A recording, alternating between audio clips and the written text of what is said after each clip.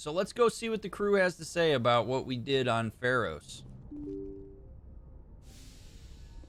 We're also going to have to do another check-in with Ashley here. Because she's a little volatile and I don't like it. Yeah, go ask Phi Dan, Deward. Go tell Phi Dan to have fun. Chakwas, you got anything for me? Yes, Commander? Is there something you need? Oh, I should go. I should Goodbye, go. Commander. I should go. All right, Liara.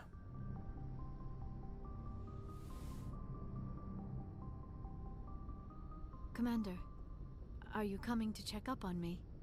No.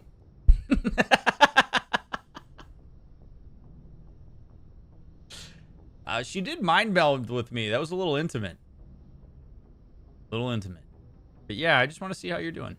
You look much better. How are you feeling? Dr. Chakwas assures me I am going to be fine. I was impressed with her knowledge of Asari physiology. She's the best in the biz. You're in good hands. Dr. Chakwas knows what she's doing. I get the feeling you want to ask me something, Commander. Yeah, tell me a little bit about yourself. Tell me about yourself, Liara. Me? I am afraid I am not very interesting, Commander. I spend most of my time on remote digs, unearthing mundane items buried in long-forgotten Prothean ruins. Yeah, you're right. That sounds boring. See, I mean, you're not boring, Liara. Don't start the chat. Let other people determine whether they think you're uninteresting. If you start off saying that you are not interesting and that the things you like aren't interesting, why on earth would I feel compelled to continue listening to what it is that you have to say? Be passionate about what you're passionate about. I don't give a shit if you're passionate about things on remote digs, unearthing mundane items. You obviously do it for a reason. Just be excited about it. It's cool. You don't got to project. You don't got to take that and be like, oh, he must think this is boring. We're already starting off on the wrong foot when you do that. But do you like it, Liara? Don't worry about how interesting it is for me. Do you like You it? must enjoy something about it. I love my work. Seeking out history's lost secrets has a special appeal for me. You were actually touched by working Prothean technology. That is why I find you so fascinating, Commander. Little old me? You think I'm fascinating? Sounds like you want to dissect me in a lab somewhere. What? No, I did not mean to insinuate. I never meant to offend you, Shepard. I only meant that you would be an interesting specimen for an in-depth study. No, that's even worse. It's cool. It was a joke. It's all. It's kind of adorable.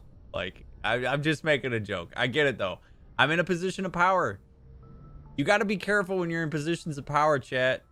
That's what makes jokes. See, this is something that a lot of men in power in particular need to understand. When you make jokes like this, you have to be mindful of power dynamics because, yeah, you get flustered sometimes if this is the case. She's not going to know how to read that. If I get offended by the fact that she had that reaction, that'd be a little bit ridiculous. So it's fine, Liara. I'm just telling you a joke. It's all good. All good. I'm sorry. I didn't mean to get you on the rears with that. That's my bad. It's not Liara's bad. That's my bad. Calm down, Liara. I was only joking. Joking? Oh, by the goddess, how could I be so dense? You must think I am a complete and utter fool. Now you know why I prefer to spend my time in the field with data disks and computers. I always seem to say something embarrassing around other people. Please, just pretend this conversation never happened. See, I gotta be honest with you, chat. I don't find anything about the way that she just interacted with me there attractive at all. I don't like when people exude that level of like that's self-deprecation in a way that like I don't find to be appealing. Like, it's fine, Liara. It's cool. So if like I don't find myself being interested in her romantically in any kind of way, partly based on that. I just don't find, some people find that endearing. I do not. I should go. I should go. Goodbye, Shepard. It was just a joke, Liara. It's cool. beyond humility into a level of negativity. I also find it off-putting. Yeah. Yeah. Hello, Princess Paisley. Good to see you. Also, anybody who's rolling in here, welcome in. I wonder, I talked to her again. I just thought of something. Did we find out how that Thorian cult folks were able to throw around 1,000 credits of you from I get fetch the quests? feeling you want to ask me something, Commander. I should go. No. Goodbye, Shepard. I wanted to ask her about the mission.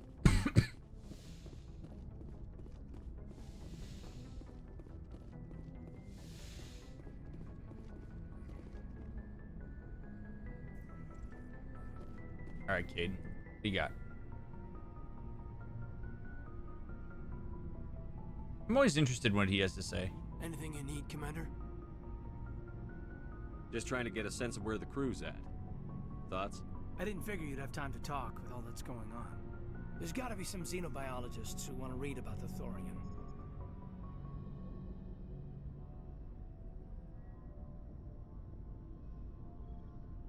I don't understand this choice. Gotta be some xenobiologists that want to read about the Thorian. What does probably screw it mean?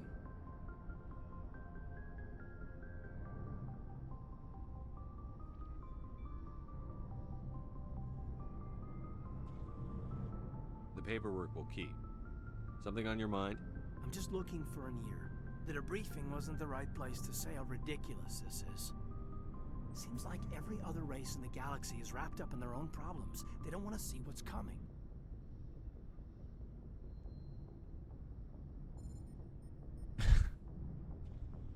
I mean, they're like us. They've got their own shit they got to deal with, and so do we. Wanting to believe everything will be fine? Sounds like human nature to me. Yeah, I guess some things carry across species well enough.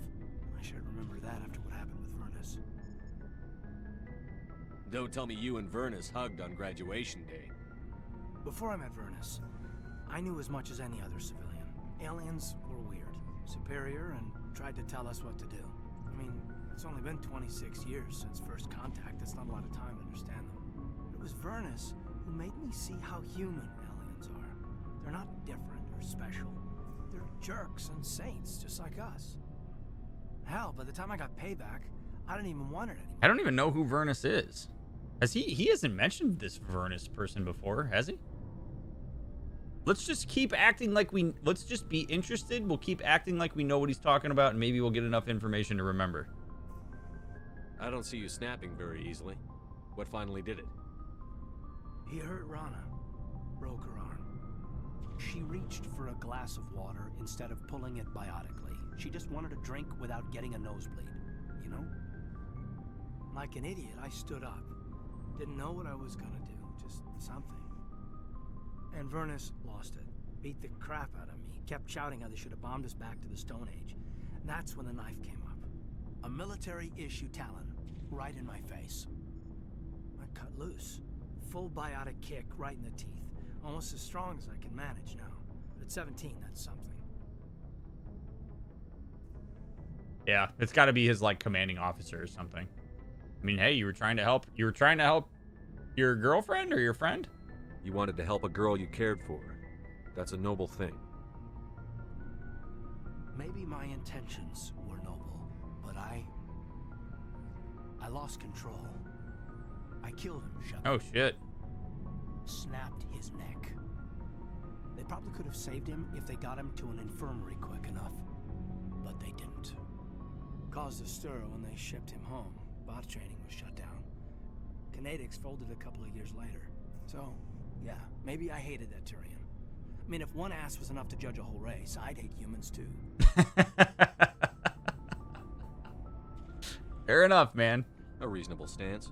Keep that level head and we'll do fine. Staying reasonable is about all we've got left. Everyone else in this galaxy seems to have gone out of their minds. Present company accepted, of course. Anything you need, Commander? Just trying to get a sense We're of... all in for the duration. You can count on everyone to do their duty. What's your opinion on the last mission? I'm glad there aren't many aliens like the Thorian. I don't think my stomach could take it.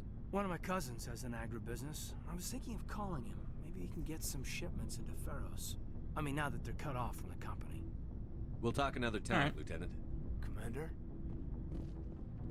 Not too much interesting there from him, but that's okay. All right, we're going downstairs. That's where the real fun begins. Get some more input from folks. Ashley, we got some speaking to do here, Ashley. Now that I warmed up with Caden. Oh, before I go, you said you're serving with Commander Shepard now? We saw him on the news here. He's cute. Later, sis. Tell me you didn't hear that.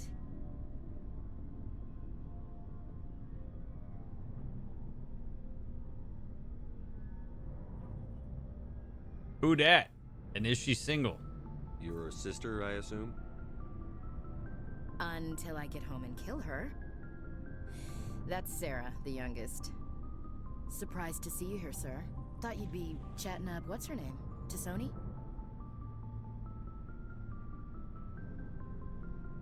Do I sense some jealousy?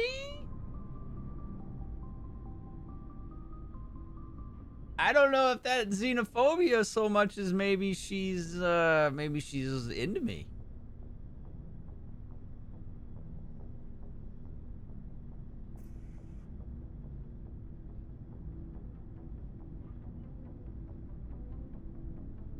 What's the deal? Why is that? Why would you say that to me?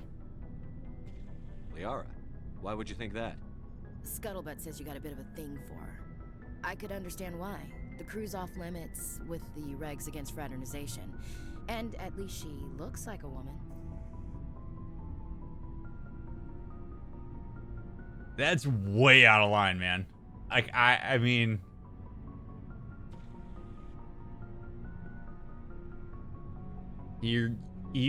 Yeah, no. We gotta start being a little more firm here. I'm not gonna keep coddling this shit.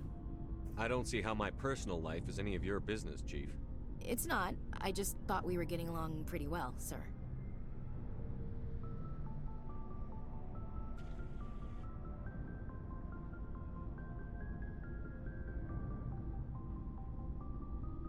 We've had like 2 conversations. What?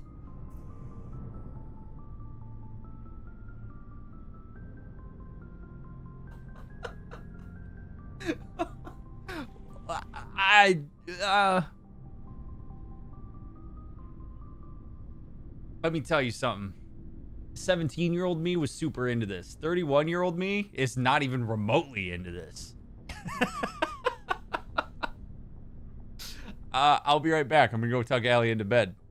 Speaking of, you know, the woman I actually am betrothed to, I'm gonna go tuck her into bed and tell her I love her, and then we're gonna come back and tell Ashley that we're not romantically interested in her and she needs to cut the shit. Be right back, fam. Thanks for being here. Ashley, I mean, we were getting along because we're on the same crew. We were getting along because I'm trying to get to know the people that work for me.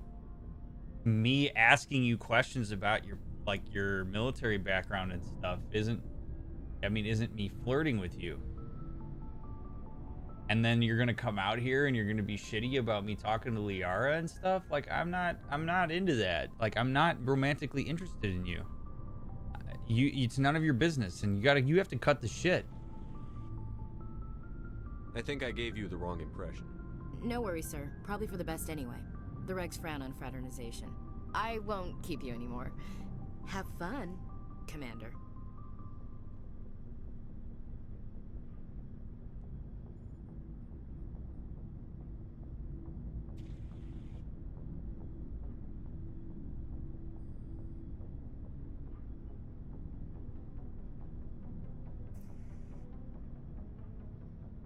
Commander?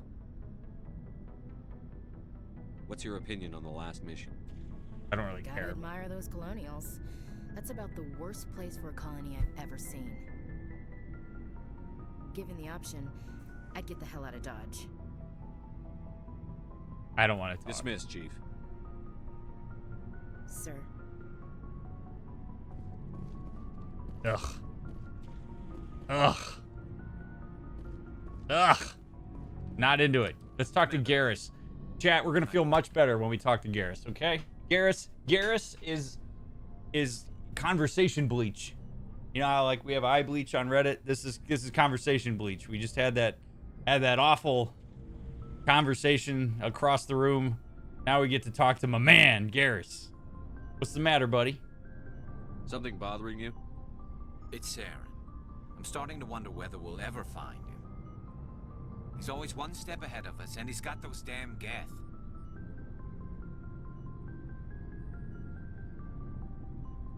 Are you worried he's gonna get away? What's going on? We're getting close, Garrus. We'll find him. I wish I had your confidence. I just can't stand the thought of him getting away with everything he's done.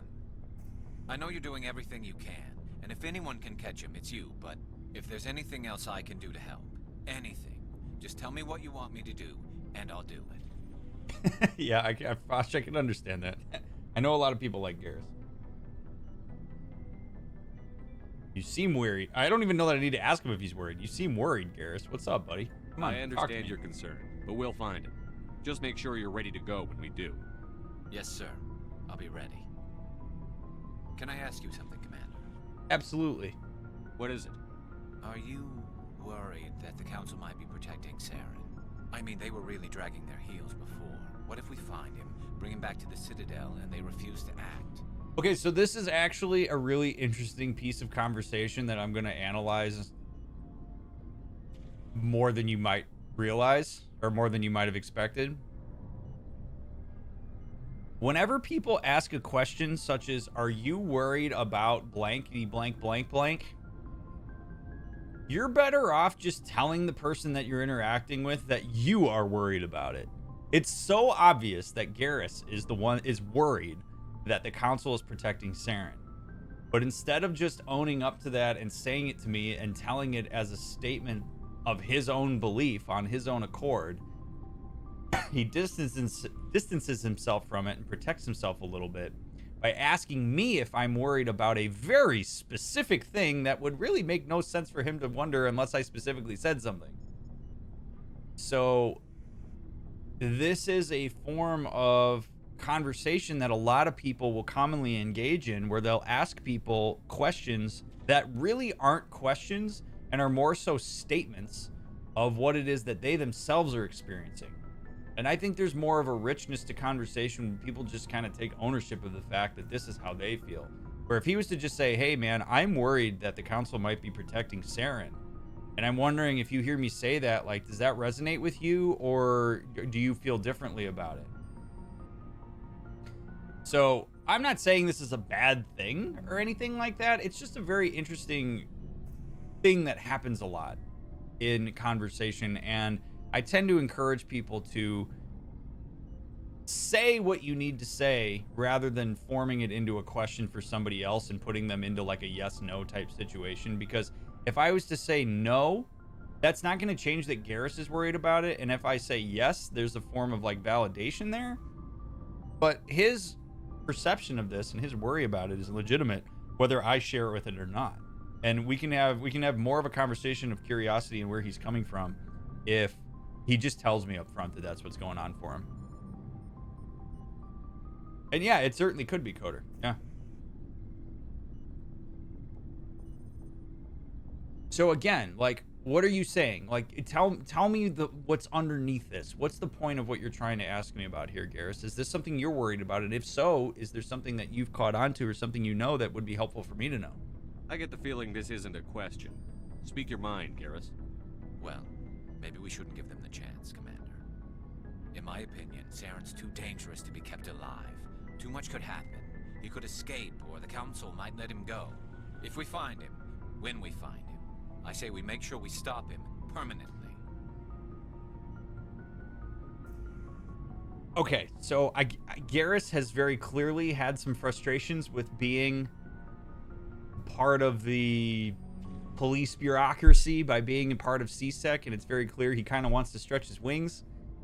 We'll see, okay? I don't know what's going to happen with Saren. I'm not going to make a determination right now of whether we're going to kill him or not. Let's see what happens, man. All right? I'll take what you said under advisement. I respect what you have to say, but I'm not making that call right now. That would be reckless for me to make that call right now. It'll depend on the situation. I'm not committing to anything until I've got him in my sights. Fair enough. Either way, I'm right behind you, Commander. That's why I like you, Garrus.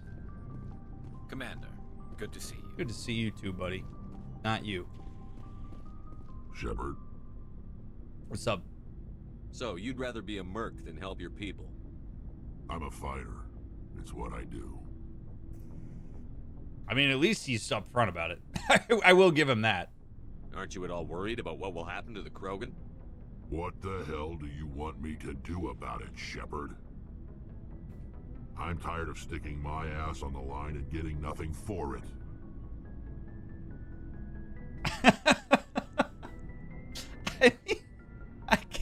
I can't say I blame him.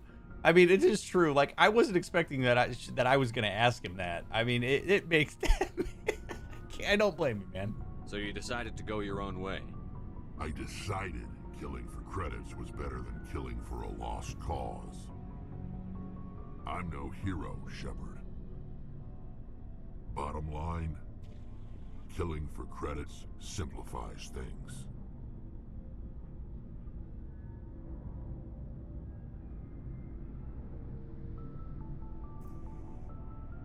Not always. You ever think about helping your people? I try not to. But there's a lot of Krogan mercs out there. I'm always running into them. Half the time I'm being paid to kill them. But that's just part of the job. You don't get to pick who your enemies are. How long have you been a merc? Long enough. I took my first contract right after I left my home system. It's good work if it doesn't kill you. I get the feeling you enjoy your work. Sure. You get to see the galaxy on someone else's credits, and most days end with a good fight.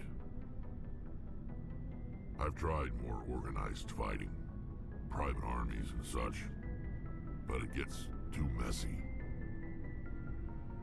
I fight best on my own, or in very small groups. I don't like people relying on me, and I bloody well don't like relying on them. Okay, I mean, that's fair. However, we are going to need a little bit of mutual reliance here, bud, if we're going to be successful. Also, Coda, you're correct. He did tell me that directly. So long, Rex. Shepard. Want to know more about the last mission? Shepard. No. All right. Rex. Good enough. All right, let's see what Tally's got to say now that we went to Pharos and actually engaged more with the Geth. These are one of my favorite parts of the game, by the way. I love just going around and asking the crew like how they're doing and checking in. I think it's just such an amazing part of the way that these games are constructed, that you get to have these conversations and build these meaningful relationships. It's just so badass. Also, Kai, good to see you. Shane, good evening. Everybody else who's rolling in here, welcome in. It's great to have you on board tonight. Appreciate y'all being here.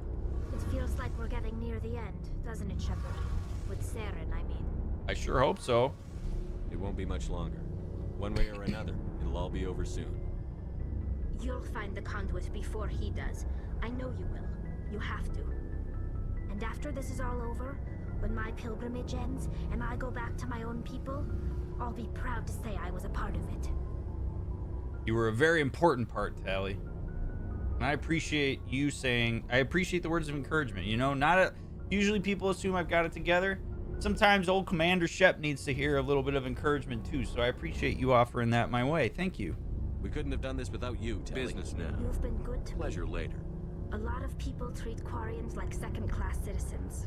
They just want us to go back to our fleet and disappear. But you've treated me just like everyone else on your crew. Like an equal. That means a lot, and it says something about you. Whatever happens, I just want to say thank you for that. Absolutely. You're very welcome. It is my pleasure to treat you as an equal, my friend. I'm going to miss you when you go back to your own people, Tally. That won't happen for a while yet. I'll be right here anytime you need me. Well, that came on a little strong, Shepard.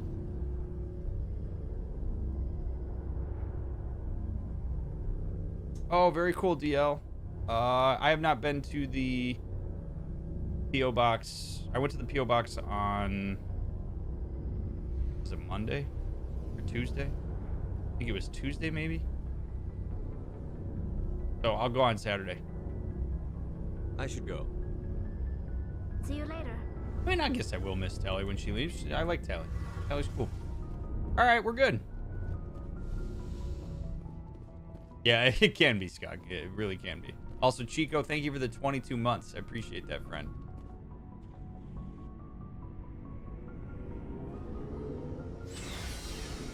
All right.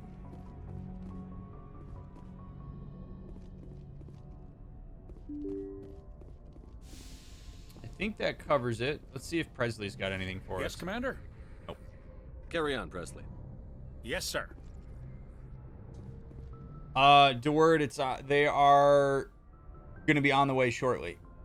I had a really significant delay and wasn't able to get them out as timely as I wanted to, but they will be out soon.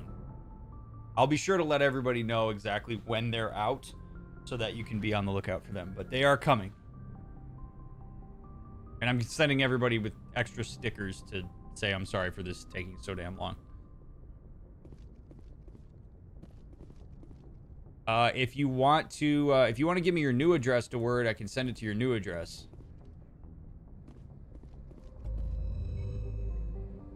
What's up, Gecko? Oh, actually, we gotta check our journal here. Journal. All right, race against time. Find the conduit. Vermeer. Rendezvous with the Solarian team. Geth activity. Investigate Geth. Head to the Armstrong Nebula cluster to investigate what the Geth are up to. I want to knock a couple of these out. Let's see. Okay. Yeah, just let me know, DeWord. I'll if you're going to be in for a little while still, it'll probably get to you in time, but... The logs mentioned something about the Metano system in the Maroon Sea cluster. That would be a good place to start your investigation. While on Ferris, you found the personal log of an Exogeny employee. The doctor's notes seem to express some concern about samples they provided to a group they referred to only as Cerberus. You found a confidential transmission while on Ferris. It's unclear exactly what's going on, but it appears Exogeny sent some kind of sample to a research facility on Notacrux. Yeah, all right. I think we should...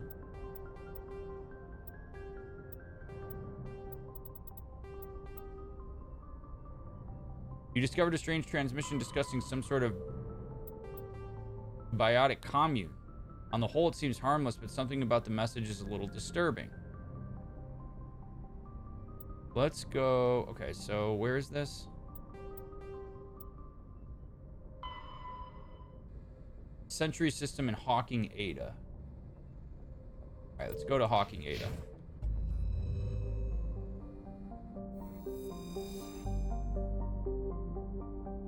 Since we're in a commune kind of mood, given the fact that we thought we were dealing with a cult last night. Hawking Ada.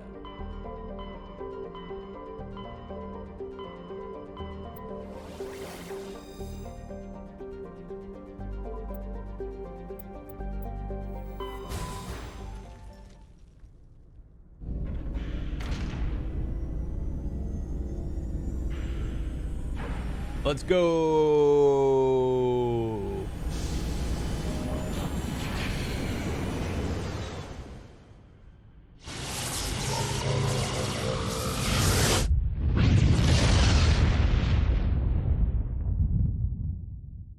Message coming in, Commander.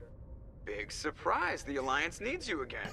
Shepard, this is Admiral Hackett with Alliance Command. We've got a mission for you. An Alliance officer named Major Kyle has set up a small compound in the Hawking Ada cluster. He's attracted a number of followers, mostly biotics. He's become an outspoken critic of the Alliance, and we believe he's mentally unstable. This could be trouble, Shepard. All right. We'll check it out. I'll look into it. 3 days ago, we sent 2 Alliance representatives to meet with him at his compound. They've disappeared. We believe Kyle and his followers killed them. That compound is a cult, Shepard. They call him Father Kyle now. He set himself up as some kind of religious leader. Tell me more about this Major Kyle. What else can you tell me about Major Kyle? He used to be a model soldier, but something happened to him at Torfin. Too many Alliance soldiers died under his command. Couldn't cope with the guilt. His psych evaluations showed he couldn't handle the stress of command anymore. He was given an honorable discharge and early retirement. We'd hoped he would get better in time, but we underestimated how far gone he was. Now it looks like it's too late. What were those Alliance representatives going to talk to Major Kyle about? They wanted to bring him back to an Alliance facility for treatment. Major Kyle served us faithfully for many years. We weren't going to abandon him. Given his state of mind, however, he probably saw them as a threat. We're almost certain he had his followers killed him. You said his followers were biotics? Yes. Major Kyle never showed any biotic tendencies himself, though. I think he's just latched onto a group he identifies with. Many biotics feel marginalized or ostracized by society. Kyle probably sees them as victims who need his protection, and they see him as someone who will fight for them. Unfortunately, he's convinced them that the Alliance is somehow responsible for all their problems. We can't let him go on like this. Damn. I mean, that's how cults start, so. I don't know that I can reason with him. I'll look into it. I'm not gonna even, I can't promise I'm gonna reason with him. I'll deal with Major Kyle for you, Admiral. We don't want this to turn into a massacre, Commander. Kyle is dangerous. I trust you to use your judgment. Hack it out. Damn. How do you get over severe disappointment and a perceived failure, especially when you have no support around you? That's a very hard question for me to answer, Koa, because I don't have all the context that goes into that. So my answer to that has to be very general, which is basically to say that the key part of that phrase is perceived failure. I think it's okay to perceive this thing as failure, but it's also important to see that in context. And if you don't have support around you, then you have to ask yourself, what would the support that you wish you could have say to you that you would find to be supportive? And start saying it to yourself. If you don't have other people available to you, but you think that it would be helpful to have them, if you did have support and it was helpful support, what would they say? What would they do? Do that for yourself. I know it's not quite the same, but if that's real, if there's literally nothing available, then that's the best that you can do. All right. Theropto. Theropto is a typical hydrogen-helium gas giant with traces of chlorine and sulfur in its atmosphere. It has over 100 moons and an extensive ring system composed of pulverized rock, presumably the debris from shattered moons. While scanning the planet Theropto, you discovered a tiny moon with some odd readings. Further scans by Chief Engineer Adams revealed a destroyed escape pod. Your salvage team recovered the components and found a League of One medallion. Cool.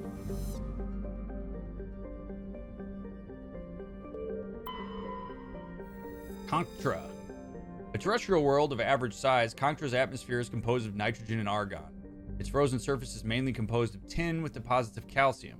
Aside from some spectacular formations of water ice at the poles, the planet has little to recommend it. We found cobalt. Cool. Let's check the asteroid belt. Anything good? Hey.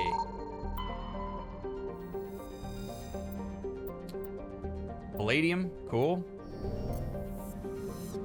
League of One is a Turian group. Purple, it's just one of the insignia. We don't know too much about it. It's not anything significant. Tamahera has a thin atmosphere of carbon dioxide and xenon. The surface is icy and composed of sodium oxide with deposits of calcium. It contains a few unremarkable metals, but mainly consists of rock. The presence of canyons and floodplains indicates that liquid water once existed, suggesting Tamahera had a thicker insulating atmosphere in the past.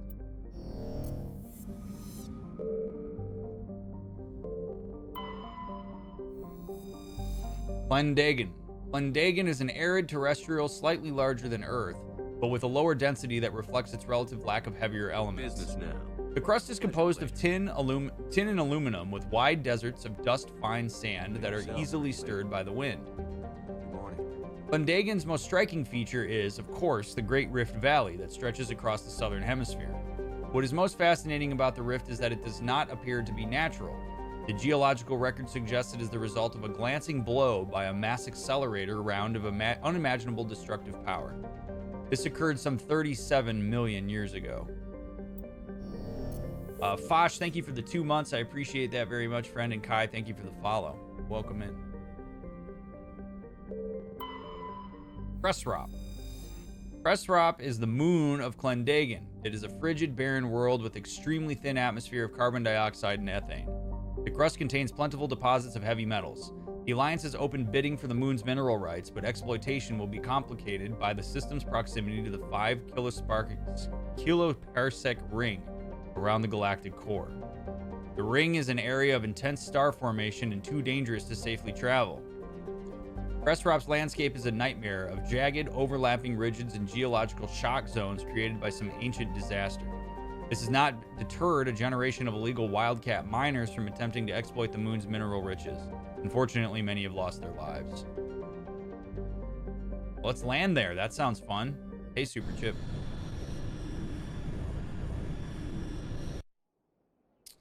If we're going to be dealing with a... All right, let's see. Who do we want to take with us if we're going to be dealing with a cult?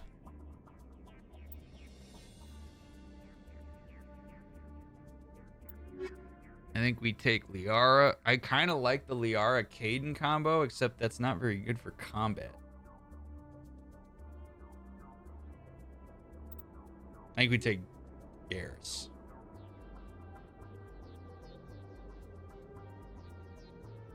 No, we're going to take Rex. Rex gets shit done.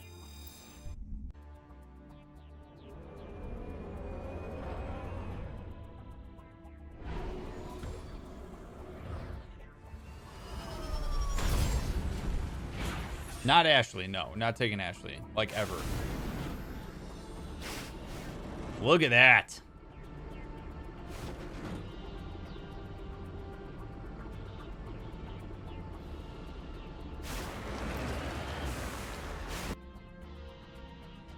Anomaly, biotic compound. Let's go check out the anomaly, and then we'll go hit up the biotic compound. Wait, what's this?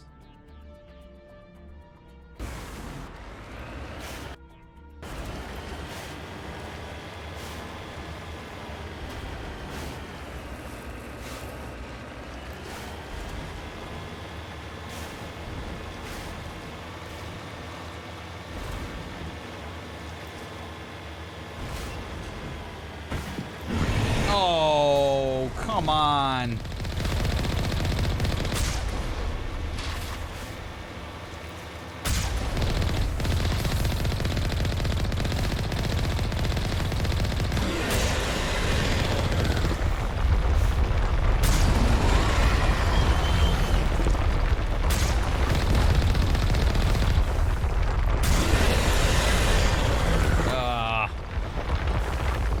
Dude, these Thresher Maws are no joke on insanity, man. Also, holy loud, Batman. Keep moving, Shepard. Oh, shit. Son of a bitch.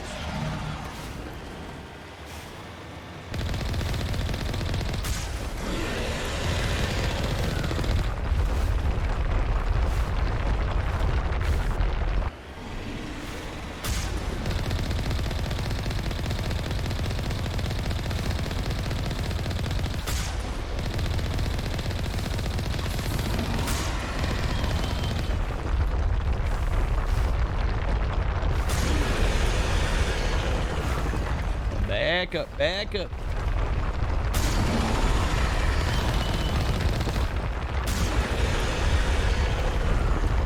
Woo! Is an insanity meter part of the game? No. Insanity is the difficulty I'm playing on, which is the hardest difficulty in the game.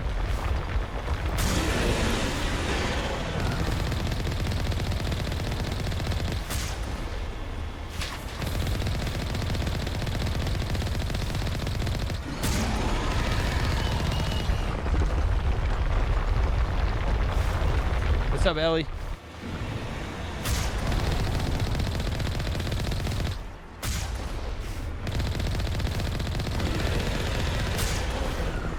It actually seems like it's smarter to stay put with him and then see where he shoots and then back up from there or push forward from there.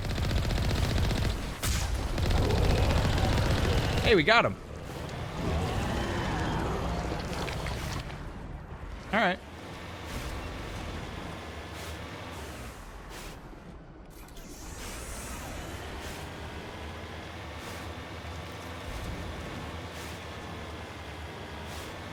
That was fun.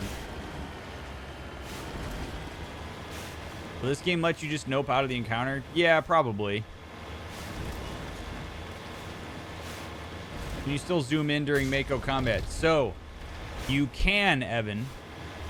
I cannot because I am actually using a modification that expands my field of view. And the one piece of collateral damage from having that mod is that you can't zoom in when you use the Mako.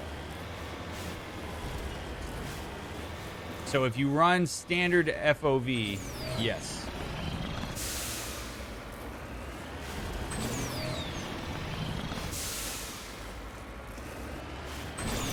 What's this? What's this? This cluster of prefab utility shacks have a distinctly ramshackle look to them. A set of rover tracks lead away over the mountain ridge to the southwest. Let's see if there's anything in here. Locked crate. Decryption skill too low. Seriously? Holy shit. Do you have other mods? No, that's the only one. See, because, I can't do it now.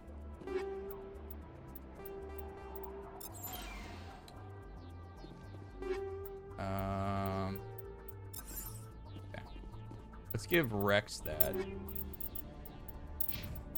Amplifier. Maybe? Oh, maybe not.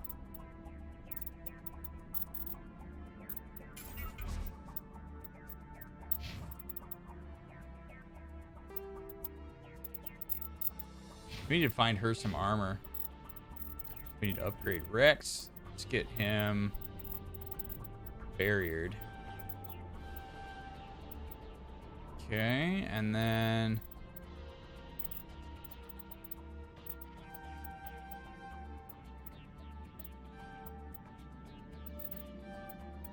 cool.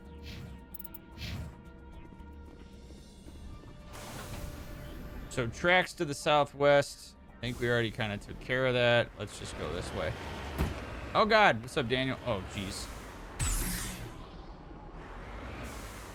No way. No freaking way.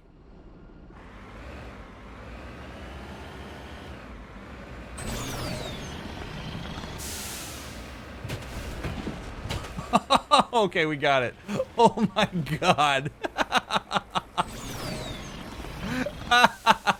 We were just talking about that yesterday. We were like, no, that can't happen.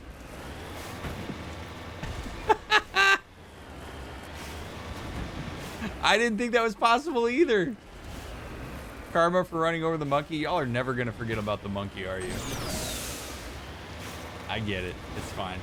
I killed one monkey, and y'all never forget about it. Oh, my God. Cowabunga, baby. You remember the 30-point turn you did in Death Stranding that one time? Do I ever? Good old Death Stranding. All right, what have we here? What is this? Securing point. Ancient debris. Turing insignia recovered. Digging under the beacon revealed a piece of scrap metal, likely from a very old freighter. It was marked on one side with the Mesidian outpost insignia. Wrecked mining vehicle. The front of the rover is crumpled in from impact. A glance inside tells you the occupants, probably a team of illegal wildcat miners, are dead. Debris is still sliding down the furrows left by its tires, silent in the near vacuum atmosphere. Damn. What if Shepard inhaled some spores and just thought it was a monkey, but ran over a sentient resident of the planet? It's a good point. We'll never know, I think.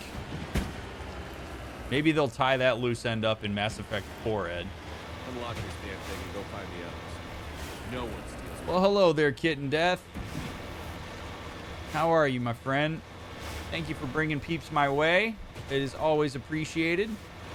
Those of you coming along with Kitten Death, if you don't know who I am, I'm Dr. Mick, licensed couple and family therapist. I got a PhD in human development, and this is Game Sessions with a Therapist, where we play cool games, talk about mental health, psychology, therapy, and more, in an effort to destigmatize those things and bring information to people who wouldn't otherwise have it in a responsible and ethical way. I'm always appreciative of the raids, Kitten Death. I hope you had a fabulous stream. We're currently playing Mass Effect. Spoiler-free run. Just sit back, enjoy. I'm overanalyzing everything.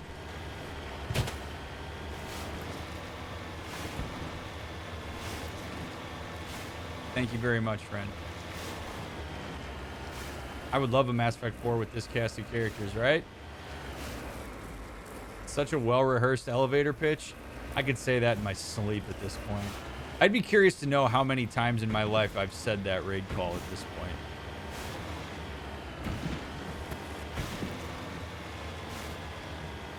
I can say that raid call under max duress. There's actually a VOD somewhere of me doing that while playing Doom when it's like absolutely insane what's going on, and I managed to rip that off.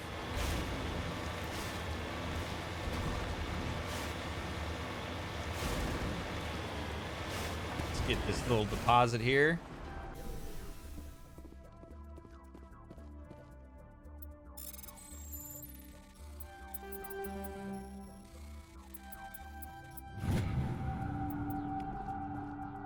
Good shit. All right, let's go to the biotic commune. You'll have to ask Phi Dan about that. It's a good point. Damn, Skog, you are quick on the clips. And I love it.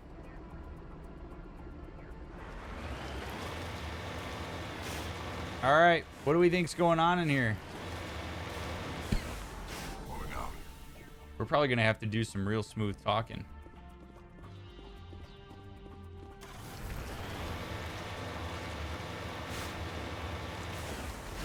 I'm exhausted but good. It was fun. Played some Phasmo with some friends, and now it's time to head to bed. No, all good, Kitten Death. Have a good sleep. This is a private sanctuary. Outsiders are not welcome here. Was it the part, Shane, where I say I don't do therapy on stream, but I do answer questions related to mental health, so you're welcome to tag me in chat at any time, no matter what I'm doing? All right, this is a private... All right, here we go. This is a private sanctuary. Outsiders are not welcome here. I have to see Major Kyle. I need to talk to the man in charge. It's important. Father Kyle wants nothing more to do with the Alliance. I'm here to help, brother. I want this to end peacefully. If he doesn't see me, people could get hurt. We won't let you take Father Kyle away. He protects us. We need him. Dude, he needs my help. Come on. He called me. The Alliance wants someone to pay for those murders. Let me speak to Major Kyle, and maybe I can find some way to help you all get out of this alive. Wait. Father Kyle will speak with you. Head to the building at the far end of the compound. He'll meet you there.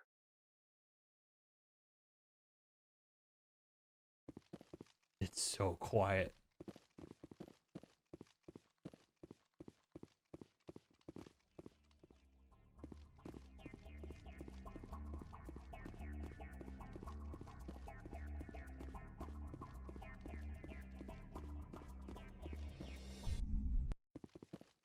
Here we go. Maybe that worked. Maybe we can do this peacefully. Biotic cultists. Just walking around. We can't trust the Alliance. Oh, man. Culture's scary. Culture's so scary. You isolate vulnerable people out and you tell them things to make them belong, and then they... The Alliance wants to wipe us out. Father Kyle told us. And all of a sudden they believe things like this. Man, I tell you what, they're culture's sad. They're really sad.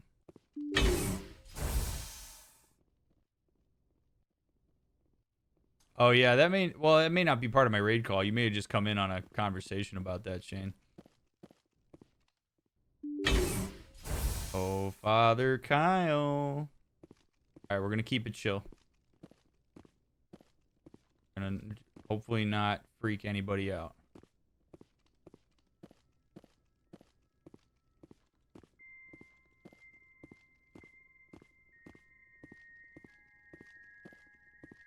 We can't trust the Alliance. Yes, you can. I'm here to protect you. We got mining drills in here. Yeah, my decryption's so... Well, I guess I don't have a tech person with me.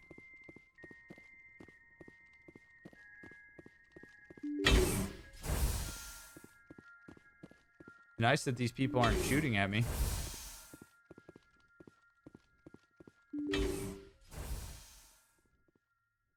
I am Major Kyle. I know why you've come. We have no quarrel with you. Why can't you just leave us alone? Where are the people who were investigating you?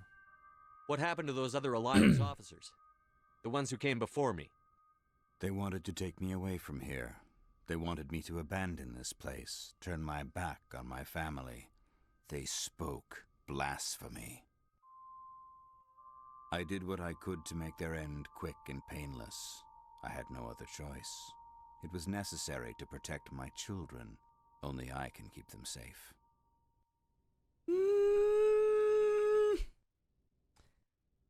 You know, that shit may work on on your children. Only one of us can be daddy around here. The Alliance sent me to bring you in, Major. Can't you see this has gotten out of hand? Don't you understand you're endangering your followers? I respect that you have come under a banner of peace, but I cannot do as you ask. If you take away their father, my children will be helpless. Dude, you have so lost them. I'm here.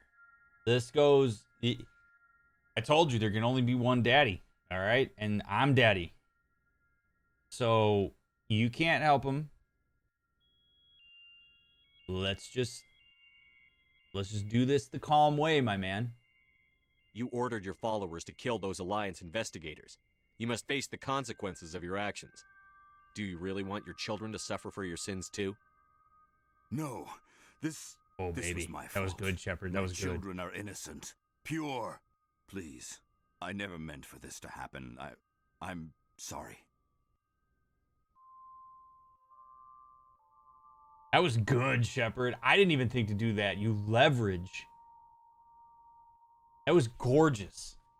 So this guy's super protective of his children. Shepard basically threatens the children passively, and he gets this guy to come clean and basically buys on his protectiveness to get him to turn himself in. That's good shit, Shepard. Well done, buddy. I know this isn't easy, but you're coming with me, man. I don't want to empathize with him. Let's go. Come with me, Major. It's over. Wait, if my children see you taking me away, they won't understand. They will attack and you will be forced to kill them all. You have shown me the error of my ways, Commander. Now you must give me time to explain it to them. It is the only way they will understand. Please, give me 1 hour. After that, I will meet the Alliance authorities at the gates of my compound and surrender without violence. I give you my word.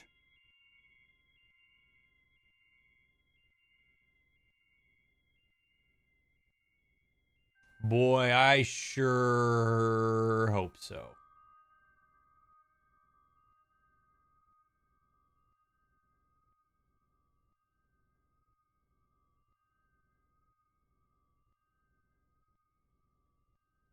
I'm gonna believe him. He's got nowhere to go. I mean, this dude's got no chance. I'm going to trust you. If you betray that trust, you and all your children will suffer. I will not betray you, Commander. Thank you for this. Your pilot can ask Alliance Command to send a patrol to collect Major Kyle. I just hope you know what you are doing, Shepard. You should return to the Normandy and notify Alliance of Kyle's surrender. They'll want to dispatch a ship to take him into custody. I will surrender myself to the Alliance outside the compound gates in 1 hour, Commander. I give you my word. Your pilot can ask Alliance Command All right. to send a patrol to collect That Major actually Kyle. wasn't too bad. We did that peacefully. That was good.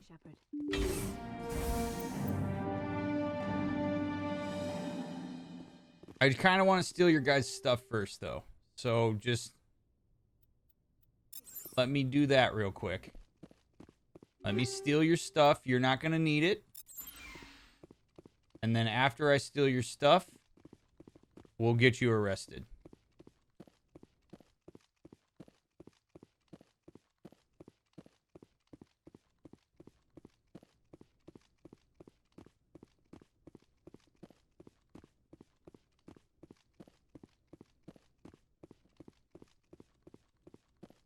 Man, you'd think that these people would put some music on or something. Nice jacket, bro. Wish I could get me one of those. God, like, can we get some, like, Aerosmith or something going on? It's just too quiet for me. I was worried that was going to deteriorate in a Monkey Geth situation. No. Your boy's a seasoned pro at negotiation. And how cool is that? That scarring on that planet's so badass. Alright, let's get out of here. Let's go report to Admiral Hackett. What's up, Jugger? Message coming in. Patching it through. Admiral Hackett here, Commander. Your helmsman just forwarded your report on Major Kyle. We sent in a team as you instructed. Kyle's followers have disbanded, and the Major surrendered to us without incident. We'll make sure he gets the help he needs.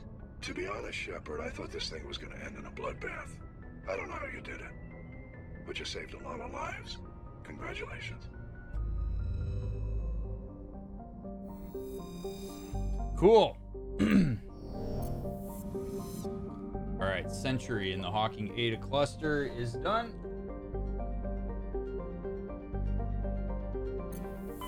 Good shit. Nowhere else to go in Hawking Ada. Let's go to Armstrong. Because we know that the Geth are preparing Message coming in from the brass at Arcturus. Patching it through. Normandy, Admiral Hackett here. We're getting reports of a marked increase in Geth activity in the Skillian Verge. Surveillance drones have identified Geth outposts on 4 different planets in the Armstrong cluster. We need someone to take them out. We have any idea what they're after? Hard to say. They may be just gathering intel on us.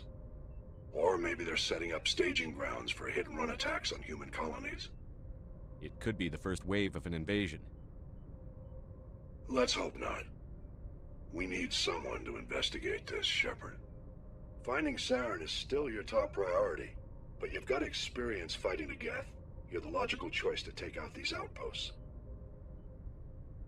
We're transmitting all the locations of known Geth outposts in the Armstrong cluster to the Normandy now.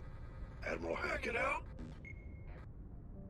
Man, what would the Alliance do without me? Good God. Ooh, Gagarin. Alright, so wait, we're in the Armstrong Nebula?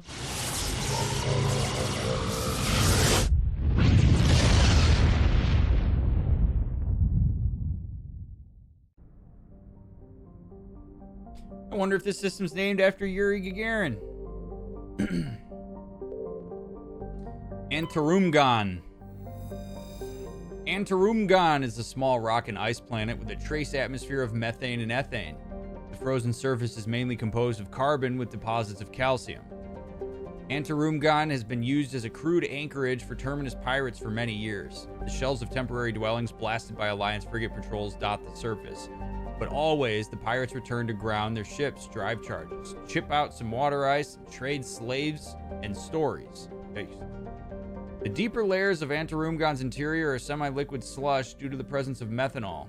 It is thought that bacterium in the deep core create this natural antifreeze. Some species of Terminus pirate drill through the ice crust to recover this natural alcohol. And we found some cobalt there. Sigelrus. Sigelrus is a small terrestrial planet with a thin atmosphere of nitrogen and argon. The frigid surface is mainly composed of water ice, which can be plainly seen in the bottoms of recent craters. The dark coloration of the surface is caused by a carbon and ferrous material pushed up from the denser core by chirovolcanic processes. Neat. Rayingri. Oh, that's the one we can land on. Brescia. Brescia is a relatively small hydrogen-helium gas giant with large amounts of hydrocarbons in the middle layers of the atmosphere. When the Krogan rebellions ended 3 millennia ago, the Turian chief of naval operations, a distinguished soldier named Mehurkuri, declared his immediate retirement. He disappeared into what was then uncharted territory. It was only 200 years ago that his ship was found on the surface Brescia's largest moon. It had landed gently and been deliberately shut down. Of Admiral Mehurkuri, however, no trace was ever found. Junthor. Junthor is a large terrestrial planet with a thick atmosphere of carbon dioxide and chlorine. The surface is mainly composed of aluminum with deposits of nickel. Surveyors found the ruins of a technical civilization near the equator, evidently the colony of an ancient spacefaring race. The ruins had subsided to almost nothing, merely wind-hollowed husks of arcologies and other megastructures. In the center of the ruins was a single column whose inscriptions defied translation for several centuries. When Asari linguists finally managed a translation, the elaborate relief carvings said merely, quote, "Walk among these works and know our greatness," end quote. Crude scratches on the base of the reverse side said, quote, "Monsters from the id." Ooh. Matriarch's writings recovered. Scans revealed a wrecked freighter orbiting one of Junthor's smaller moons. Recon team found no signs of life, but they did recover one of Matriarch Dilanaga's writings. All right, let's go to Rayingri. Rayingri is a small, barren terrestrial world. While it possesses a reasonably temperate climate and number of useful resources, no mining corporation is willing to risk investment. A rogue planetoid, dubbed VATS by an initial Solarian surveyor team, entered the system approximately 10,000 years ago and was trapped in a decaying orbit around Rayingri. It is nearing the end of its slow spiral inwards. Earthquakes and cyclonic windstorms are increasingly common. Within a few hundred years, the planets will rip each other apart. Some Asari travel consortiums have already announced sponsorship of cruises to observe the spectacle. Well, that sounds pretty badass if you ask me. All right, we're dealing with Geth, so we're going Tally. And we're gonna go Liara because she is super useful with these. Where do we go Garrus? Actually, no, we're gonna go Garrus.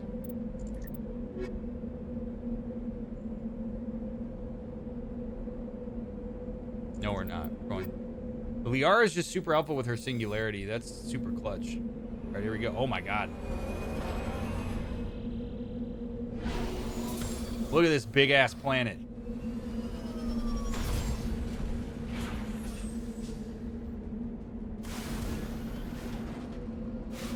Holy shit.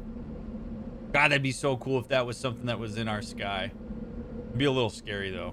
Very looming. Overrun research outpost and an anomaly. We'll go check the anomaly first.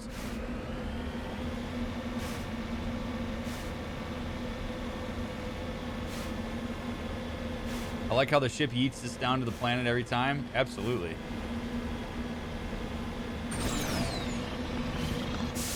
I'm going to use this travel opportunity to say to everybody in chat, thank you for being here tonight. Whether you're chatting, lurking, watching the VOD, if you were browsing the Mass Effect page and you happen to stumble across me, whether you're here from one of the raids, whatever capacity you hang out with me, I want you to know how much I appreciate it. Streaming Mass Effect is... I know I've said this so many times, but it really is so much fun for me. And I'm glad that so many of you come out and support these streams and hang out with me while I do them. Thank you for keeping chat spoiler free. I'm so grateful for that as well. But thank you for being kind to me and being kind to each other. If you like the mental health aspect of this stream, I encourage you to check out those links, YouTube, Twitter, Instagram, and TikTok, where you get daily mental health information to your platforms of choice. It's also a great way to support the stream. The scavengers who made this camp are gone. They seem to have abandoned it abruptly some time ago. Alright. Well, we got some stuff. From that crate.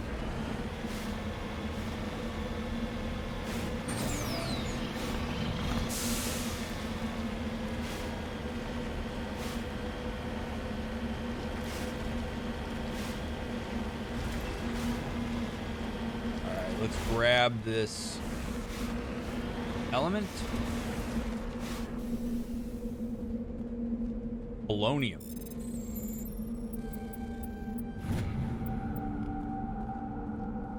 We got all these credits and like literally nothing to buy. I need to talk to the requisitions guy. Hey, Knight's Core, thank you for the follow. I appreciate that, friend. Ooh, down the mountain.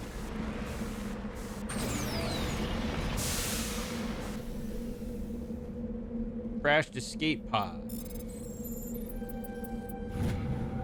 This down pod contained a League of One battalion. Its owner is nowhere to be found. And we're doing... How many of these things do we have? 9 of 13. All right, we're getting there. Now we go overrun research outpost.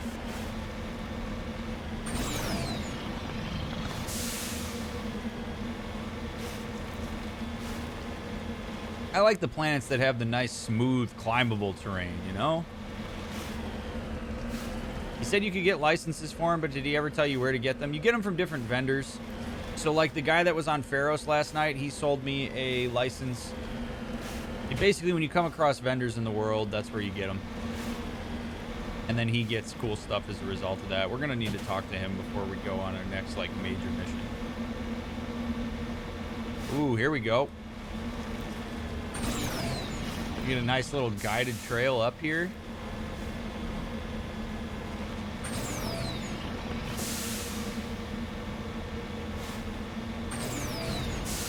I'd like a 4X style game in the Mass Effect universe or a survival RPG or something like that.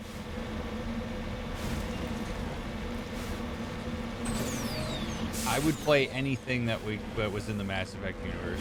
Oh shit. This doesn't bode well, chat.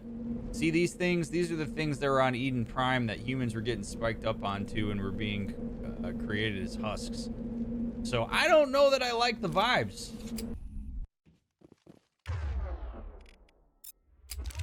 I don't like them. We're going in guns drawn here.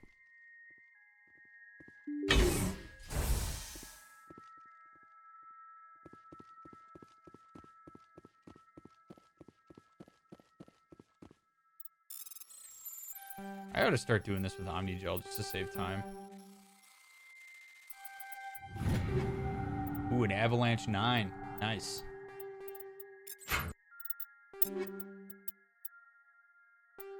I'll take it.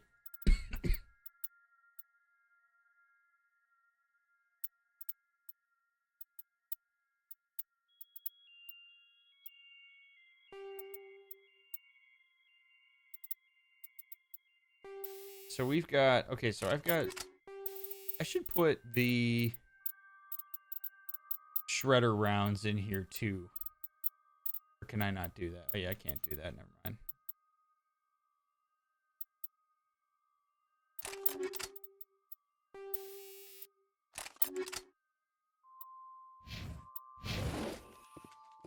All right, we've got red dots on the radar here.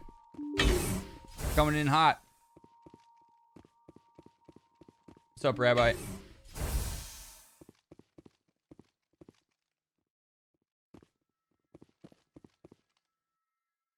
up! Oh, husk. Oh, yeah, I guess that makes sense.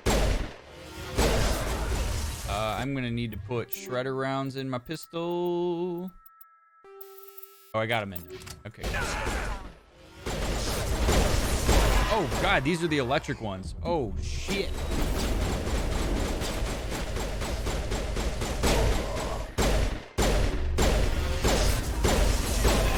Oh, boy.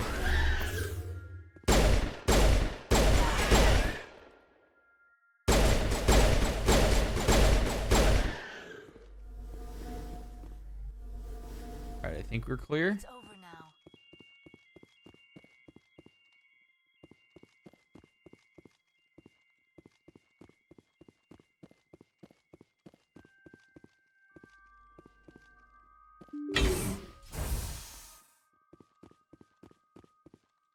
Query, do you ever play Destiny? Oh, yeah, all the time. Well, not right now much, but Destiny is the game I've played the most on stream.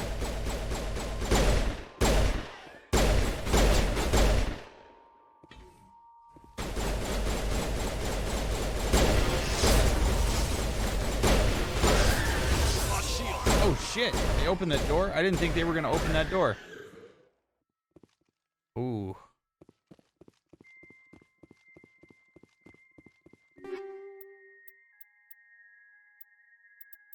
Man, these guys are no joke. Like, the electrical currents that run through these guys are nutso. Liara, get up. I thought I was in trouble for a moment. No, you were in trouble. Are you gonna vlog on Saturday? No. I am not, actually. I probably will be quite late to the party with Vaulted Glass. I will run it eventually. I've been playing Destiny a little bit offline, but I'm not even remotely prepared to play it on Saturday.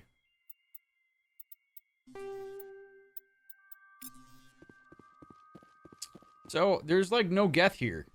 I was told there would be Geth, but we've got lots of husks. Unless, oh, never mind. I spoke too soon. Go ahead and hack him, Tally.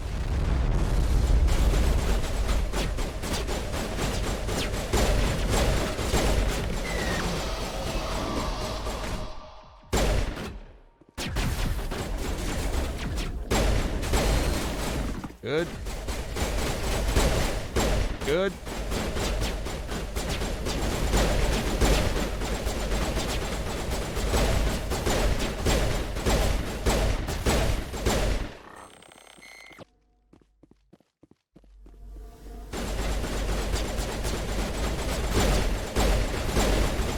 So far, so good. Oh, we got snipers. Take those guys out because they're one-hit kills. Let's get Liara patched up here. And let's get a little singularity going. I just saw a laser.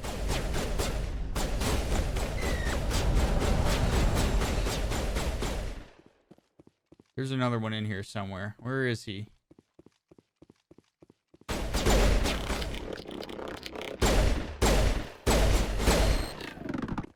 Good. Okay. All targets eliminated. All right, Geth threat taken care of.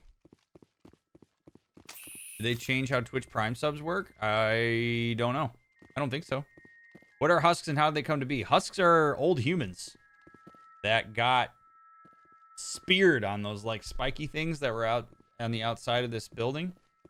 And then they turn into those. All we know, really. Jeez, get in the Mako. Get in the Mako. All right, Geth aren't happy. This isn't good. Not good.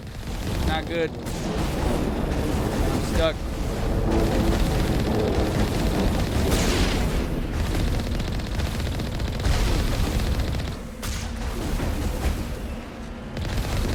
Oh my God, this box. 3 more outposts to go. The first step in a long journey. 3 more outposts? Joker, get me out of here. We don't really know, Eldor. We don't know yet. Alright. Yangri is dead. Now we go to Tereshkova.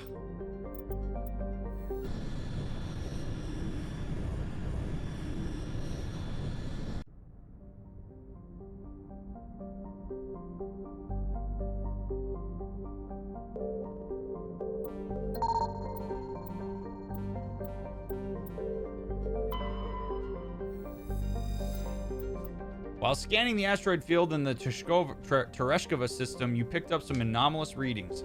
After some daring maneuvering by Joker, a small team was able to recover some debris from one of the larger rocks. Among the items discovered was a League of One medallion. That's 10. That's 10. Antibar. We're not going to go there yet. That's where we can land. So let's look at the other ones really quick. Ptamaris.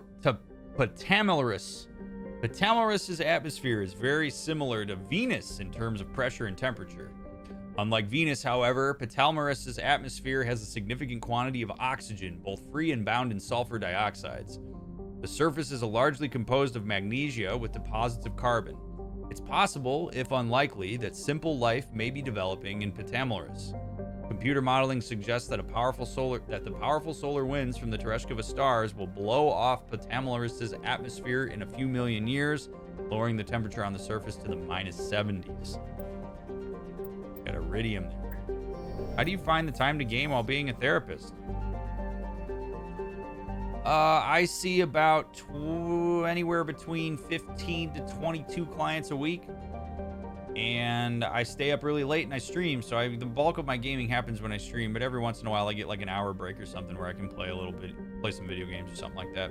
The nice thing about being a therapist is that it doesn't really require a ton of work outside of my sessions beyond doing paperwork and all that stuff. So I'm very like boundaried with my schedule. And I get shit done while I'm focused on getting shit done so that it opens up time for me to be able to play video games, so. But I don't work 60 hours a week anymore like I did when I was in academia. Bejuice is a terrestrial world with an atmosphere of chlorine and krypton. The surface is mainly composed of silicates with deposits of carbon. Business now. Bejuice has a low mass for its size, and it's tidally locked to the star Tereshkova A.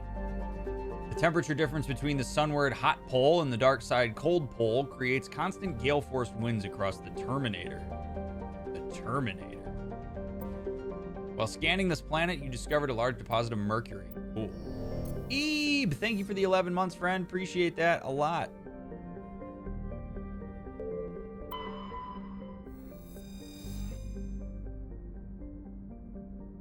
Solmarlon is one of Tereshkova's 2 outer worlds. Significantly removed from the rest of the system and with unstable elliptical orbits, it is thought they may have formed within 3 AU of the binary stars and were hurled outward due to the instability of such an orbit. Solmarlon is a hydrogen-helium gas giant with significant quantities of sodium in the upper atmosphere, giving it a distinct gray color. And Mawinor. Mawinor is the second of Tereshkova's outer worlds. It is essentially a rock of unremarkable ores with some deposits of water ice, but no minerals of value. The frozen surface is composed of silica. Like the gas giant Solmarlon, it is thought that Mawinor formed too close to the Tereshkova stars and was thrown outwards by gravitational effects. Computer models suggest it will be ejected from the system in a few 100,000 years. I started volunteering at my mental health clinic and it goes well. I'm going to try to get a job there. I want to pay it forward and maybe get a job. Good for you, Rabbi. That's awesome. Are you using Tally and Liara for this mission like you did for the last mission? Because I wasn't. I didn't hear the selection that you made when you started the mission. When I go to Antibar, yes, I'm going to be using Liara and Tally. Yes, James. Also, for those of you who asked the other night, Antibar is my favorite planet in the game.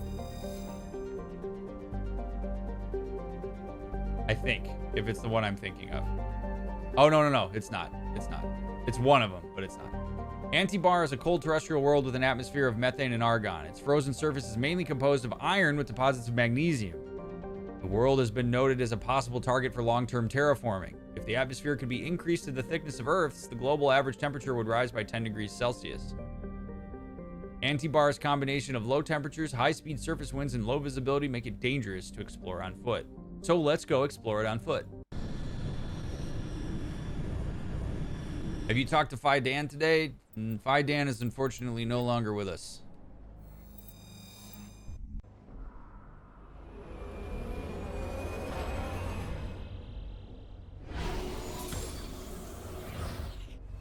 I do hate the cold, Daniel. I do. That's why this is not the planet that I was thinking of.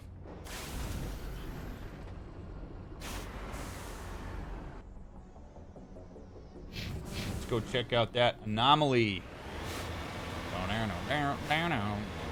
Very pretty, though.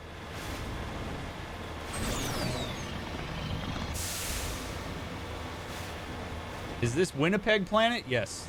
This is Manitoba. Why are you still awake? Damn. That's a great question. I was not expecting to see it. No! Come on. Come on.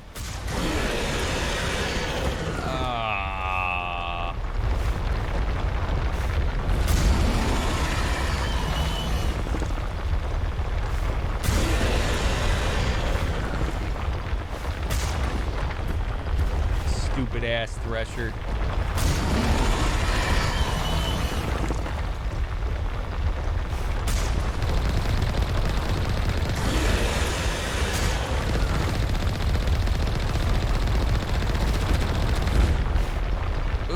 my tail.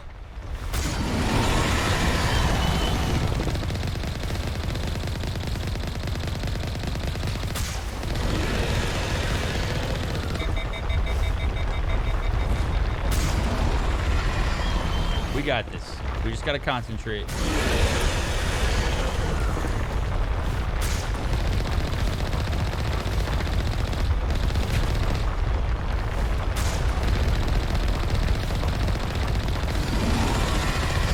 Off my ass, Thresher Maw. One more.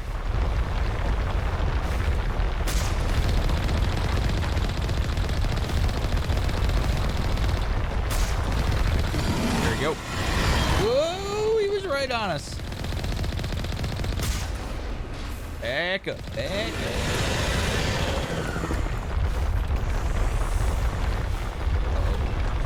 We gotta repair. We gotta repair. While we wait for him to relocate.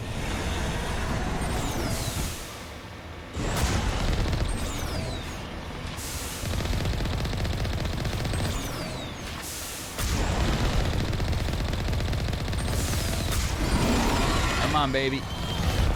We're getting close. We're getting close.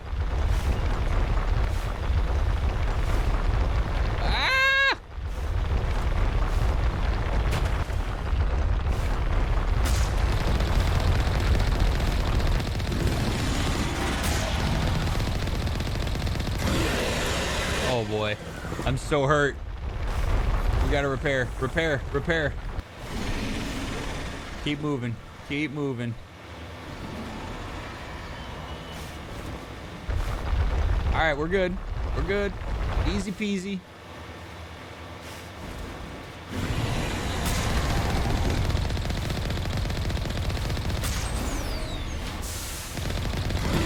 Got him. Oh, come on.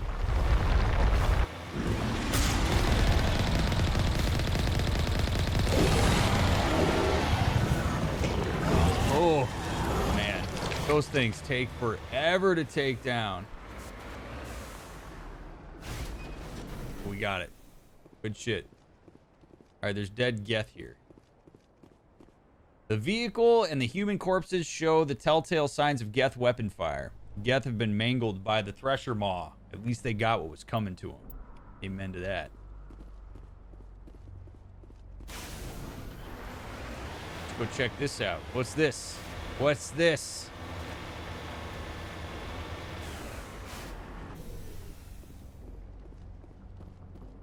Prothean Ruin. I did. I got a lot of credits for killing that.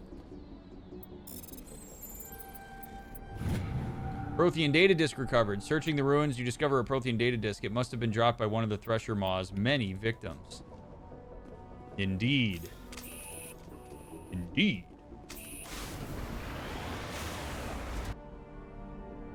All right, let's go to the outpost. Let's take care of this Geth threat.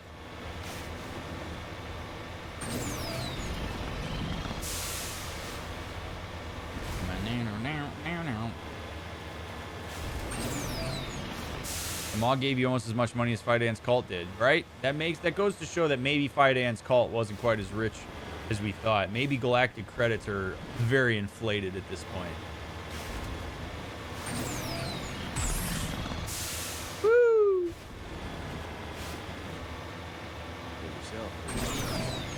The Eerie person, thank you for the follow.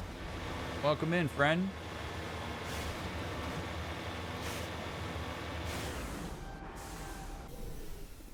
Let's go, Shepard. Magnesium. It's a lot of magnesium, man. Give me those credits that I don't spend on anything. All right, as we drive, chat, I just want to say again, thank you all for being here. I appreciate you. You're such a lovely group of people. And it means a lot to me that you would hang out with me while I play this game. If you haven't had a chance to stop into our Discord, I highly recommend you do so. There's amazing people in there. Also, check out the other social media.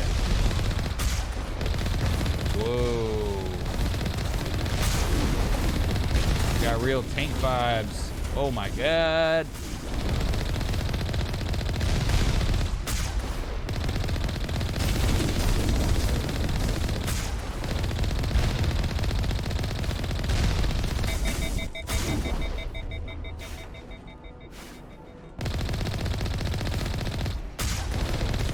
Stupid idiot Geth Colossus shooting into that hill. What a knucklehead.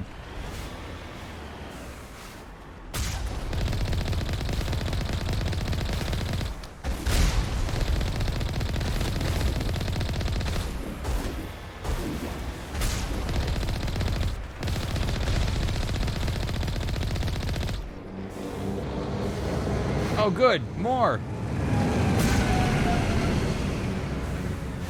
It's like a Covenant dropship. Yes, that's right. Drop into your certain death. Yes.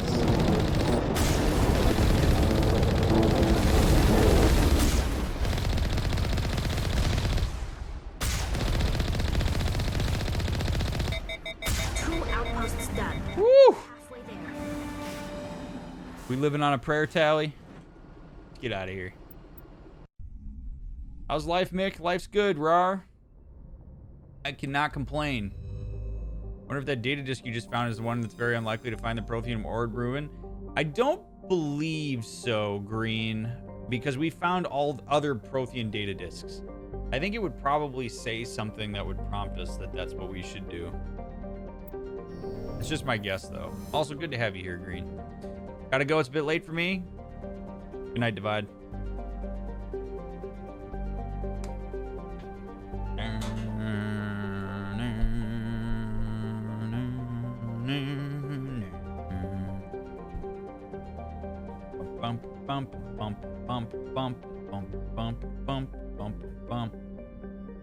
Also,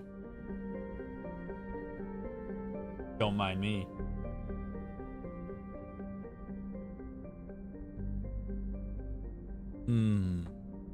Sweet victory.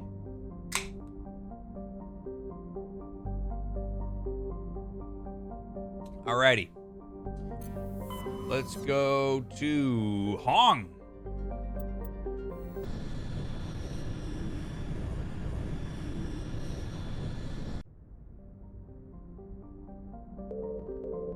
Traeger. Traeger is a tiny ice dwarf with trace atmosphere of xenon and krypton. The frozen surface is mainly composed of water, ice, and ammonia. Cryovolcanic processes are gradually repaving the surface with sheets of fresh ice. We got some lithium.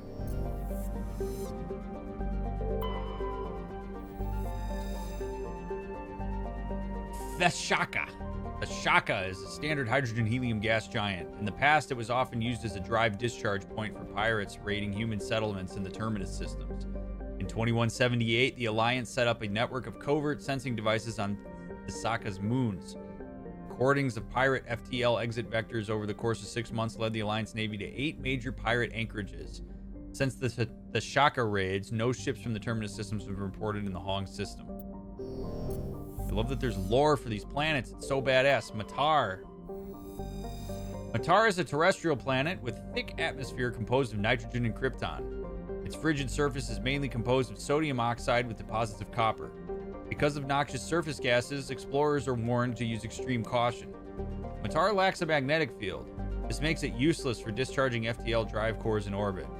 The energetic particles of solar wind from Hong strike the upper atmosphere directly, ionizing the krypton.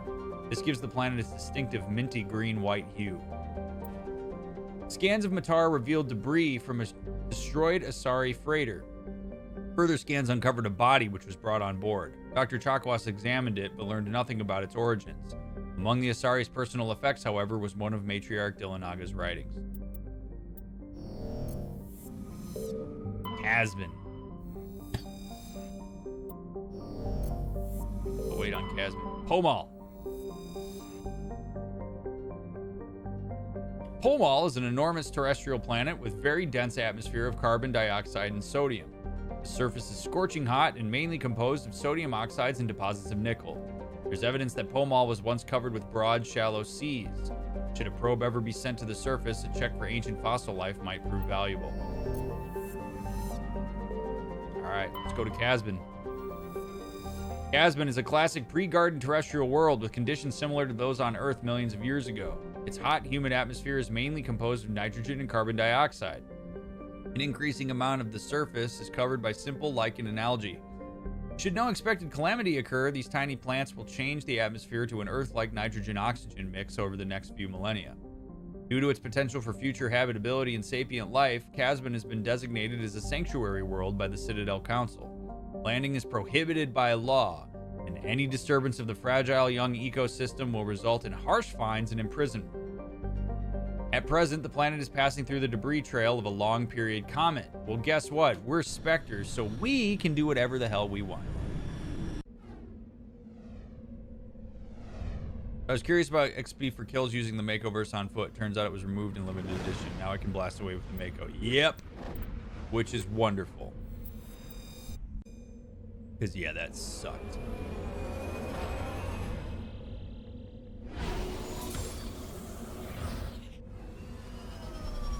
Yeah, let me just drive on this grass. Gorgeous. Absolutely gorgeous. All right, anomaly, outpost. We got two anomalies and then the outpost. Look at these comets that are like falling on the surface though. Seriously, just you wait, Skog. If you guys think Mass Effect 1 is beautiful, wait till you see 2 and 3. Oh, man. I can't wait to see how they remastered 2 and 3.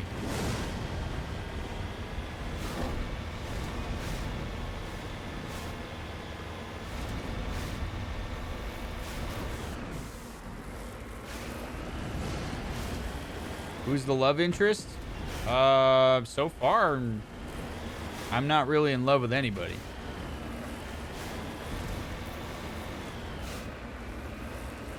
Nobody's tickled my fancy yet.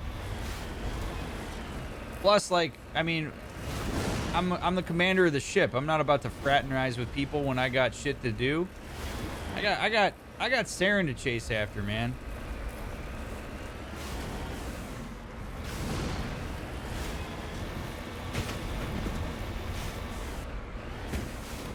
Oh God.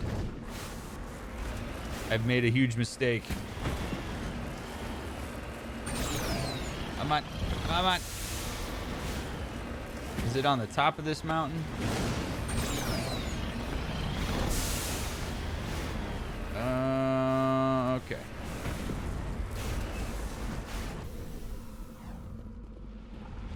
Beacon. Just a random ass beacon. ID tag recovered. Buried under the beacon was an identification tag for Captain Thine. There's no indication of why it was hidden here or who buried it in the first place. Okay. Let's go to the signal. I didn't know the Mako was part Skyrim horse. Oh, absolutely. Mako goes where it wants. That's what makes it so beautiful. Wow.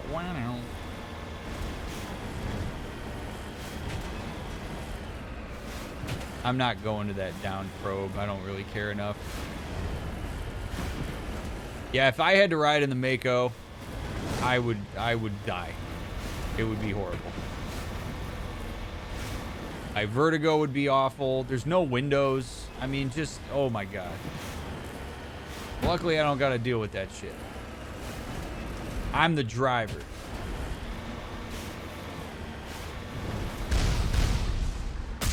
All right, we got some Geth turrets.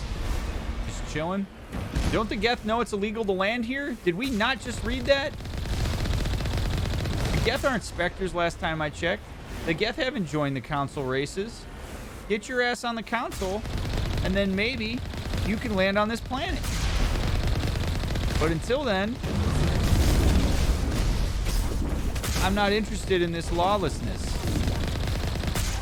You know what I mean?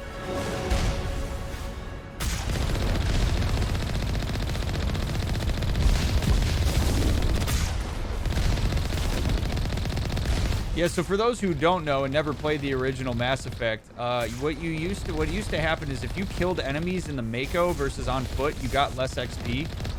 So a lot of times what you'd have to do is you'd have to get the health of these things down with the Mako, and then you'd have to jump out and shoot them so that you could get more XP. It was really dumb.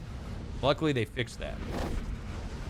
Discovery! The Geth Array is transmitting regular data bursts on an encrypted channel using the Alliance's own FTL comm buoys. It's not clear where the data is being directed nor the content of the signal. Well, let's go ahead and turn that shit off.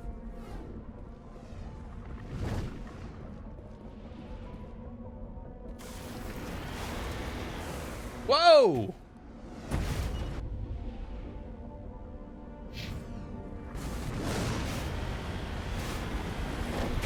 All right, here we go. I have PTSD and other mental health problems to the point that I have considered disability. My treatment team states that they do not want me to do this, but I have been in IOP twice the past year. Does PTSD get better? It can, with a good treatment plan and with a lot of work. Yes. I think PTSD is, I mean, I don't think, fairness is a weird thing to bring up, but PTSD is a very unfair mental illness for a person to have to deal with because you don't ask for it. I mean, you don't ask for any mental illness, but PTSD just kind of has this like extra vibe of like, man, you know, I didn't ask for this shit and I got to deal with it and I hate it. And the onus gets put on you to have to work through it, even though the circumstances that led to the PTSD are not your own fault. And it just sucks. Like, not only do you experience a trauma, now you have to actually do the work to work through PTSD. But yes, PTSD does have a good prognosis rate so long as a person is, you know, working along a good treatment plan, has good therapy, and is, you know, doing what they need to do to move through it. And if you have a treatment team, I'm glad that you're working on it right now. That's awesome. But it can take longer than people want it to. But unfortunately, working through trauma and PTSD is not an overnight affair.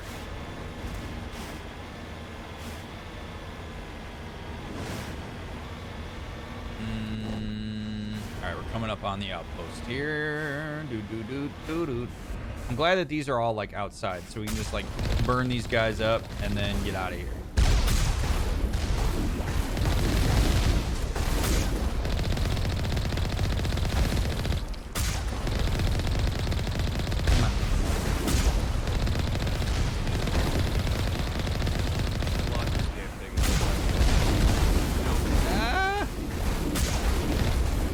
Outer Joke, thank you for the raid, friend. I appreciate it. Those of you coming along with Outer, if you don't know who I am, I'm Dr. Mick. I'm a licensed couple and family therapist. I got a PhD in human development. And this is Game Sessions with a Therapist, where we play cool games, talk about mental health, psychology, therapy, and more in an effort to destigmatize those things and bring information to people who wouldn't otherwise have it in a responsible and ethical way. I don't do therapy on stream, but I do answer questions related to mental health, and you're welcome to ask at any time. Just tag me in chat. I'll be happy to answer it. We're playing Mass Effect right now. This is a blind run. Well, it's not really a blind run, but it's being treated as a blind run. It's spoiler-free. So please no spoilers in chat, but welcome in. I overanalyze everything, so I analyze chat. I look at different relationships and try to apply concepts to what's happening in the game, and it's a lot of fun. So thank you very much for the raid, Joke. Very, very kind of you, and I hope you had a wonderful stream.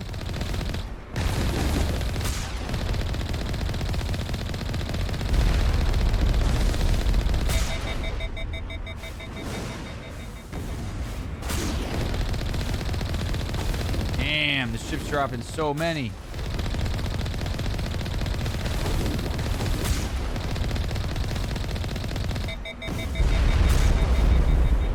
Woo. Come on, baby. Keep moving.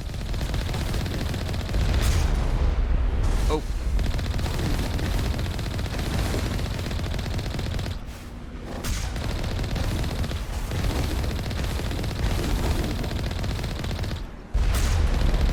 Good Lord. Just one more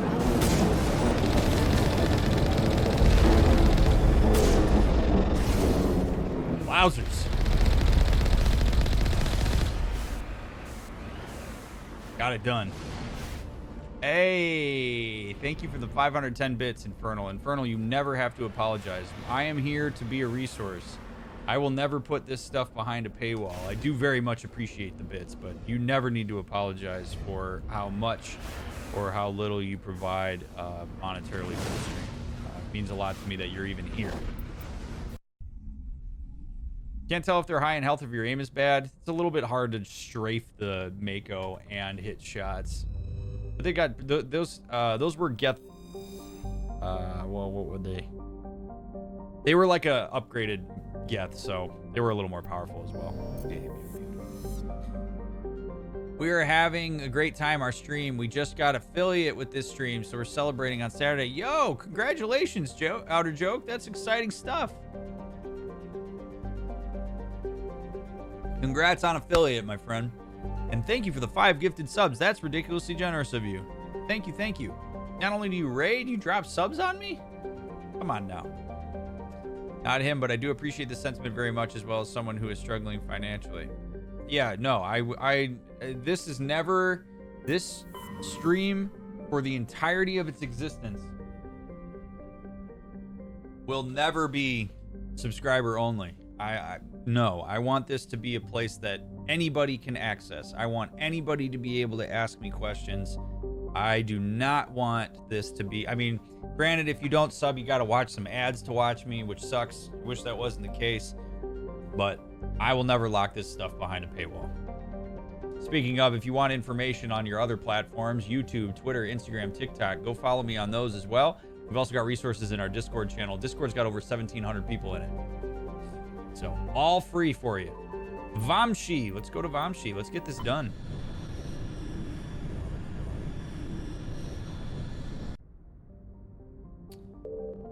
Here we go. Almos. Gumba, what's up, buddy? Almos is a hydrogen helium gas giant with traces of sodium darkening its atmosphere. Okay. Very unremarkable, apparently. Preggle. Preggle is an enormous terrestrial world with an atmosphere of chlorine and ethane. Its surface is mainly composed of sulfur with deposits of aluminum. No landing has ever been attempted. Really?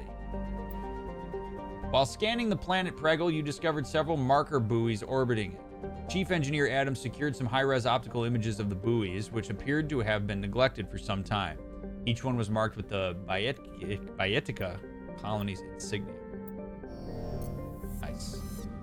All right, Maji. This is my favorite planet in the game. For those who were wondering, this planet right here is my favorite planet on all of Mass Effect 1, and I'm super excited to land on it. Maji orbits the Vamshi binary giant stars. Vamshi A is a blue star of spectral class A4111, which burns at half again the temperature of Sol. Vamshi B is an aging red giant of class M5111, over 220 times the size of Sol. Sol being our sun. Maji has a thin atmosphere of methane and carbon monoxide. The difference in temperature between the hemisphere facing the suns and that facing deep space causes constant wind, stirring the silica and sodium dust of the surface. Unsavory characters from the Terminus systems occasionally use Maji for forms of cruel sport, dumping slaves, hostages, quarreling shipmates, or even, when bored, vicious animals on the surface. One must kill the other before they will be rescued from the lethal radiation of the giant stars. I don't like that part of the planet, but you're going to see why I like the planet when we land.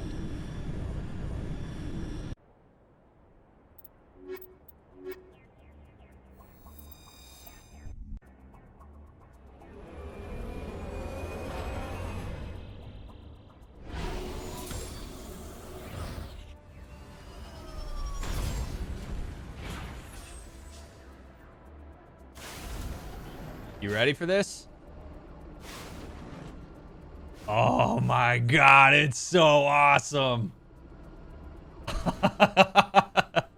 The first time I saw this when I played Mass Effect, I was like, this is the coolest freaking thing I've ever seen. Look at that. You got that big ass red star and then the little blue one. Oh, it's just so cool.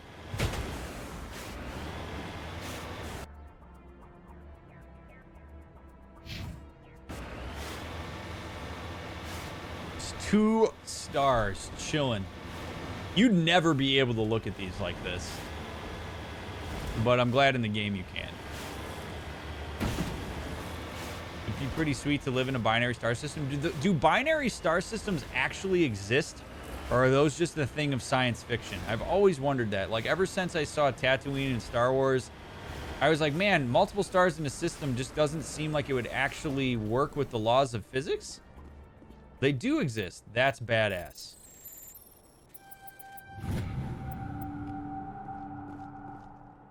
There are trinary star systems, actually. That's so cool.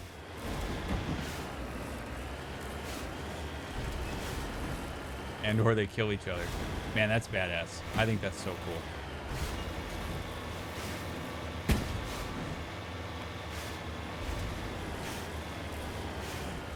I think the second sun is usually much smaller than the main one. That would make sense. You know, in all the space stuff I've ever read about, I've never thought to read about if binary stars are real.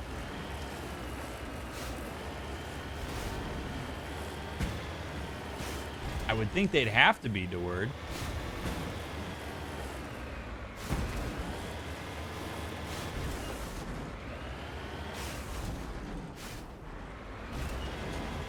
It shows that we're on top of something. What's the deal here? There's probably systems out there made up of only stars, like that 7 or 8. The universe is a huge place. That it is.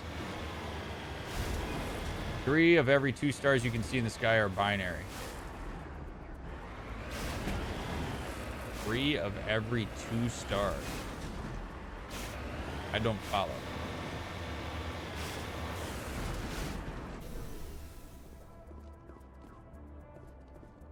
Odd skull. The massive skull is scored by deflective mass accelerator shots. The xenobiology files in your hardsuit computer can't identify the species. It must have been brought here from an unknown world. Oh, we talking dinosaurs, fam? They actually are rare, being a singular star system. Some speculate that Jupiter was a failed star. Really? Oh, it looks like one star is really 2 or 3. That's neat. Ancient debris.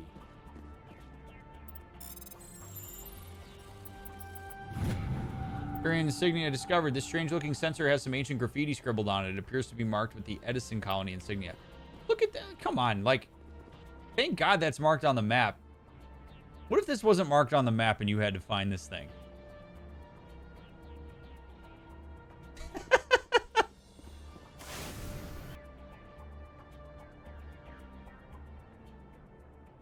All right, let's go to the Geth Outpost. I'd use Google. Jeez, no kidding. I mean, you had to scour this surface of this planet that often, and like you have to go over the whole thing. They're like, yeah, there's an insignia on here, but we're not gonna mark it on the map. Almost as crazy as finding a monkey that might have stolen a module. You are not kidding. That quest is so...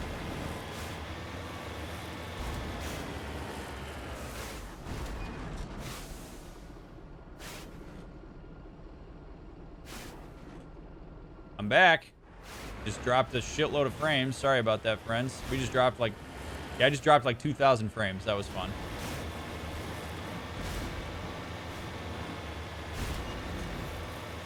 But we're good. We're back. All is fine. I hope.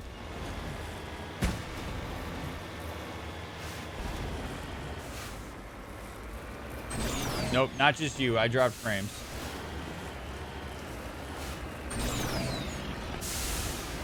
Good night, DeWord. Thank you as always for being here, bud.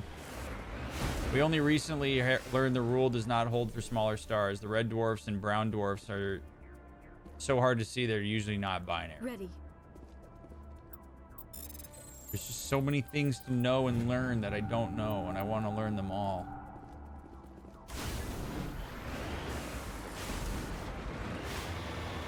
Good night, madame. Have a lovely evening, friend.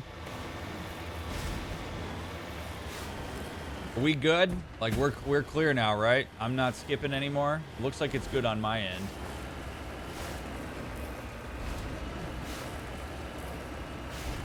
Put out over 500,000 frames tonight. What's up, Fit Up?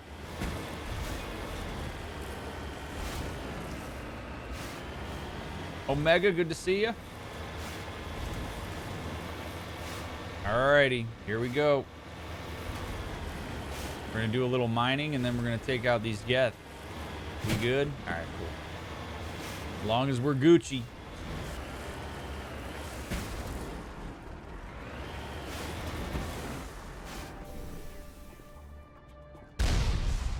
Enemy sighted. Yeah, no, it was my stream, Ellie. I dropped a bunch of frames. I saw on my end, my OBS like froze and it showed dropped frames. I think it has something to do with the fact that I'm also recording stream while I do these now for Sean to more easily get over to YouTube, so it's a little bit more taxing. I'm encoding both the stream and the recording at the same time. Damn, alright, these like Geth turrets are...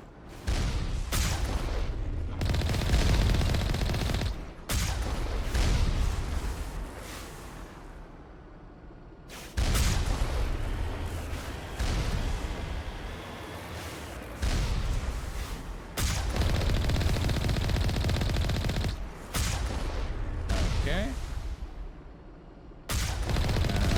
Okay. Uh-oh. Uh-oh. Good. Does that make uploading the YouTube VODs easier? It saves Sean time. Instead of having to go to my VODs and then download them off Twitch and then wait forever for them to download off of Twitch, they're just automatically in our share drive, so he can just load them automatically. The other thing is that the Twitch VODs that you can download are 720, and I am recording at 1080 so that when people watch on YouTube, they can see the streams in 1080 like you all can when you're watching it. So it has a couple of benefits.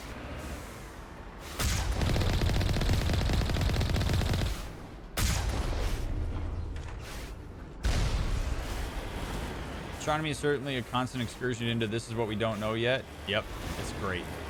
When you pull up the weapon power wheel, can you look around or is it locked? It is locked.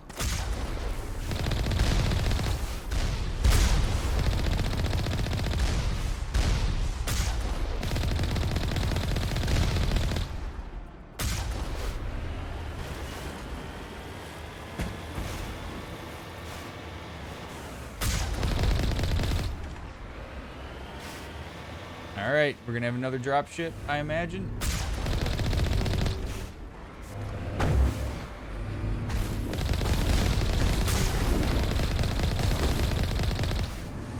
Yep. Oh!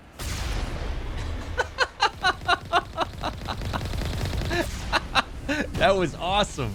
Holy shit.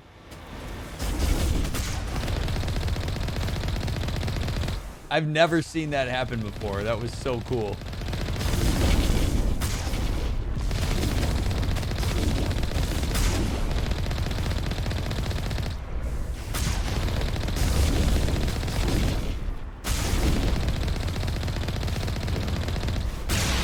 This is odd. I would have expected one of these outposts to be a main base of operations for the Geth incursion into this region. Hold on. This receiver's picking up some kind of transmission. Based on the signal strength, I'd say it's coming from inside this star cluster. It must be a message from the primary Geth base. We can use the signal to lock onto its location and eliminate them. Sounds good to me, fam. Where did the Mako go? Okay, there we go. Also good for when you run into issues like the other day where internet dies and the VOD is somehow lost. Yep, exactly. Exactly. All right. Cool. So we have done everything we need to do. Let's say bye-bye to these beautiful binary stars.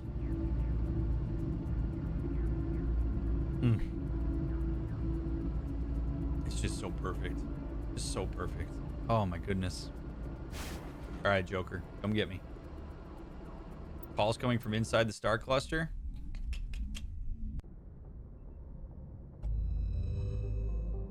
Dun, dun, dun, dun, dun.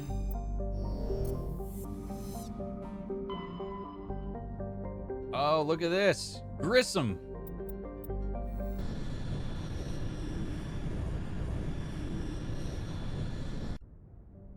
Let's check it out. Outer asteroid belt. Inner asteroid belt.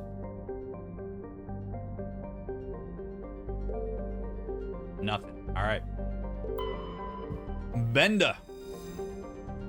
Benda has a dense atmosphere of sulfur dioxide and chlorine. Though technically classified as a terrestrial world, but the surface of the planet has never cooled enough for a crust to form. It is a global sea of molten rock. Like Zaharix, its atmosphere is being blasted away by the solar wind.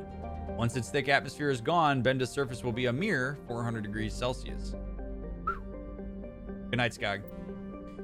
Scans of Benda uncovered an ancient Solarian vessel. A small team was dispatched to search for the valuables. The only item of value recovered was a League of One medallion. I wonder if that was the last Turian insignia we needed. Zaharix. Zaharix's nitrogen-argon atmosphere is being blasted away by the solar wind of the blue giant Grissom. Its surface consists of seas of loose silica dust, some kilometers deep, which periodically swirl into global sandstorms. Many unmanned probes to Zaharix have been lost over the years. Though investigation is attributed all to mechanical failure or computational error, a popular extranet meme insists the entire planet is composed of dormant nanotechnology created millennia ago by a race even more advanced than the Protheans. According to the story, Zaharix's silica dust is actually disassembler robots, which periodically awaken to defend themselves. Though discounted by every reputable scientist, this theory has been popularized by a series of sensationalistic texts by Asari author Dulce Othesia.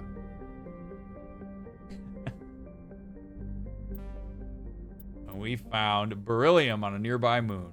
Cool. Natanben. Natanben is a hydrogen-helium gas giant with traces of ammonia.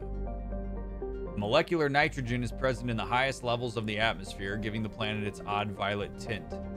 The upper levels of Natanben's atmosphere are inhibited by shoals of tiny ammonia-based life forms, no longer or more complex than the plankton of Earth's oceans. Held aloft by air pressure and wind, these bioluminescent creatures constantly flee from approach of the Terminator. Should they be exposed to the light and heat of Grissom, they die.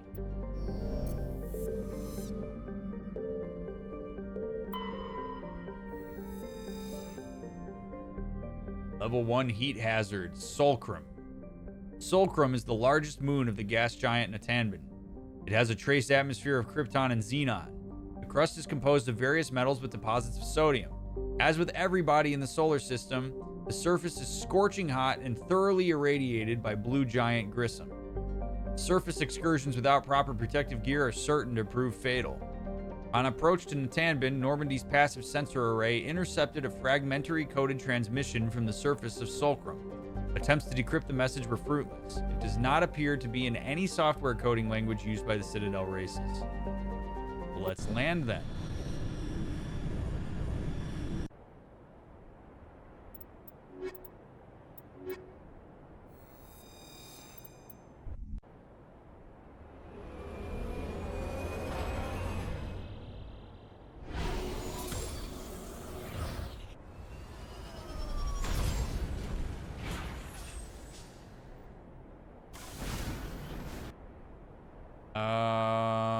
Okay, let's go check the anomaly first. Look at that. Look at Grissom just chilling over the surface. That big blue star churning. All that fission. Oh, hey.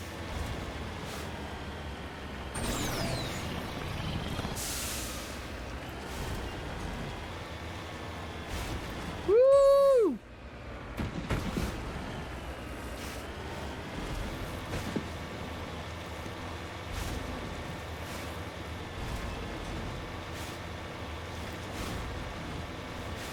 Let's go see what the anomaly is.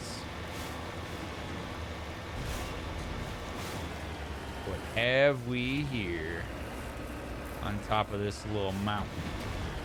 I want to see the Mako flip again. All right, Bender.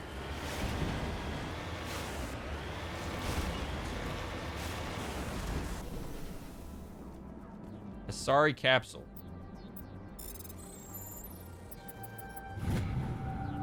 Matriarch's writings recovered. There were several artifacts stored here, all worthless except for one of Matriarch Dillinaga's writings. Whether it was uncovered at this dig site or elsewhere is unclear. Okie dokie. Isn't it so convenient that the gravity on all these planets is good enough that it doesn't crush us? Whoa! Oh, I thought I could get it to flip there. I thought I could get it to flip. Didn't work. Woo!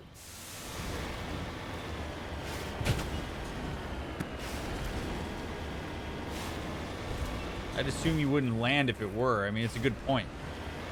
Good point. Apparently, this surface is scorching hot, though. Selection bias. You've only landed on planets where that isn't the case. It's a good point. I stand corrected. Also, oh shit, yeah, I forgot about that. Check that out. Because we're a moon to that planet. So we got a big ass star there, and then the moon super close to it. Or the planet super close to it. So let's go. Climb, baby, climb. Come on.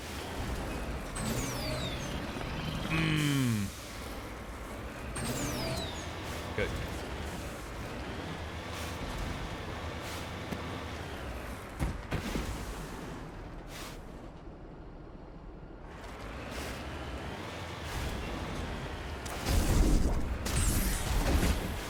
No spoilers, chat. That includes what does and does not happen in the game. Nothing personal, but for keeping the sanctity of the blind run.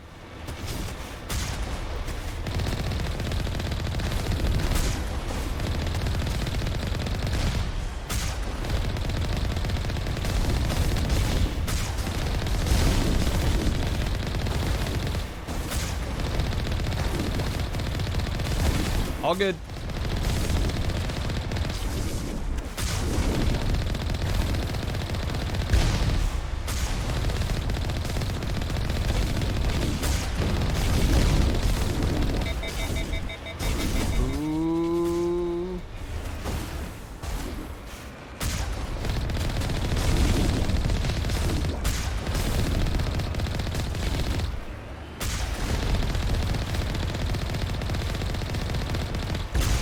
Man, these things have so much health.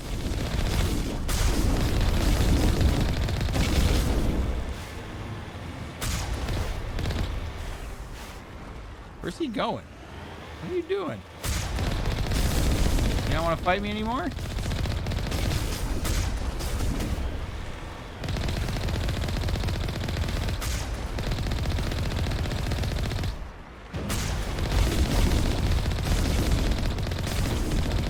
That shouldn't be the case, Rabbi. I have a Prime sub, even though I'm a streamer. I'm not sure why it's doing that, but do you have Amazon Prime? You have to have Amazon Prime in order for a Prime sub to work. All right, here we go.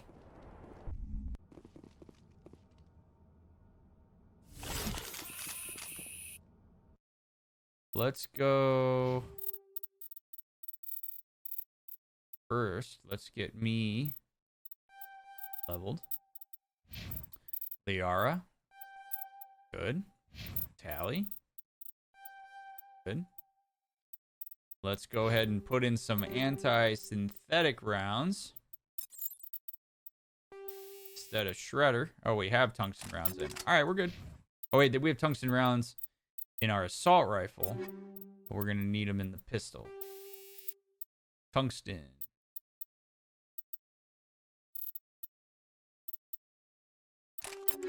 There we go.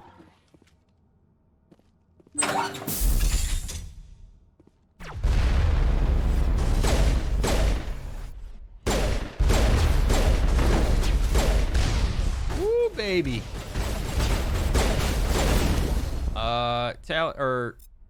Tally.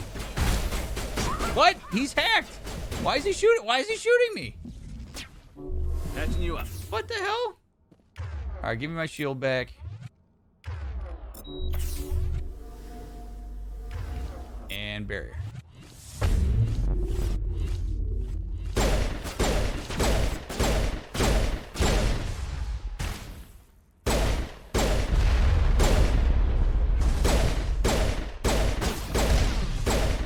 Good.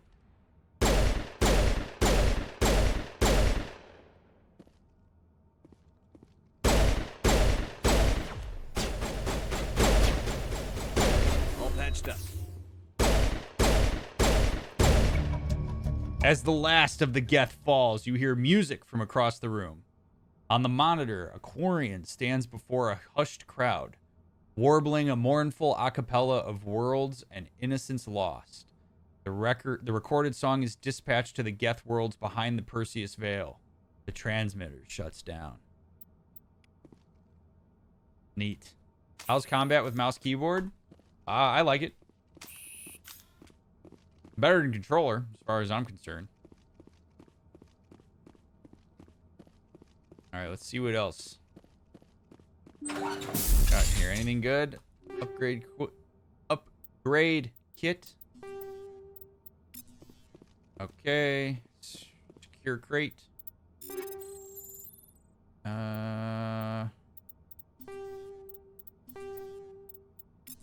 Omnigel. Geth terminal. You discover a number of encrypted Geth data files. In the proper hands, they could reveal much about the evolution of the Geth since the banishment of the Quarians. Download data. Nice.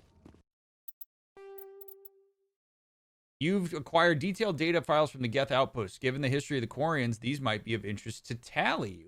Ooh.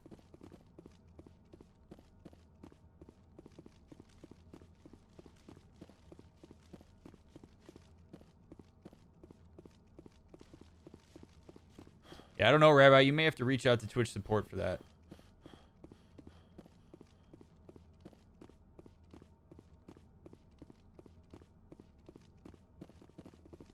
All right, let's get out of here. Man, that was a long quest. That took an hour to track those Geth down.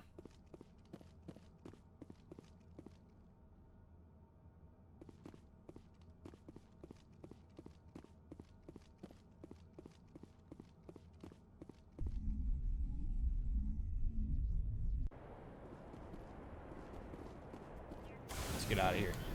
Bye, Grissom.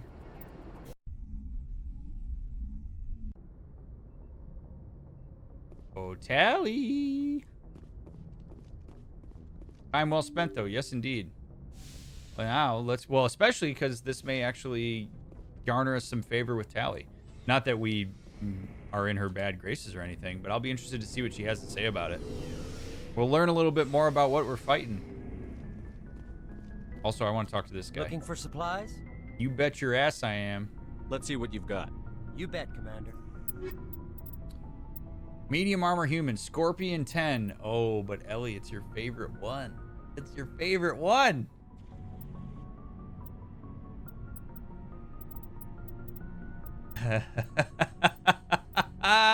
It's better armor. I actually don't like it either, though, so we're going to wait. He's got rotating inventory. What up, Tally? Shepard, I need to talk to you. It's important. Of course. What's up? Something wrong? You know the data you took from those Geth control nodes? The information you uploaded to Alliance Control? I want a copy of it. Absolutely. You want to bring this data back to the migrant fleet? Those files have information that could be vital to our efforts to understand the Geth. It could be the key to helping us reclaim our homeworld. Feel it in the water? Hello. Thanks for popping on alert to say hi. Appreciate you. Could be the key to helping us reclaim our homeworld.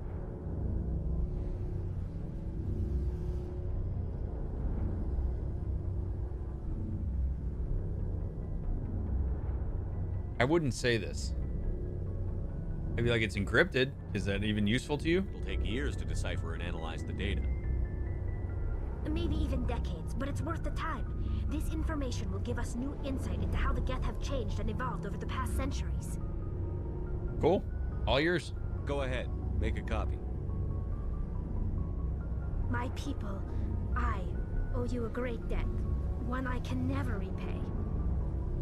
The only thing I can offer in return is what you already have. My solemn promise to stay with you until Saturn and his Geth armies are defeated. I'm down for that. I never wanted anything more. Thank you, Shepard. Nice. Hey, Shepard. You need something? I should go. Well, no side quest, but that's cool. But we helped her out on our pilgrimage. That's a big deal.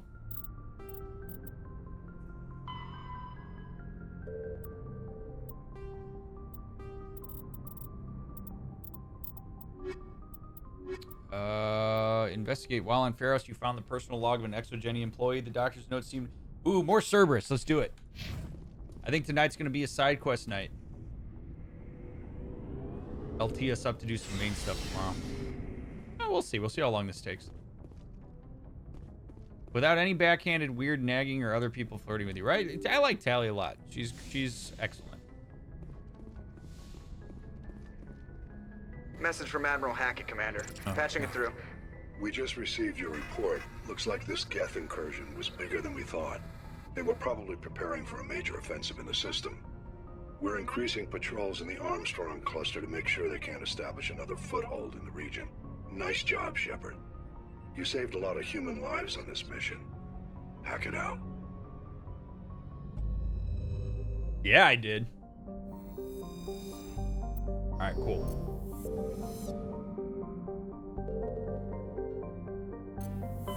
Armstrong Nebula is done.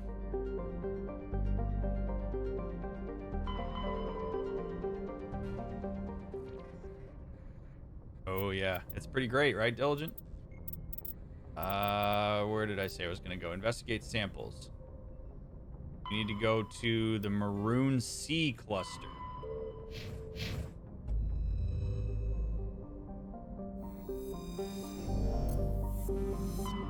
Have you ever had a poll about everybody's favorite Mass Effect 1 squad mates? Not yet. Probably will at some point. Maroon Sea. Matano.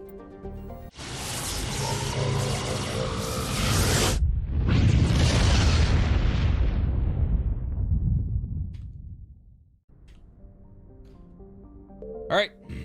Supe. Supe has the composition of an ice dwarf planet, but is unusually large for such a body. It has a trace atmosphere of krypton and xenon. The frozen surface is dotted with deposits composed of potassium and light metals, brought to the surface by cryovolcanic processes.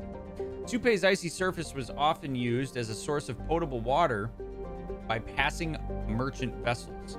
Since the Alliance claimed the inner system world of Chaska, satellites placed in orbit automatically bill any vessel landing on the world for the mass of water removed from the surface.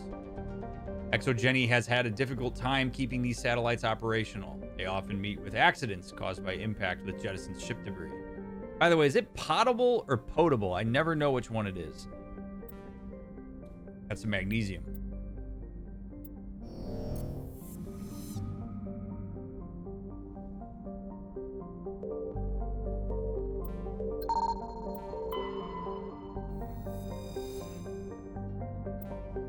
While scanning the asteroid field in the Matano system, you discovered a badly damaged ship. The recon team found no survivors on board, but they did find a Prothean data disk. Cool. Ilapa. Potable. Cool. So I was right. Ilapa is a hydrogen-helium gas giant with an unusual ruby color caused by contaminants in the atmosphere. The world has over 120 moons, one of the highest totals in all known systems. Once full development of Chaska Colony begins, a helium-3 refining infrastructure will be developed in the Ilapa system, concentrated on a large ice moon of Kaniraya.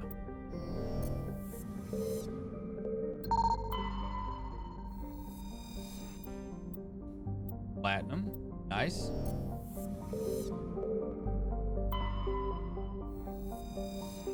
Apo. A craggy world of igneous and basaltic mountains, Apo is racked by constant geologic activity. While volcanic hotspots are rare, continental plates are constantly piling up new mountains, subducting old ones, or causing slips along transform faults. Apo has a dense atmosphere composed of nitrogen and carbon monoxide. Due to the constant earthquakes and landslide activity, surface exploration is not advised. The rubble-covered wrecks of a half-dozen expeditionary ships stand in the mute testament to the planet's instability. Chaska. We'll go there in a second. Inti. Inti is a terrestrial planet with an atmosphere composed of ammonia and helium. Its surface is mainly composed of sodium oxide and deposits of magnesium. Its density is rather low, leaving the planet tide locked to Metano. Inti is an unremarkable world, drawing little more than a cursory scan for surface pirate anchorages when Alliance patrols enter the system.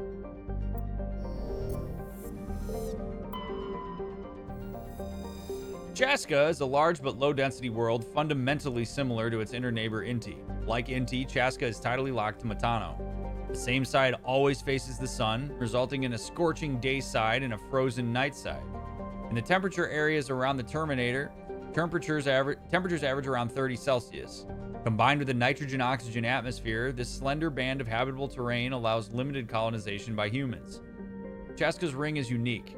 It appears to be, for the lack of a better term, a massive piece of alien, quote, installation art, end quote.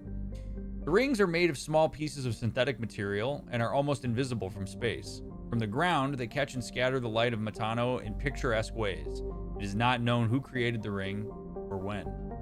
Chaska is in very early development, with little more than a few pioneer teams scattered across the surface. Information is being collected about native hazards and ecology, while a massive colonist recruiting drive is gearing up back on Earth. Let's go there.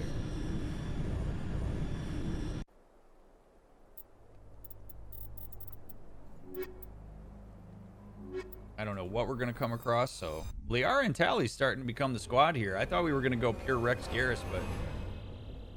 that has not been the case.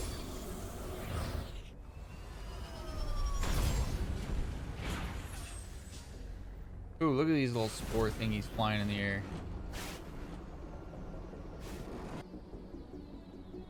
Civilian structure, science facility, civilian structure, and anomaly. Ooh, we got a lot of stuff here. Let's look at the skybox. Anything remarkable? Nope.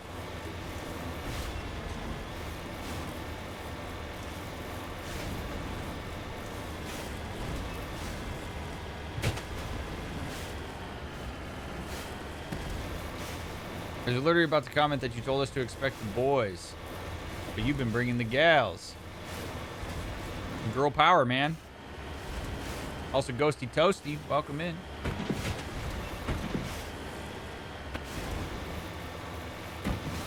Oh my god.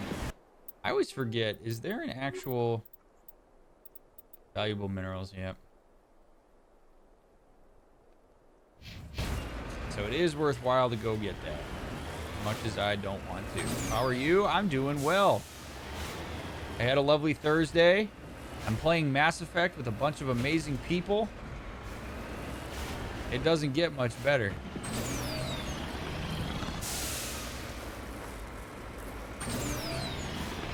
There we go.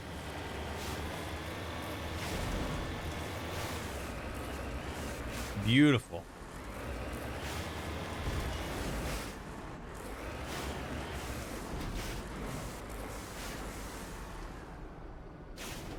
Oh boy.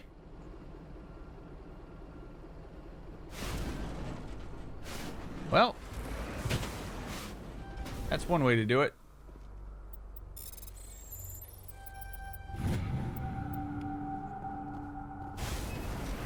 A little beryllium in there.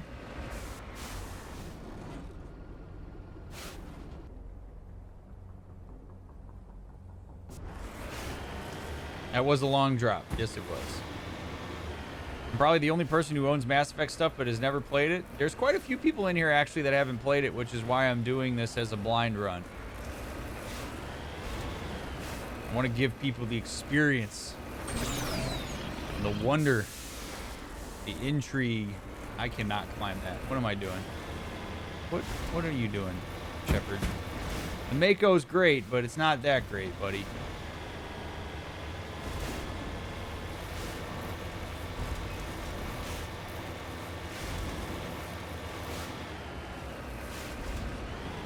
Oh my god. Ugh.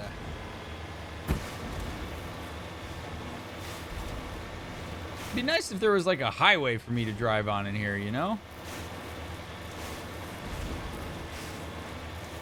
It'd be a lot easier.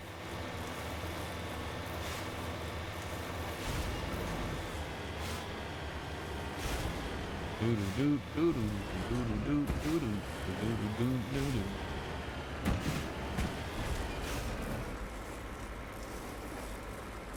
on.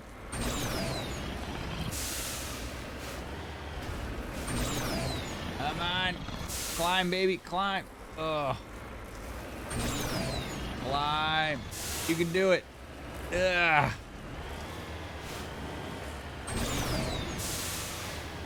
Man, this anomaly better be worth it.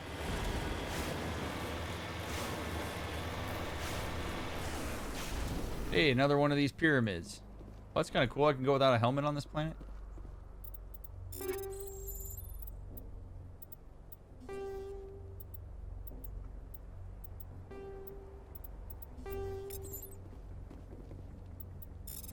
There's an artifact.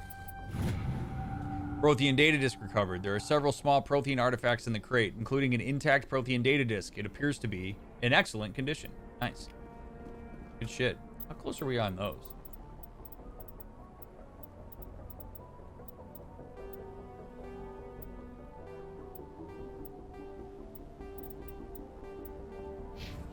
Huh.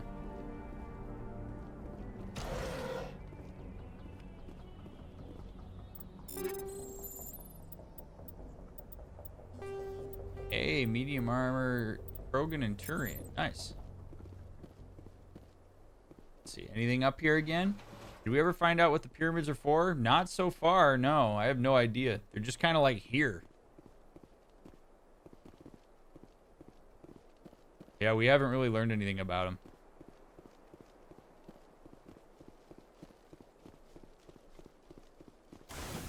What a nice planet. This beats some of the nastiness that we've been dealing with lately. You know? Roads are for wimps. Why do you think so many girls hit curves? Not heard that before. I like that. Also, as we make this journey here... No, wrong button. I just want to say again, chat, thank you for hanging out. Thanks for spending some of your valuable time with me as we play some Mass Effect. I know today has not been super story-driven, but we've still had some really good moments. It's been fun to knock some of these side quests out. We've kind of got an alternating vibe going. Like, we basically do, like, one day of side questing, then we do another day of main quests, then we do side quests, and then main quests. I kind of like that. It's nice.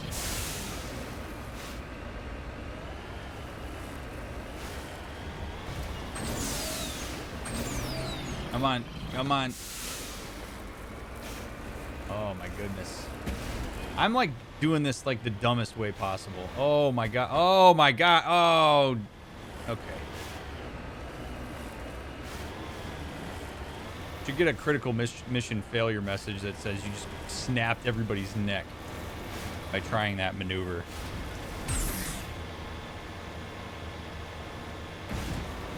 There we go. I have a sense these are guarded. What Yep. happened to this colony? Us. I've got a goddess have mercy. The entire colony must have been transformed. We got husks. I don't like that. I don't like that one bit.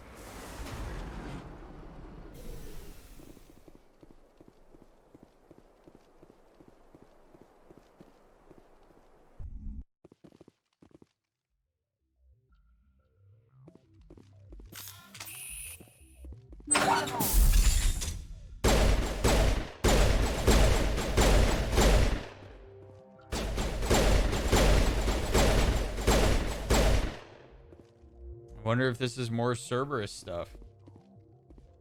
I mean, at first I thought it was like the Geth that were doing all the husk stuff, but Cerberus seems to be mighty intrigued by this.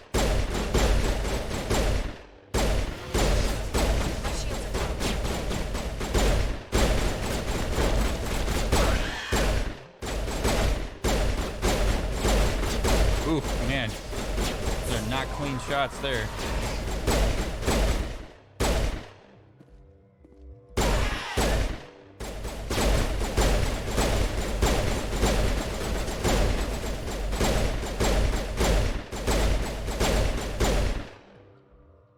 Also, did you all know that the record speed run for this game is like an hour and 39 minutes or something like that?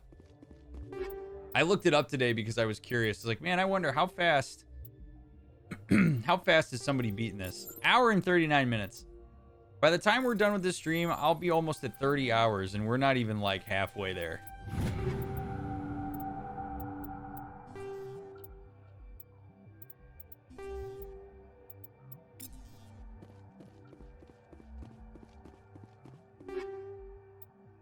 Yeah. I mean, it involves some like glitches and stuff, but if you watch the guy do it, the guy who did it like burns through the dialogues like ridiculously fast. And it's wild to watch. I watched a little bit of it today as I was curious. Ooh, I wonder if Tally can wear that. Oh, Tally.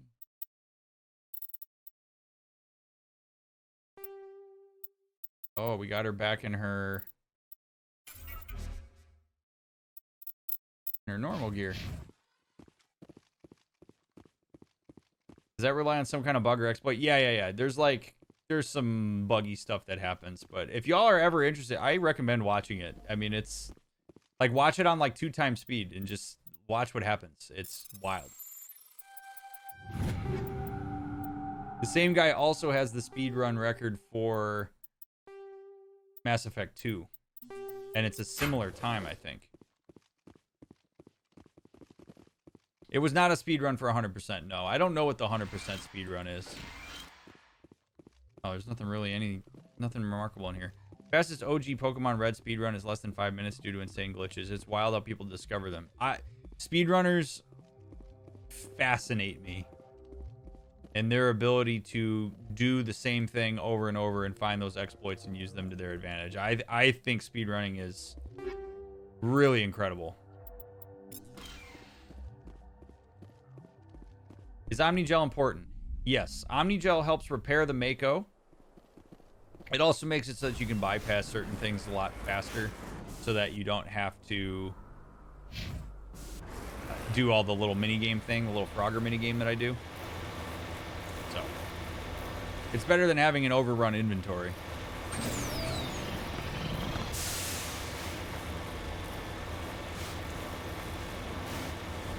Alright, this one's not guarded by anything.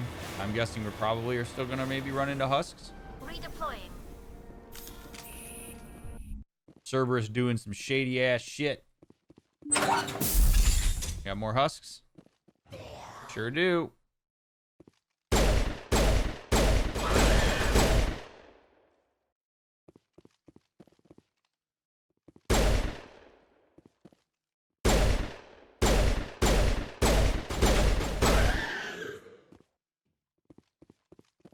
Come here.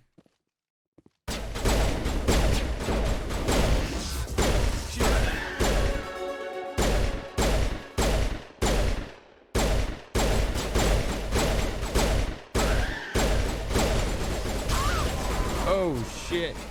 Let's go shield.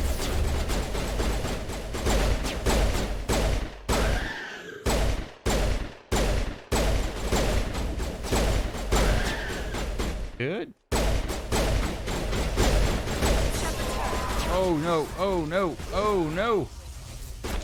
No! I hit the button. I knew it was gonna happen. It was green. Son of a bitch. I hate these fucking husks. I can never anticipate how far the range is on their electrocution thing. I should have done a thing. I should have done a poll for would I die tonight. God damn it.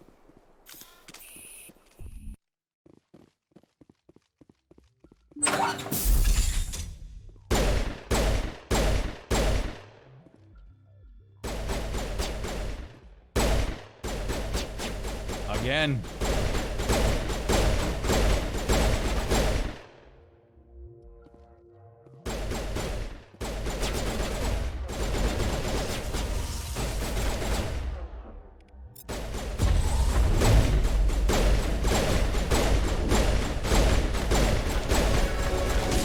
Oh shit.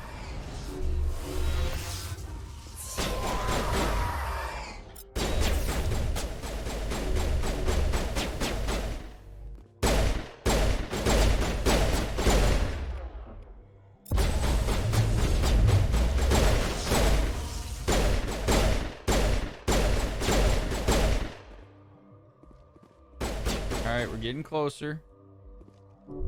Medi-gel up again. I don't need to be super conservative with my resources. What up, homie? Come on.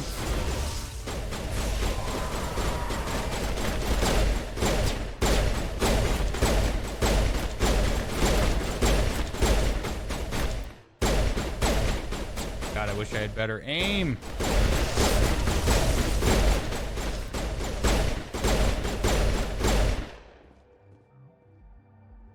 Come on, Liara. Get up. Anything of note in here? Other than all these boxes?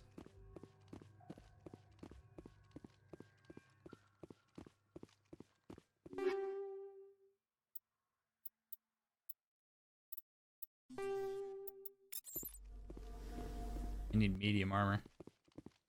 I also don't understand why Asari can't wear human armor. They're basically built the same way. Doesn't make any sense. But whatever. Now let's get upstairs. See what we got going here. Do. Got some lockers. Give me some good shit here. Sledgehammer rounds 9. That's good shit. That's what I'm talking about.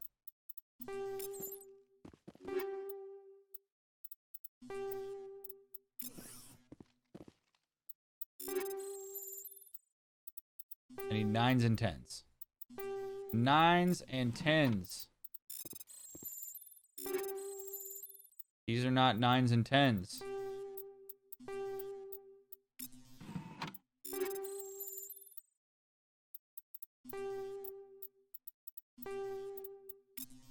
All right.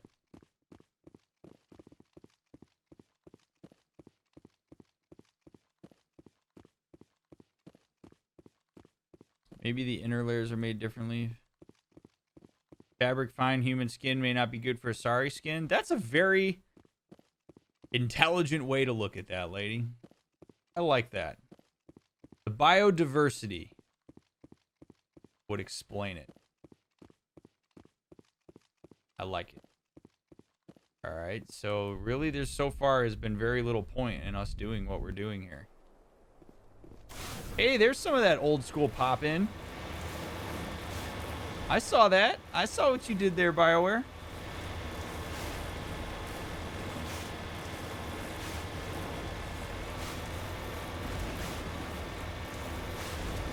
I thought Asari could wear human armor in Mass Effect 1. Not that I've been able to see. Is it? Because I haven't seen any Asari armor, so I could be wrong and I just am not looking at the right stuff. But like if I look at Liara... Oh.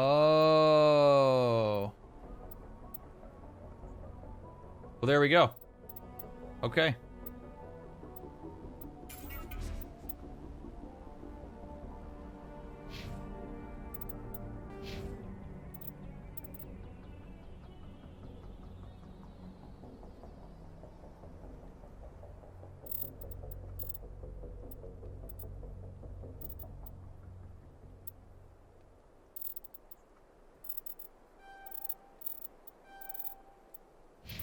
It's fine.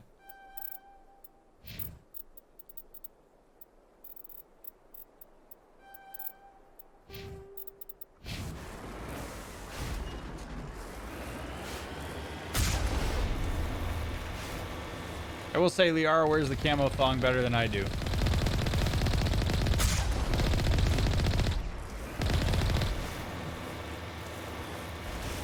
Okay. Oh, did we do it again? We did it again, chat. There it is. There it is.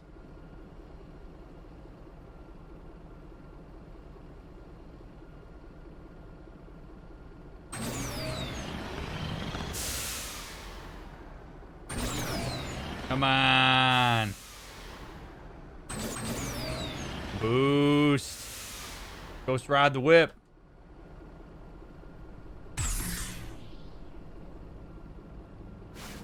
Ah, there we go.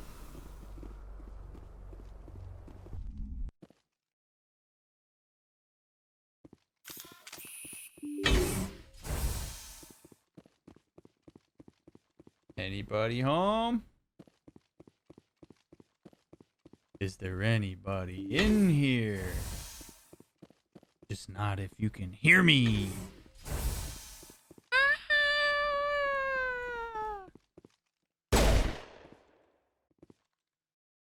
Feel a little sick.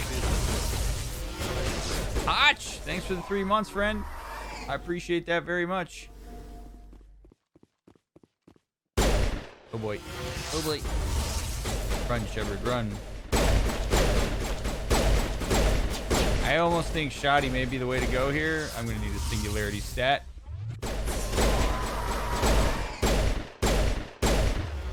And I'm going to need a carrier.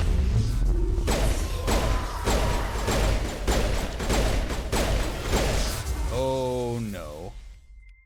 Singularity.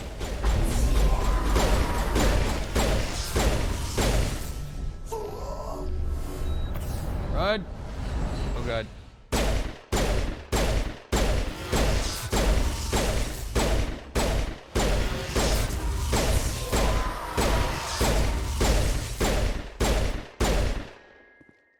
Thank God for barrier, man. Woo!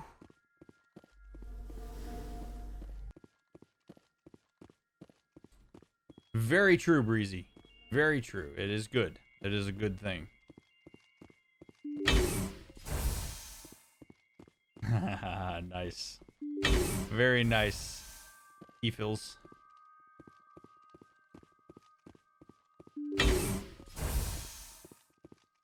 Nothing. Okay.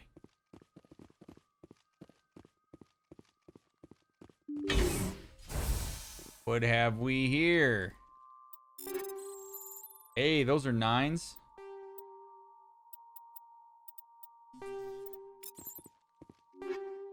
You only have 250 hours. Damn it! Fine. Take all. Well, why don't we go ahead and throw some of this shit away? Let's just go in here and throw away the 7s.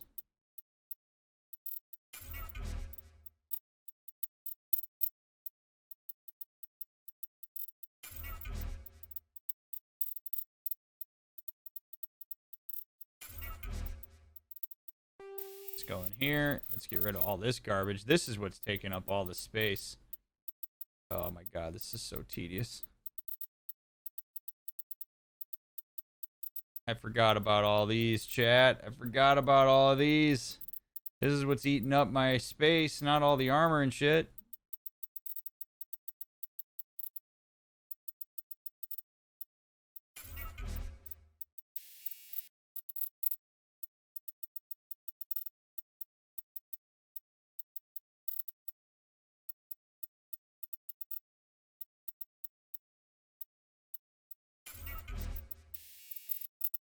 Okay. Much better.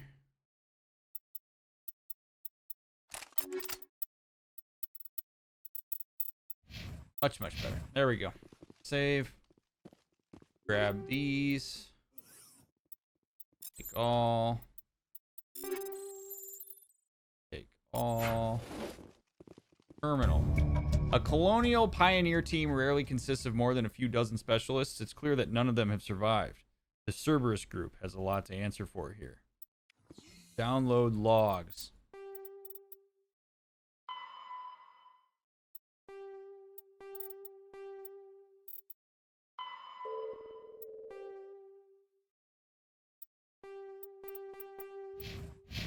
All right, I guess that's it.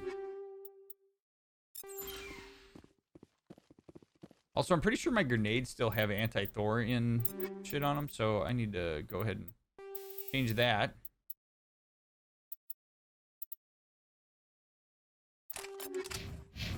There we go. What's the quick save macro? F5. Just like Skyrim. Can you not sell all that? No. Plus, I've got so many credits, I don't really need to. It does sneak up on you, Sylvan. It really does. The inventory for the system for this game is not as intuitive as it is in Mass Effect 2 and 3. I'm looking forward to all the quality of life updates in 2 and 3. Oh, there's Liara. I was like, what the hell's going on there? Okay. Let's get out of here.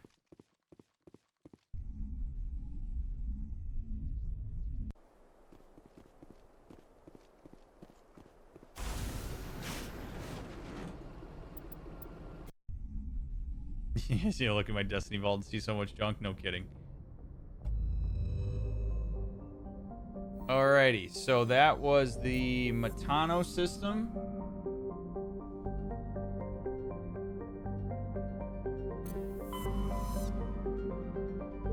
Let's go to Vostok. Let's just clear out the Maroon Sea. Might as well, right? Yo, we're 98 followers away from 10,000. That's bananas.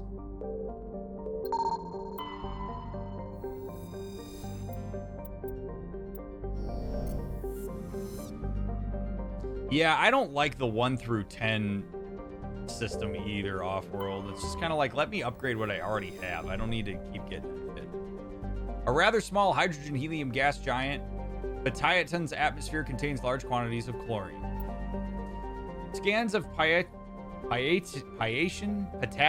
I don't know, Patayan, revealed a strange unmanned vessel in orbit around the planet. Tally brought it on board and determined it was a sorry maid, but very old. She discovered several ancient artifacts inside the vessel, including one of Matriarch Dylan Naga's writings. I'm pretty sure that's the last one. Alco. The geological properties of Alco have been scanned from orbit, but little else is known about it. A fairly typical mix of outer system terrestrial of rock and ice, Alco has a trace atmosphere of krypton and xenon. Its crust is composed of silicates and water ice with deposits of aluminum. Unregistered starship traffic has been recorded in the vicinity of this planet, and travel is not advised. Looks like we've got an active distress beacon on the planet below, Commander. No message, just a locator signal. And not a crux. Oh yeah, we're gonna go there in a second. Alright, Klamarthu. Klamarthu has a reducing atmosphere of methane and nitrogen. The surface is hot and mainly composed of sodium with deposits of uranium. In terms of size and orbit, Klamarthu is a virtual twin of Earth, but utterly lacks life. Ready? Nauticrux is a verdant world with abundant water, temperate climate, a thick nitrogen-oxygen atmosphere, and a rich ecosystem. It would seem to be perfect for life. The relatively high percentage of oxygen makes humans feel energized and alive, though it has also allowed insect analogs to grow to frightful sizes. Unfortunately, Nauticrux is a case of almost not quite. Thunderstorms are as common as on Earth, but in Nauticrux's thicker, oxygen-rich atmosphere, they are deafening and spark constant wildfires. More damning, however, are the large and ubiquitous tufts of pollen that float in the high-pressure air. In humans and other oxygen-breathing species, they cause severe or lethal allergic reactions. So why not land there?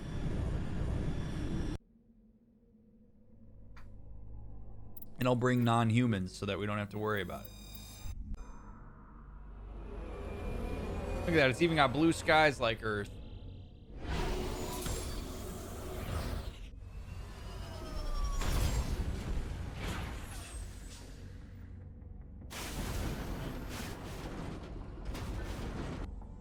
Good old Nauticrux. All right, we got an anomaly and we got a science facility. So we'll go hit the anomaly first, as always, and then we'll go to the science facility. And it looks like we got enemies on radar. What do you think? All right, Chad, if you don't know what's going on, what do you think we're about to run into on this planet? Give me your thoughts. What are we gonna hit on this awful freaking rocky shit world? A trap?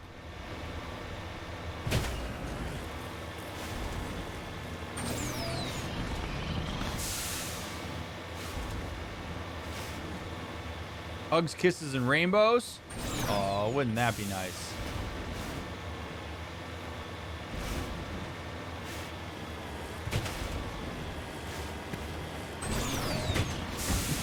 Whoa! The missing keys. That's it. This whole time, Siora's keys have been on Nauticrux. The whole time, man. Ah! Come on. Son of a bitch.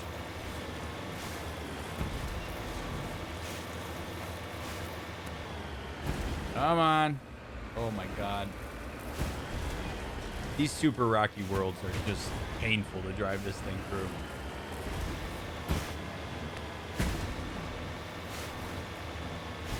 Giant spiders. They did say there's big insects here. Level 10 armor. Hey, now we're thinking. Here we go. Ancient debris. This escape pod is half buried in material that is washed down from the mountains. Though it has obviously been here for centuries, the computer still has power. Linking in with your hard suit, you recover a batch of files containing data on the Thracia colony.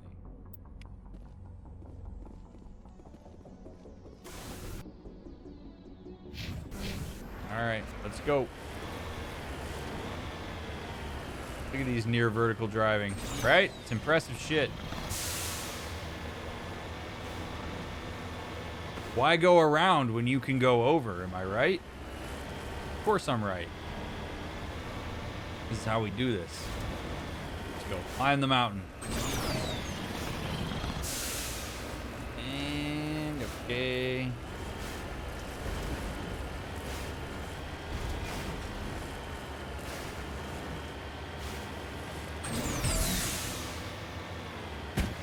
All right. Oh.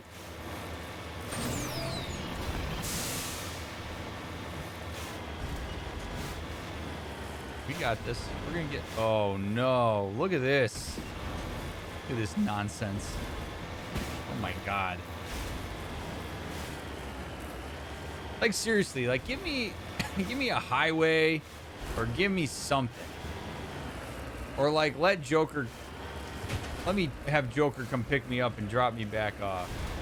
Look at this. Oh, come on. Come on, baby. There we go. Okay.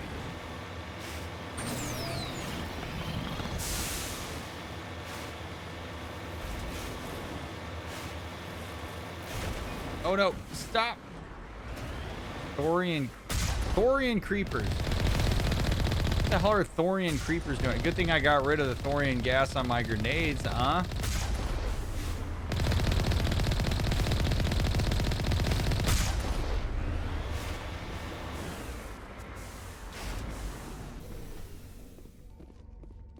Why would Thorian creepers be all the way out here? Absolutely, Brian. It'd be almost unfair. Upgrade kit. Ooh, what is this? That's a Thorian thingy. That's like the thing that Asari came out of. I got a bad feeling about this, chat. I bet nobody said Thorian in chat.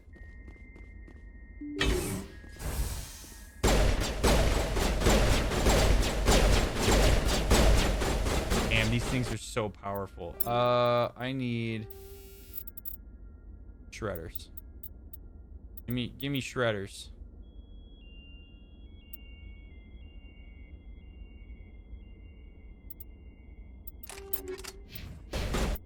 Wait a minute.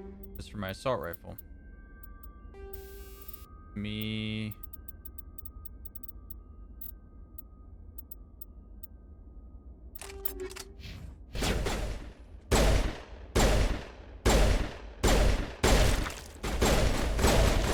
Don't you barf on me.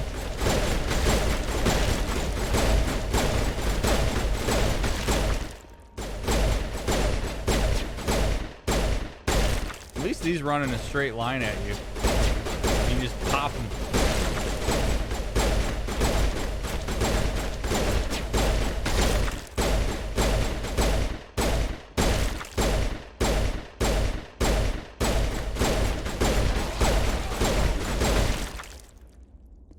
They just run up and throw up on you. It's great.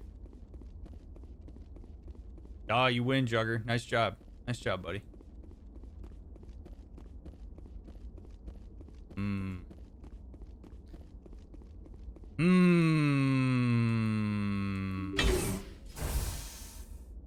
Gotta love these carbon copy alliance outpost things.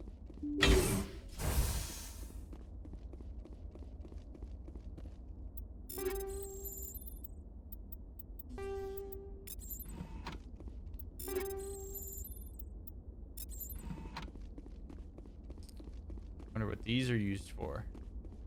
Another. Ooh, that guy. Ooh, yikes.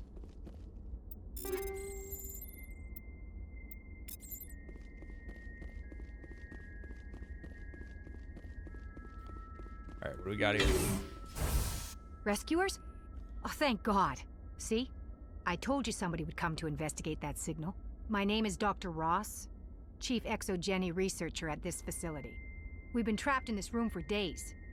We're almost out of food and water. You got here just in time. I'm gonna need some answers here. Not so fast.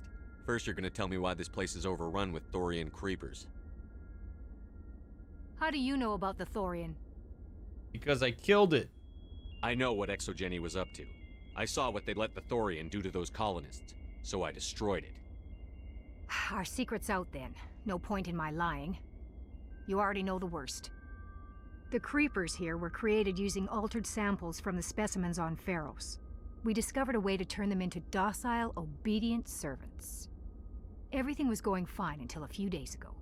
Then all the creepers suddenly went berserk. Only a handful of us made it back into the safety of this room.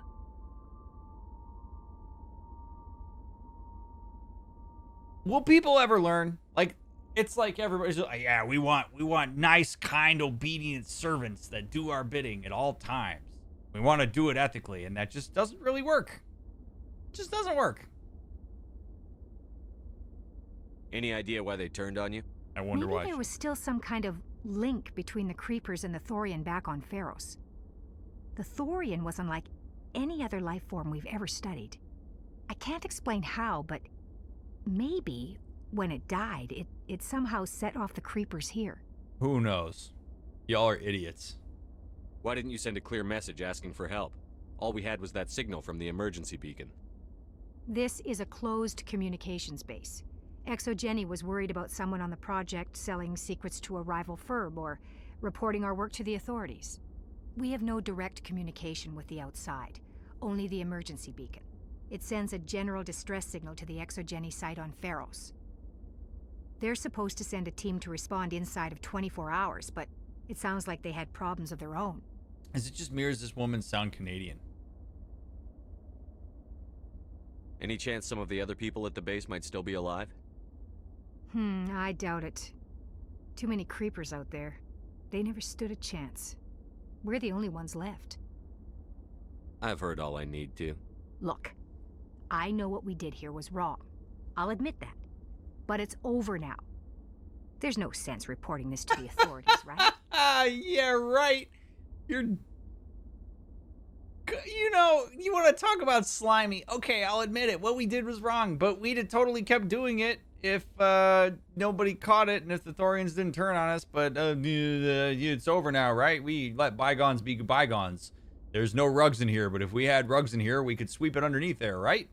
That's totally fine, Mr. Authority Figure who could easily turn us in. No, you idiot. You were in charge of this project. The safety of the staff was your responsibility. They trusted you, and you betrayed that trust. Be reasonable. I didn't mean for this to happen. I don't care. Besides, how does it help anyone if I end up in jail? It sends a signal. Normally Exogeny would have my back, but it sounds like they're going to have their hands full cleaning up the mess on Pharos. But I've got money. A nice little emergency fund I set up. It's yours if you let us go. I'm sitting on 2.7 million credits. You can kiss my Spectre ass. Can't let you do that, Star Fox. The victims here deserve justice. I have to take you in. That's not going to happen. Oh, it is. Open fire. Open fire! What?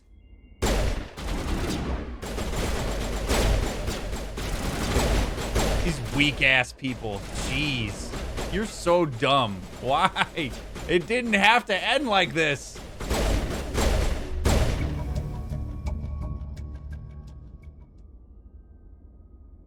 Exogeny's second-rate mercs proved no match for a trained Alliance Marine.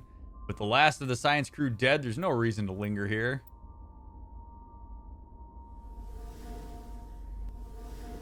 It's over now. I mean, come on. Although I guess if you were going to go to jail, maybe I could understand it. Like, I wouldn't exactly want to go to jail, but Jeez. All right, well, let's get out of here.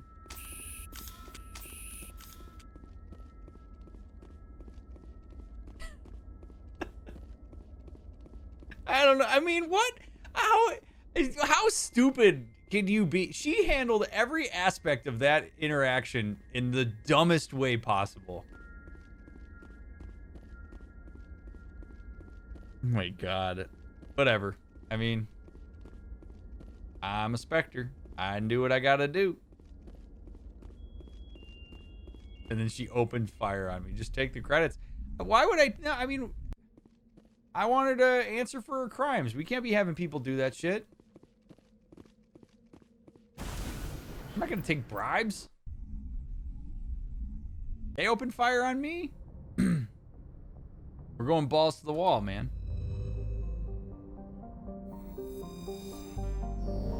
All right, Nauticrux is done. Bostok is done. And we got Caspian.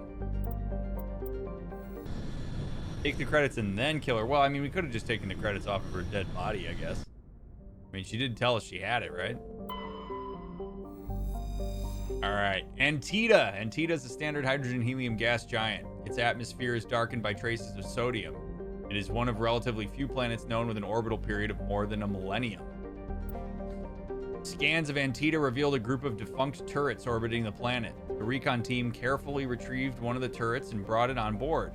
Tally dismantled the weapon and found it was marked with a Carthan outpost insignia.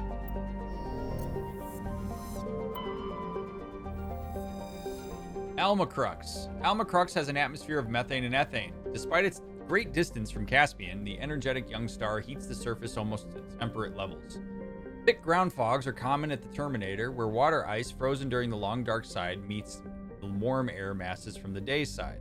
The crust is mainly composed of copper with deposits of sodium. Almacrux's abundant water and relatively mild temperature and gravity have placed it on the short list of terraforming candidate worlds.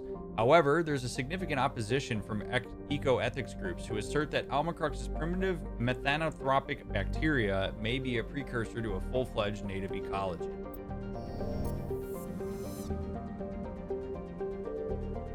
Arnuri. Arnuri has a trace atmosphere of carbon dioxide and helium. The surface is mainly composed of silica laced with iron oxides, indicating the world has an oxygenated atmosphere at some time in the past. Given the relative youth of the blue star Caspian and the significant gravity well on Arnuri, this must have occurred with astonishing swiftness, perhaps a result of some cataclysmic event. Further research is required. Scans from orbit have detected a large deposit of gold. Botanka. Botanka is a large but low-density terrestrial world with an atmosphere of nitrogen and carbon monoxide. Its crust is composed of sulfur and unremarkable silicates. Occasional deposits of heavy metals, usually the result of meteor strikes, dot the surface. High-speed winds powered by the hot blue star Caspian present a constant hazard. Atmospheric entry is hazardous and EVAs are discouraged. Got some iridium.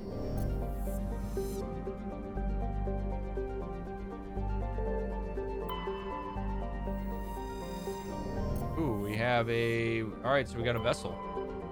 The MSV Cornucopia. The Cornucopia is a Kowloon-class modular conveyor of human design. While obviously adrift, the Cornucopia is not broadcasting any distress call. Let's see what's going on here. Say yourself, pretty lady. Avocado, thanks for the follow. Let's go... Liara and Rex.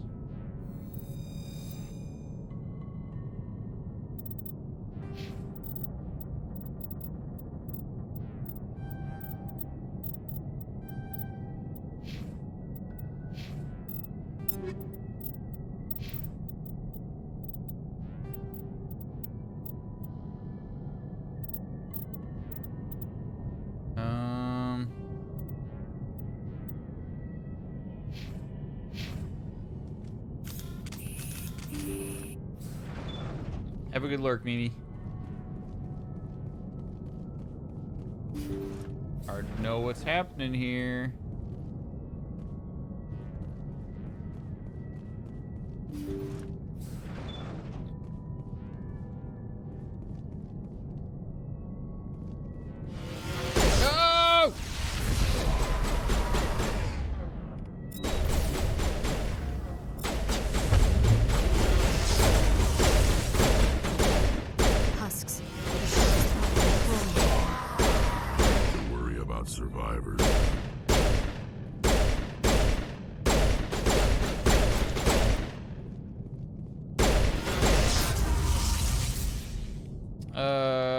Throw him, Rex.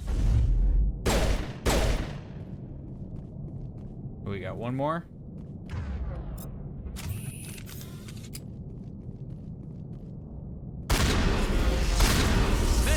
Oh, God, that was close.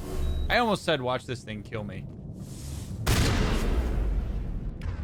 All right, we got it. Come on, Liara. Back on your feet. God, this is like a maze.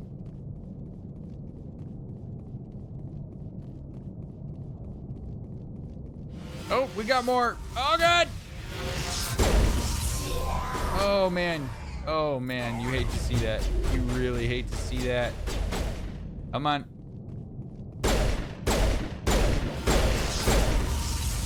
Oh, boy.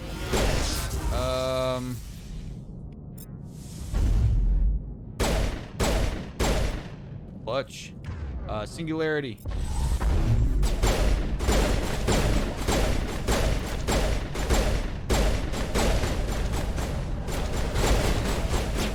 Oh, really?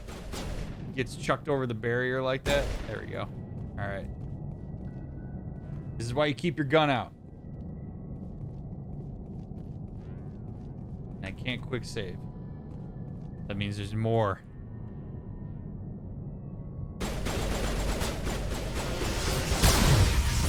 Oh, I killed myself with my own grenade?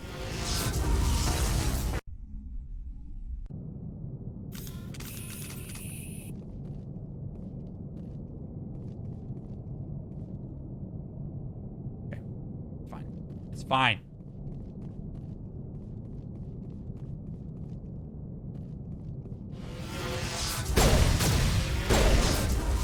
Chuck him. And let's get a singularity.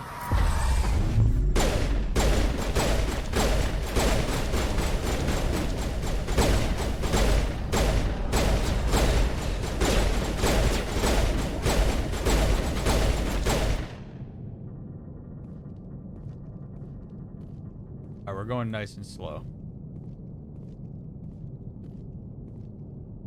Nice and easy.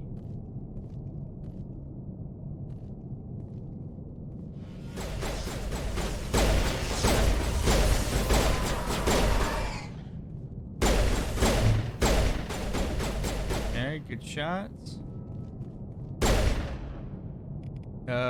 Throw. Oh, we killed it.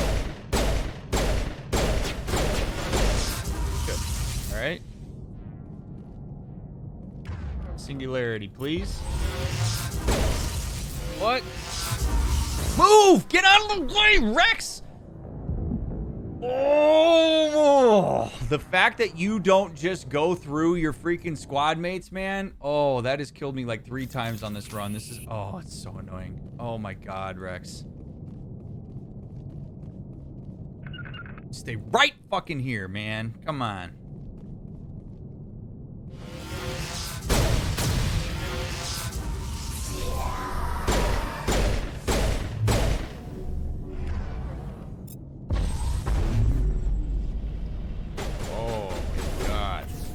I'd seriously, so that annoys me more than probably anything else in this game possibly can. Like when they run in front of your shots, and then when they're in your way when you're trying to get out of cover, man. Oh my God. Holy shit. Is that frustrating?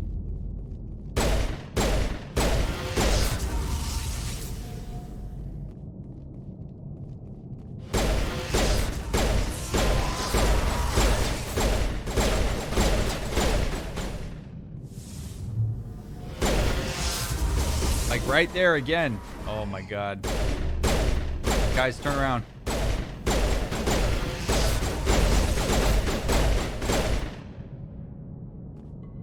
We got one more. Oh my God.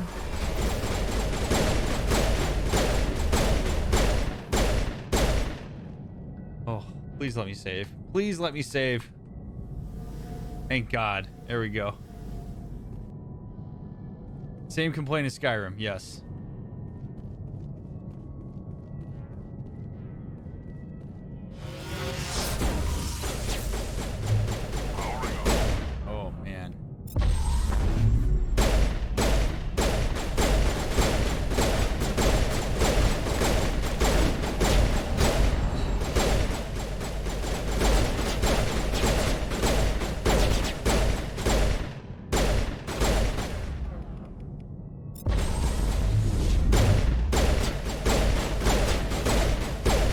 gotta be patient. We're fine.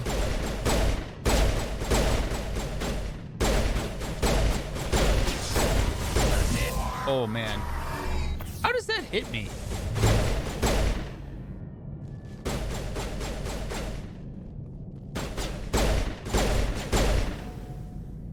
Oh, all right. God, this is spooky. These things are freaking everywhere, man.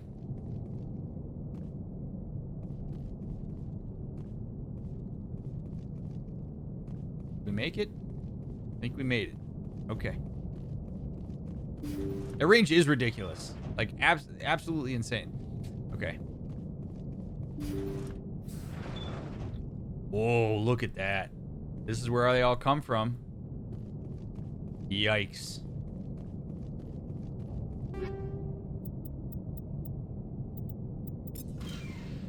Yikes. You can't order your squad members to go first, but if you do, they generally just, like, get their asses kicked.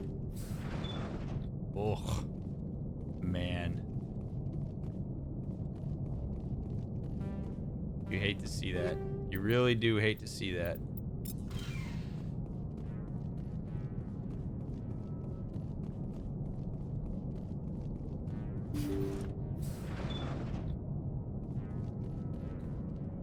Navigation computer. According to the log files, the ship was out near the Perseus Vale.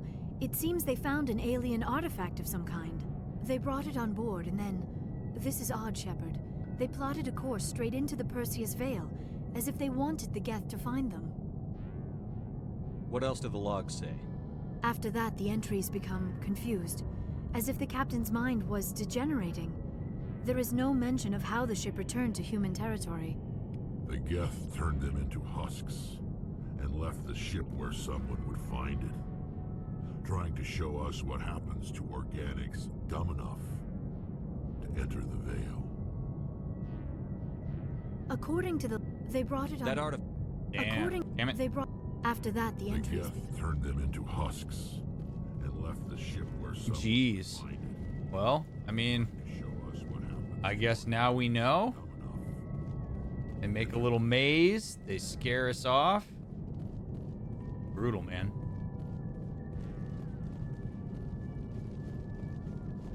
Let's get off this. Let's get off this ship. I don't like this ship. I died too many times on it. I'm over it.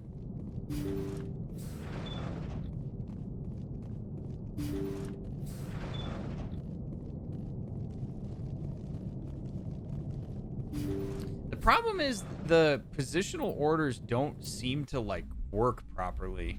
Like they don't ever really go where I want them to go, and it's kind of frustrating.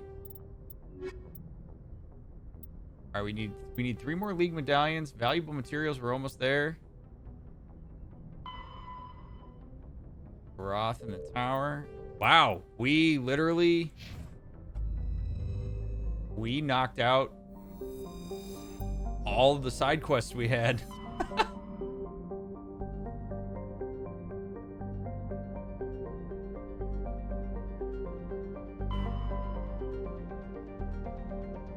That's good shit, man.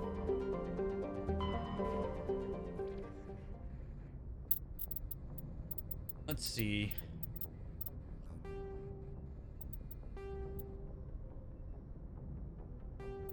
I don't know that I want to go back to this. Well, I guess maybe I could go back to the Citadel, but Solarian ID tags, League medallions, Vermeer. Well, I think what we probably could do is go to the Vermeer system. Let's see what else is there.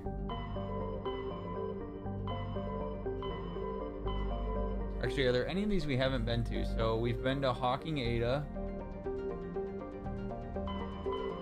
Local, we've been to Local. We've not been to Exodus, I know that. All right, Horsehead Nebula is done. Argus Row is done. Gemini Sigma. We have not gone to Gemini Sigma. Hades Gamma we have done. Artemis Tau is done. Voyager's done. Vatican Beta's done. Armstrong is done. Kepler Verge, done. We have not been to Styx Theta or Century Omega. So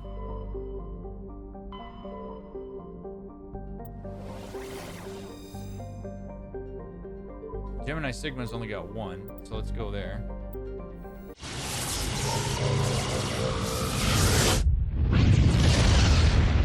Let's just do some exploring. That'll open us up to be able to kind of like really hammer home some of the main quests next time we go. All right, Altanorch is a small but typical hydrogen helium gas giant with no outstanding features. Its combination of strong magnetic field and relatively shallow gravity well make it a popular stopover world for discharging FTL drive cores. Scanning Altanorch revealed something of interest in a debris field. Joker brought the Normandy in close, and a small team was able to retrieve some valuable detritus, including a League of One medallion. Cool. All right, we only need 2 more. That's good.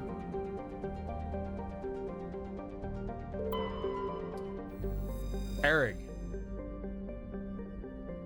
Perig is a large rock planet with an atmosphere composed of nitrogen and argon. Despite lying over 600 AU from Ming, its surface is scorching hot and mainly composed of alumina with deposits of silver.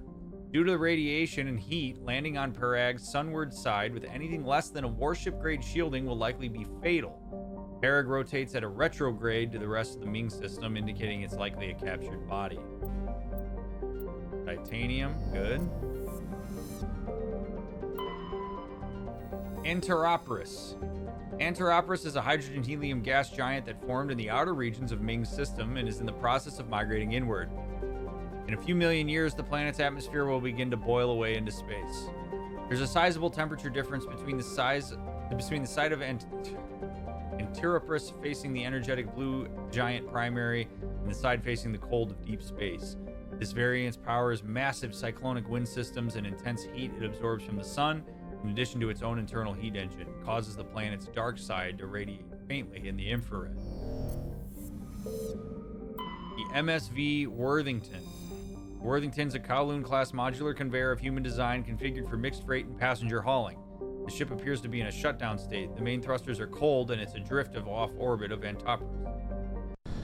Let's land. Let's go see what we got. I'm going Tally instead of Rex. Actually, no, I'm not. I'm going 8.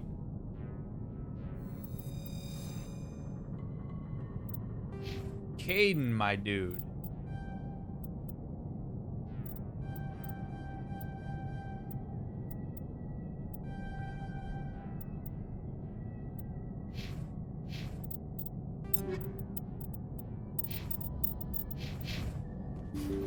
I got no armor for him. All right, let's see what's on the MSV Worthington. Most of the systems seem to be disabled. Only basic life support appears to be functioning. Not good. New pistol? Yes, indeedy.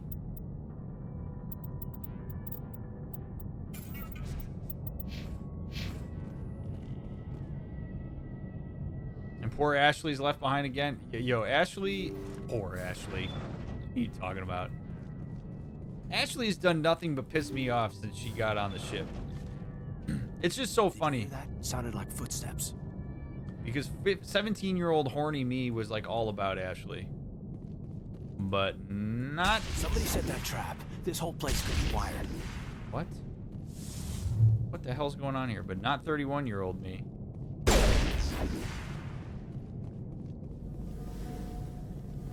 What's going on here?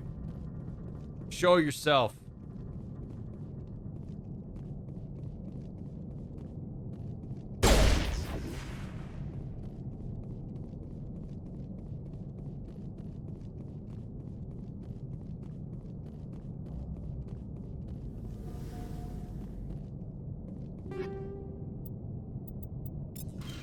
Just some random ass tires? Okay. Oh!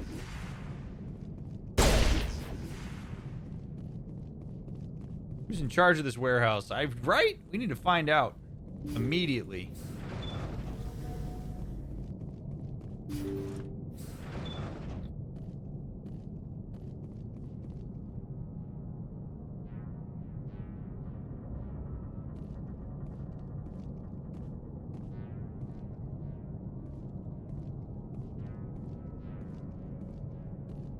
Easy. Jacob's not going to make it. His brain was deprived of oxygen for too long. There's nothing any of us can do for him now except let him die with dignity. It's what he would want. I'm more worried about Julia now. She's showing signs of severe depression. I gave her some meds that should help, but I better warn the captain. Honestly, Avocado, I think it's just the times, right? Like, this came out in 2007. 2007 was a way different world socially than 2021 is. I think Ashley's xenophobia just was a lot more palatable back then. Looks like that machine is keeping him alive. I do not see any brain activity on the readouts. He is dead. This body is just an empty shell.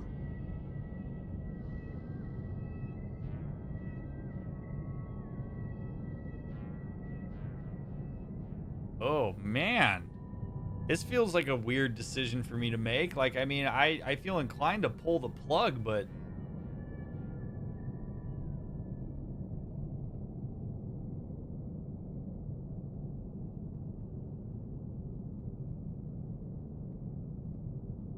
That's a big decision to just pull somebody off life support that you've never met before.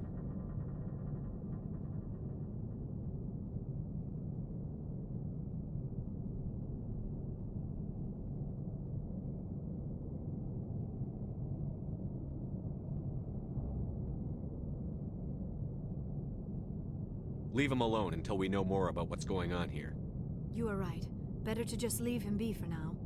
Yeah, I mean, if he's been here for this long...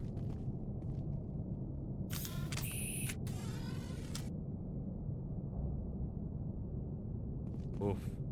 Yeah, let's find out what's going on here before I pull any plugs.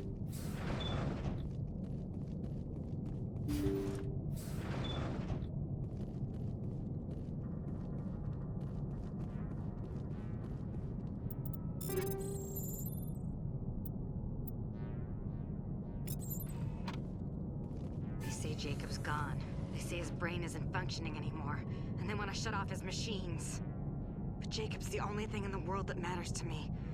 I don't know how to help him, and it's tearing me up inside. I just feel so helpless, so damn angry. Dr. Smith gave me some meds to calm down, but I didn't take them. I can't. Not until I figure out a way to help Jacob. I won't give up on him. I won't! I want to know what happened to this dude.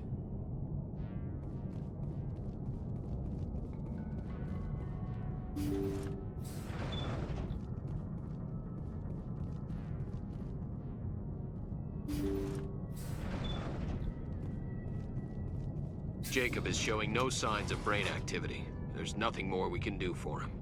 He wouldn't want to be kept alive by machines, so we're going to disconnect the life support. Dr. Smith is worried about Julia's reaction, though. She can't seem to let Jacob go. The stress is making her implants flare up, causing intense migraines. It'll probably be easier for everyone if we don't tell her until after we shut the life support down. Give her a chance to... Julia, what are you doing here? Why are you...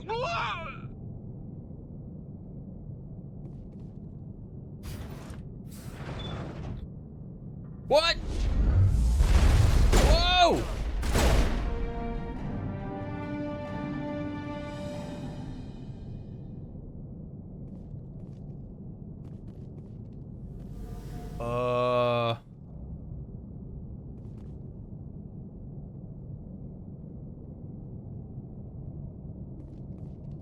I think we probably should pull the plug, chat. Apparently her keeping him going is bad. She killed the... So everybody in the crew is like, we should take this guy off life support. This isn't what he'd want. And this chick killed everybody to keep him alive.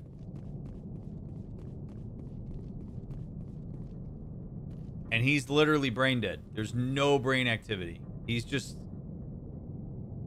It's just a body being kept alive.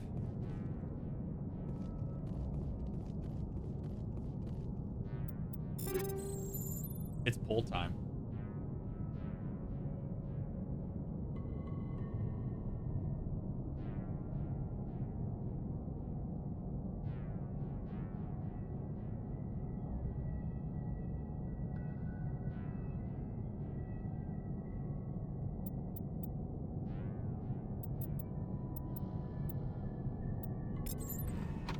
Should I pull the plug? Would you pull the plug? Hit me up in chat. Or hit up that poll. I want to see what y'all think. I'm gonna do inventory management for a second while y'all vote in the poll.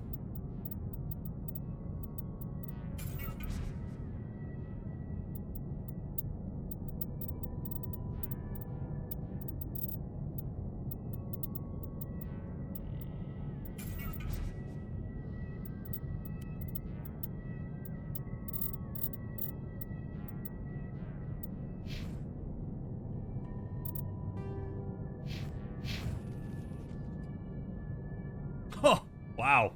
All right. Holy shit. I think after surviving that rage attack, the plug needs to be pulled, especially if Jacob's wishes were based on the logs. There's no one else left and no way to help him, even if there were. I voted no just so I wouldn't be lonely. I actually do think you should pull the plug. I'd review the relevant wrongful death statute in case the law is interpreting it first, but I don't see how that would come into a no. I would have pulled the plug. It would be pointless to keep him on life support. Whoever that one no vote was, I respect your opinion, but hope you aren't in charge. Should I ever find myself in that situation? It seems that it's Jugger and he just voted it because... Yeah, I mean, I agree. I think we pull it. That was the compassionate thing to do, Shepard.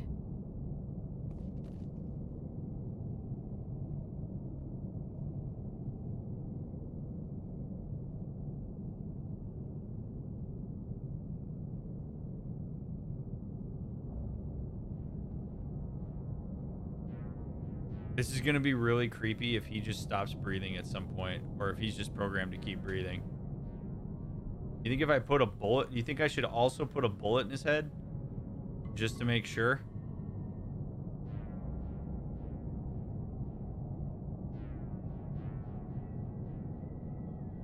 Or is that a little bit too rough?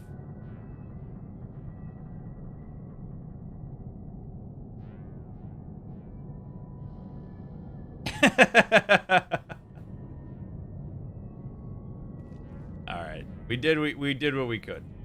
I won't put a bullet in him. Give me a reason why you shouldn't.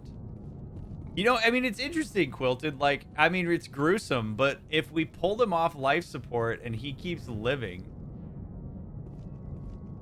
I mean, really, there is, I think, some argument to be made that putting a bullet in his head actually would be humane. We do it with animals. Like, we do it with horses. It sounds harsh, but it would ensure that he's done. It's not like he's going to feel the pain.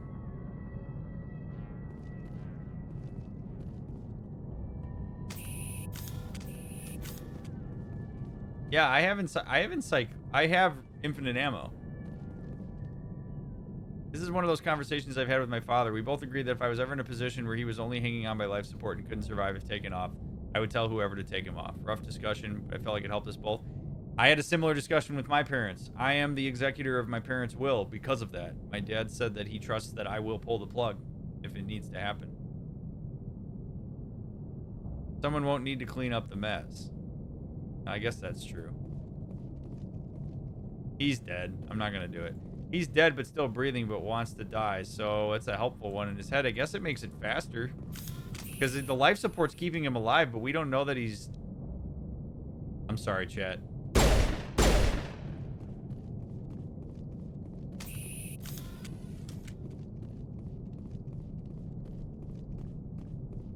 He was still breathing. He was still breathing. I had to do it. I had to.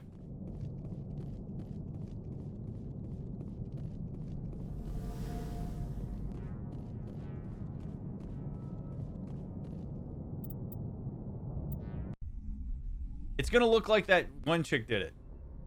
That attacked me. So...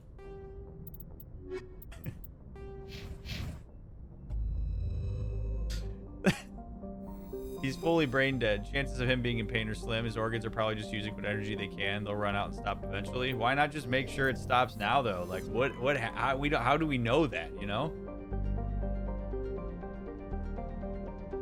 I feel okay with the decision.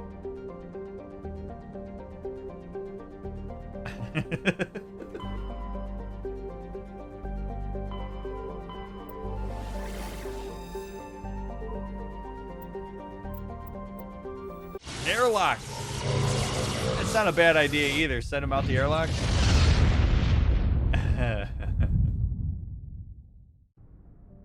All right. Styx Theta. Let's see what we got. By the way, chat, again, I am so grateful that so many of you stick around for these. I know tonight has been relatively, like, innocuous relative to some of the other streams with Mass Effect where we have a lot of exposition happening. Knocking out these side quests is actually a lot of fun. It's going to clear us up to be able to just go full speed ahead once we start with some of these other quests. So I really am glad that all of you are here, that you stick around and hang out, and chat with me and vote on stuff and engage in the conversation. It's a blast hanging out and doing this with all of you. Though exceptionally large for a terrestrial world, Imania is composed of water ice with a core of various carbonaceous compounds.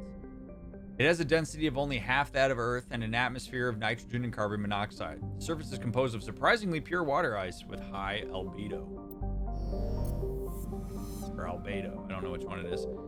Grossalgen. An enigmatic rock and ice planet, Grossalgen has a thin atmosphere of carbon dioxide and ethane. The surface is composed of frozen water and chlorine. Got some magnesium. Go ahead and check the asteroid belt. Clear. We can land on Althane. Okay. Farthorol. A modest terrestrial planet, Farthorol has a thin atmosphere composed of carbon dioxide and chlorine. The crust is mainly composed of sulfur with deposits of nickel. The terrain is extremely rough, a patchwork of craggy, overlapping craters dating back to the formation of the solar system. Farthorol is tidally locked to the star Acheron. The day side has never been fully mapped.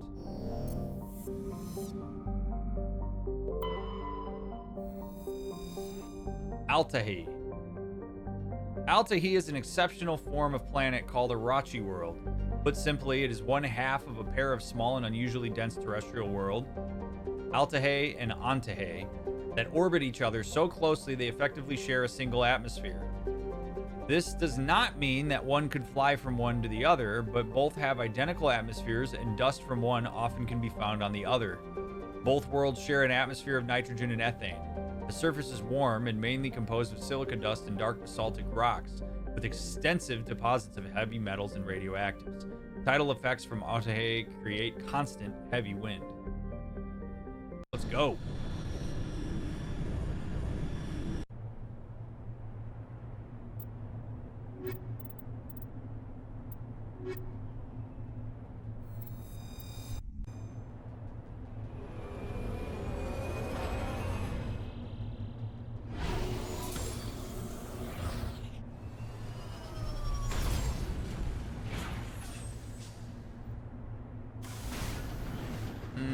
Okay. There's but one thing here. A listening post. Wow, how ominous is that? Look at that.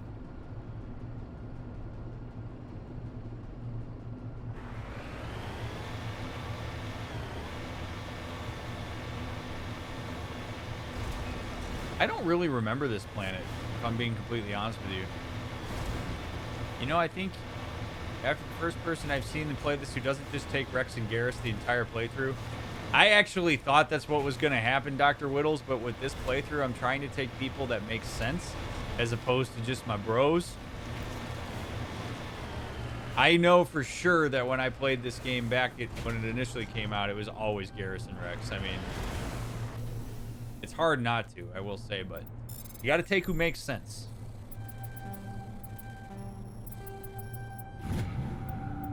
Samaria. Cool. I will say I like this planet already because of how easy it is to drive on.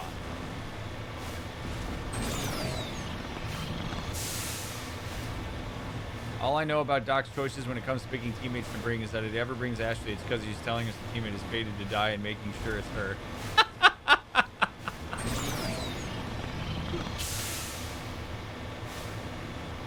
It's just so funny, the contrast. Because seriously, chat, Ashley was like my favorite. I mean, I had like a massive crush on Ashley when I was a 17-year-old playing this game. Like, I thought Ashley was hot. I was like, yep, Ashley's awesome. I don't care that you're racist because you're hot. Like, literally, I didn't even really, like, read her as being that racist when I played this the first time. Like, I remember her saying all that stuff and be like, yeah, that's a good point. I can see why you'd be afraid of that stuff. Like, it's just wild to play this game now versus when I was 17. This downed satellite had one of Matriarch Dillinaga's writings stored in its payload. Whether it was placed before or after it is crashed is uncertain. These, like, Matriarch writings just being all over the galaxy is wild to me. How many of these do we have left? Or is that the last one?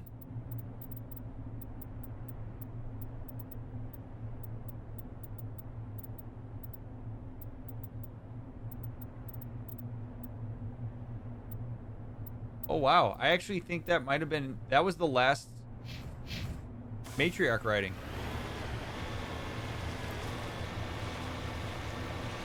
Oh, seriously. I mean, yeah. I was very immature. This is a nice reflection into my own development playing this game. I gotta say. Whoa! Why do we have Rachni? Whoa, whoa, whoa, whoa, whoa, whoa, whoa.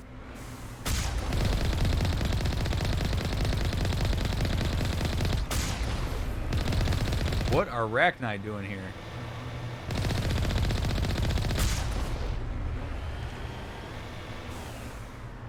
Other than giving me some sweet XP, which I don't mind.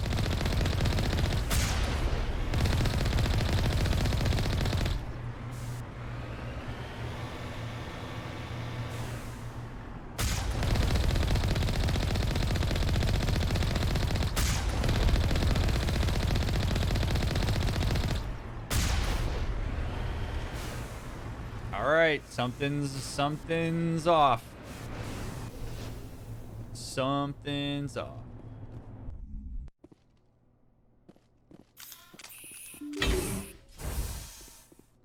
A dead guy. You hate to see this. Another dead guy. Great.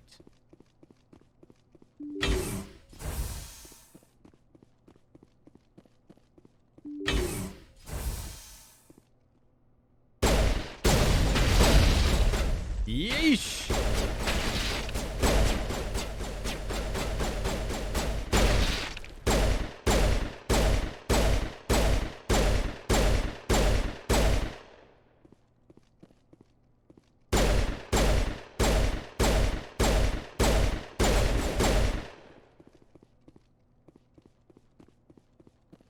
Okay. Clear.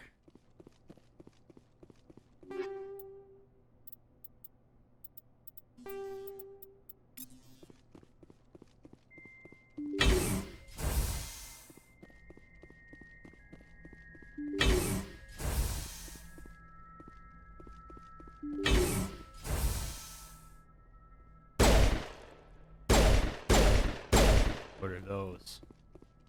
I don't like that. I don't like these.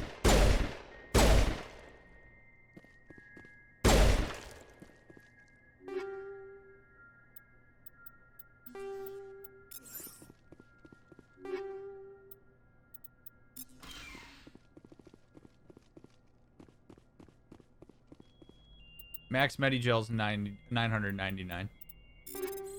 Oh, Max Medigel, I actually don't know. Omnigel, it's $9.99. And I'm pretty sure you max out at 1 billion credits, if I remember correctly.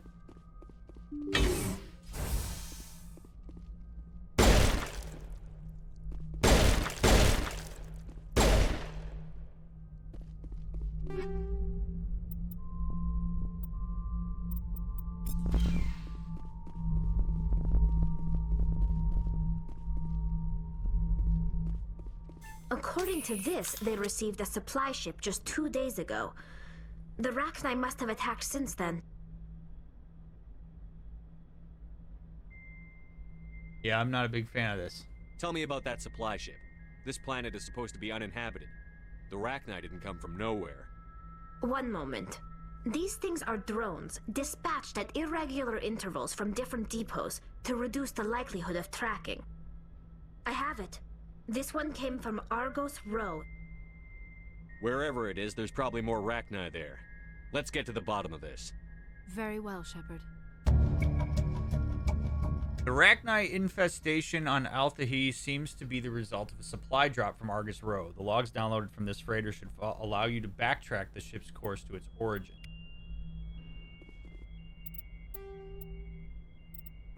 Oh, okay, so you know what's interesting, chat? We already did that.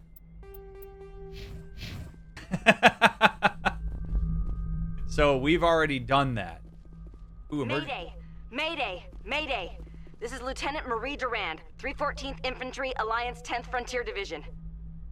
The listening post has been overrun by unidentified hostile life forms. Request immediate extraction. Oh, well, there we go.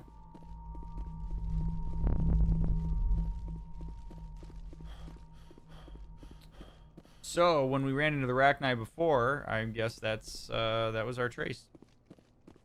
That's nice. At least you don't have to go back and forth for that. No kidding. Nice to have that already done. I mean, this is generally how I do Mass Effect 1. I like to go through and just explore all the systems and knock them out.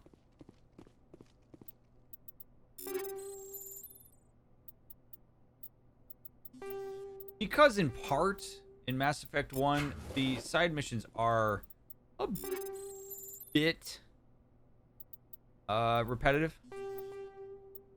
I mean, not overly repetitive, but I mean, a lot of the assets are reused, understandably so. But I like to explore everything, get it done, and then the thing is if I do main quests before I do side quests, I don't ever end up doing the side quests. You all saw that happen with Skyrim. Like, I gave up on Skyrim pretty much immediately after I finished all the main quest lines, and I was like, never mind. So, all right, so Styx Theta, we have officially explored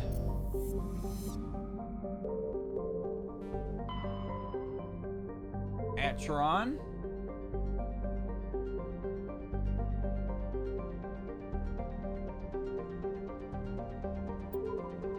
Let's go to Erebus. Exactly, Vol. That's kind of my thought also. All right, here we go. Erebus. Chofin. Chofin is an unusually small hydrogen-helium gas giant with traces of sulfur and hydrocarbons in the atmosphere. The Alliance surveyor ship Ibn Battuta reported inconclusive evidence of hydrocarbon life in the deeper layers of the atmosphere, over 1,000 kilometers below the cloud tops, where pressure compresses Chofin's hydrogen into a liquid state. Proof of life in this environment would prove many long-standing theories. Unfortunately, only a probe with extremely expensive Mass Effect generators could survive the crushing pressure long enough to send back useful data, and the probe would be lost in the attempt. Simple expense makes this investigation doubtful. Bummer. Wormani. Wormani has only been visited by a single unmanned probe. It is a standard hydrogen-helium gas giant with large formations of water vapor clouds in the upper atmosphere. Scans of the planet turned up a few odd readings. Chief Engineer Adams fine-tuned the scans and discovered an automated repair drone in orbit. Tally and Adams brought the drone on board to dismantle it and found a Prothean data disk in its core. Quaji. Quaji is a terrestrial planet with an atmosphere of methane and ethane. The surface is composed of silica with deposits of uranium and heavy metals. Clouds of small water ice crystals are common. Waji's skies are full of fine silica dust. From the surface, the sky has a pronounced salmon hue. The cursory initial scans from the Alliance surveyor ship Ibn Battuta showed geometric patterns in the northern hemisphere deserts, visible only in the ultraviolet band. Normandy sensors see nothing of the kind. We just got some platinum. Let's check the asteroid belt. Ooh, nope. Nepmos. Nepmos is a resource-rich terrestrial world somewhat larger than Earth, with a dense atmosphere of sulfur dioxide and argon. Nepmos' crust is very thin and unstable, not more than 8 kilometers deep in any location. Subsurface magma flows are a hazard to ground level, and earthquakes are frequent. While heavy metals and radioactives are plentiful, this geological instability has deterred investment by mining concerns.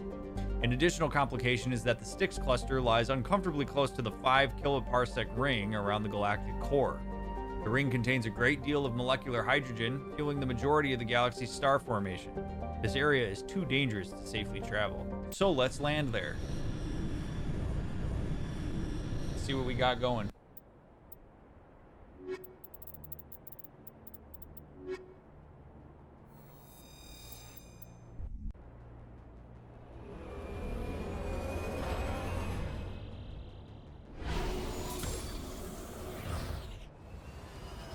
Here we go. Ooh, what a beautiful skybox. Oh, look at that.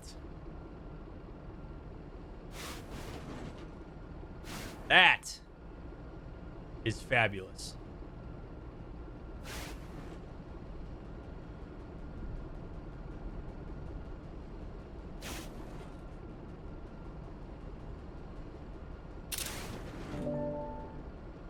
Oops. All right, there we go. Oh no. Okay, there we go. Fixed. I had to take a screenshot of that. It's just so beautiful. Okay. We have anomaly listening post. We'll go hit up the anomaly here because we're already facing that direction.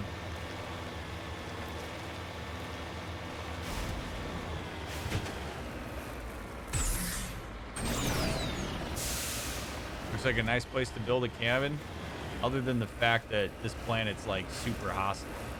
God damn, is that pretty.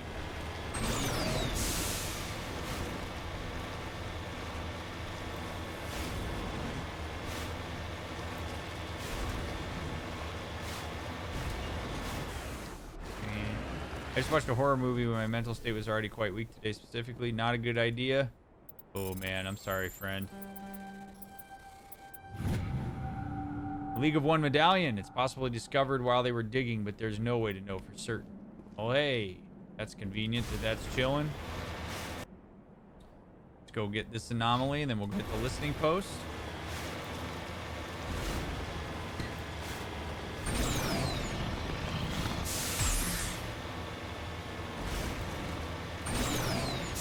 Oh.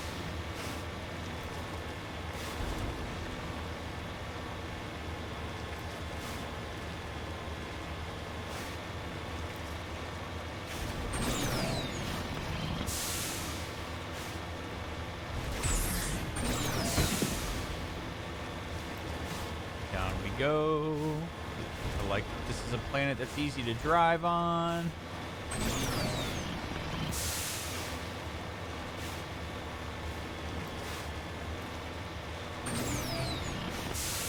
Bravo, BioWare, on the remaster.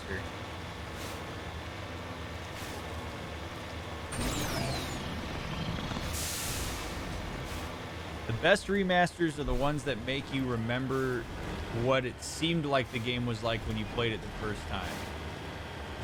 Like, this is how I remember the game, even though it's not actually like this. Like, if I was to go back and play Mass Effect 1 now, not the remaster, I have a sense that I would get very frustrated.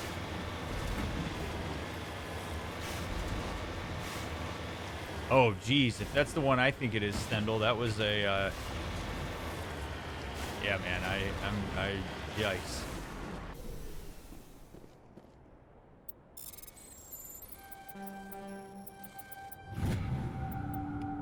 Uranium? Just some nice uranium chilling on the ground there. Okay. What have we here?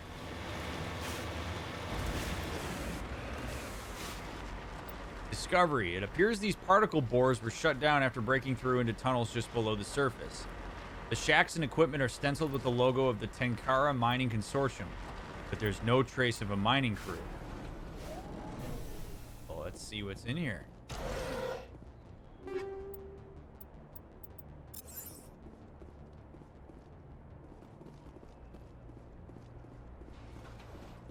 Oh, yikes.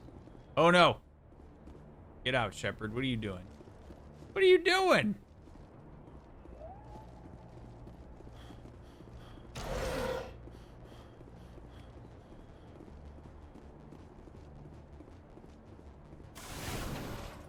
All right, let's go to the listening post. Just don't type it out 5 times. All right, guys. Be nice. Be nice. Come on.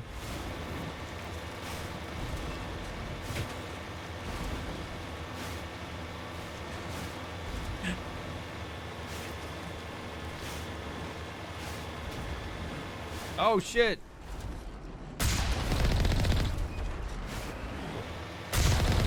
Another Rachni planet.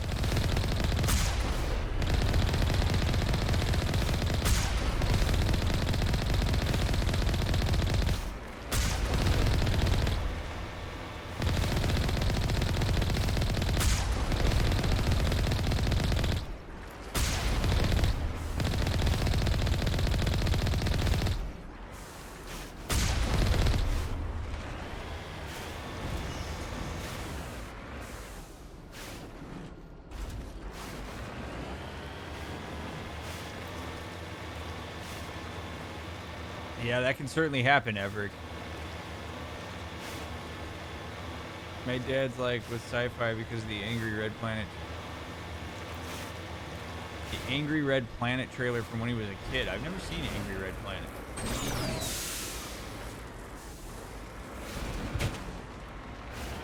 God damn it. Go around. I want that. Pause it. Gimme, gimme, gimme, gimme, gimme.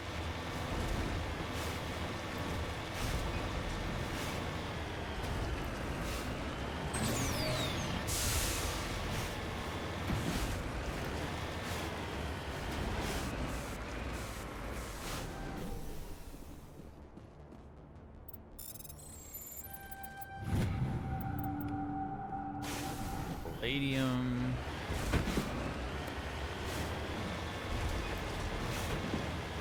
I mean, the Mako is not consistent by any means. All right, what do we got over here? Do we got more? We're at more Rachni, huh? There's something shooting at the Rachni. What's shooting at the Rachni? Whoa! We got humans. What's up? Oh shit! I'm here to the rescue. I brought a tank. What's up, friends?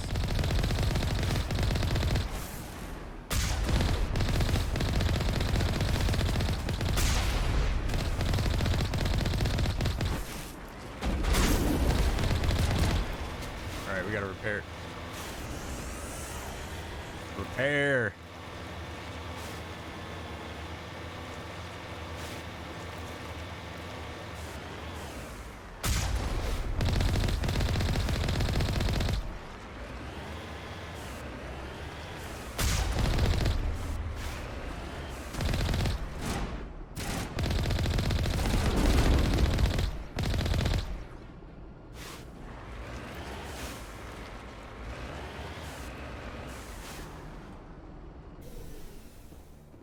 First Lieutenant Duran, sir. 3rd Brigade, 14th Infantry Regiment, and I am damn glad to see you. Shepard, Normandy. Give me a sitrep. They dropped us here a few months back. We get supplies every couple weeks. We didn't see anything local that was more dangerous than lichen. Yesterday, these animals started coming out of the ground. No idea where they're from. This is what's left out of 90 men. I'm the ranking officer. Why are you out here in the first place? There's been a lot of pirate activity in this cluster. We set up a chain of listening posts in the local systems, in case they have a staging base. We do have a ship in orbit. We could bombard them. Wouldn't do much good. They're moving around deep underground. The only time they come near the surface, and they're right on our position. You bombard them, you take us out too. They're called Rachni. You get a supply ship in recently? Yeah, but that was an Alliance ship, Commander. I mean, it was a drone, running on automatics. But what... This isn't the first time we've seen this. Uh-oh. Will your unit be all right here? What we just fought was a probe. Our seismic sensors are picking up a crapload more on their way up from underground. We've got 5 minutes, tops. We might be able to hold them off if we were at peak, but you can see the fighting's busted this place up. All right, we got your back. That's defeatist talk. Do what you can to secure your position. We'll see if we can get some of your defenses operational. Aye, aye, Commander. You heard the man. Everybody pool magazines and grenades. Take a leak and a drink while you can. And if anyone wants a smoke, it's as good a time as any. Smoke them if you got them.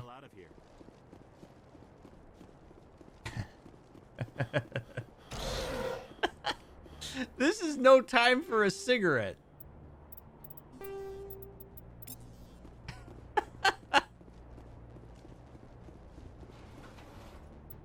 The generator has been ripped apart by Rachni claws, leaving the defensive turrets inoperative. It would be possible to power the turrets off the Mako's engine, but this would make it impossible to drive or fire the Mako's own weapons.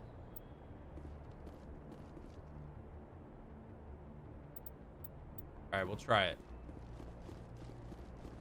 We'll see if that helps. I do wonder if maybe I'm better off just being in the Mako. Or at least let's get the Mako behind.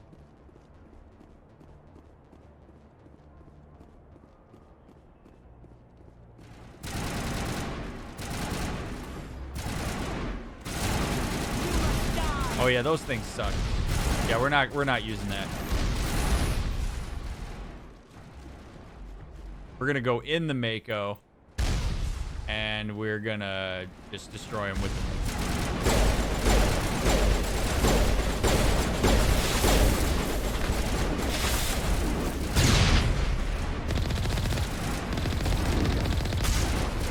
the much more effective when I'm at the helm.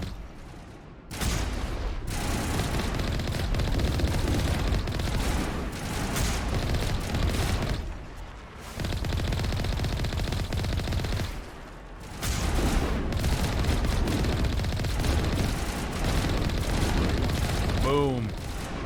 Like shooting fish in a barrel, baby.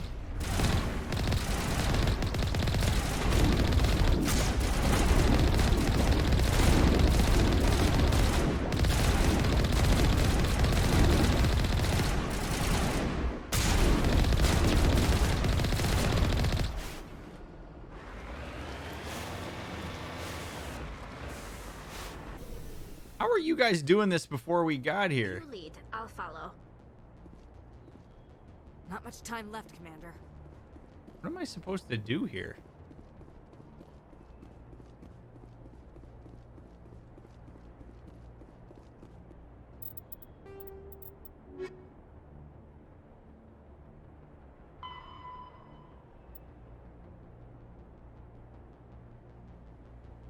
I'm currently on Netpost, I think, right? Yeah, so all right, we're investigating. I guess we just have to keep... I say we get the hell out of here. Yeah, you probably should get the hell out of here, but... Alright, that's fine. Or we'll just keep repelling swarms until whenever. It's fine. I'm down.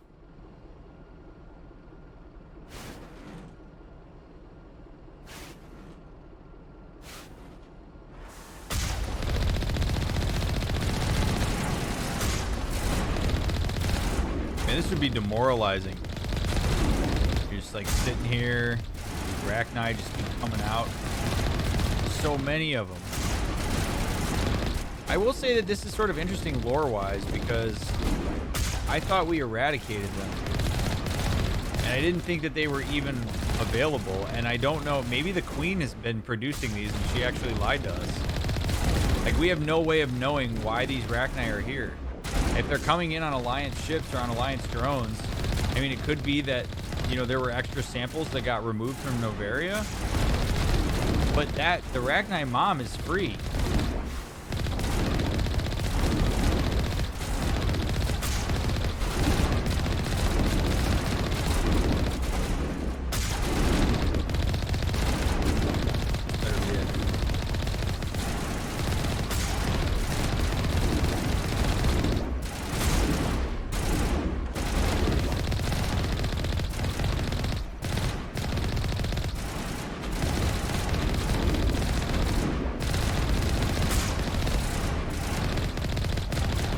Oh my god, there's so many.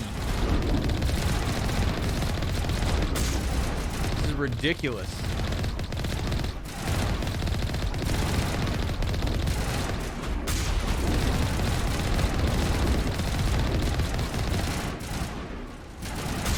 Oh shit, we need to repair.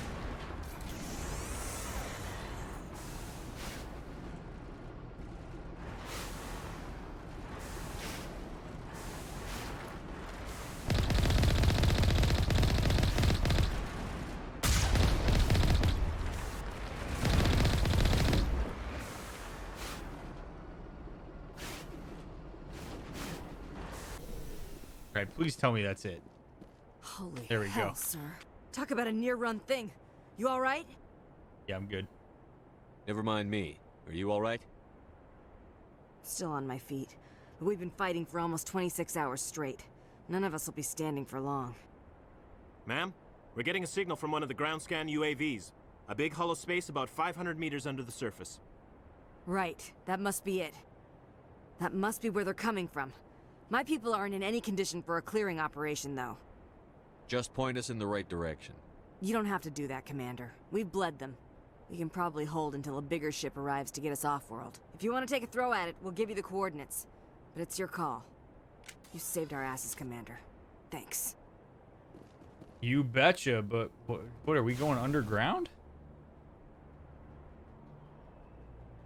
Arachni infested mine.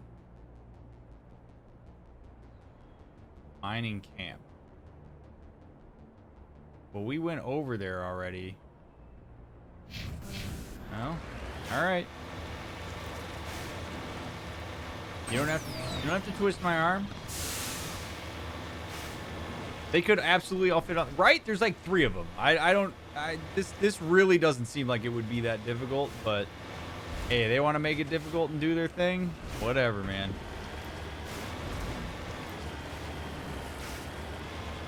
I'll go clear out the mine, make their lives a little bit easier.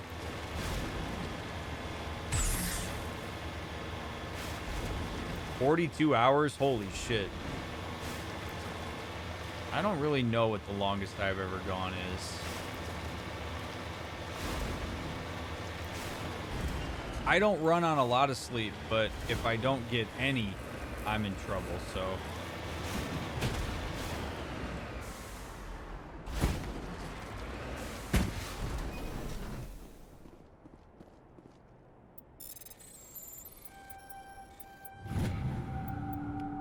Titanium. Is titanium naturally occurring? I thought titanium's like an alloy that we make.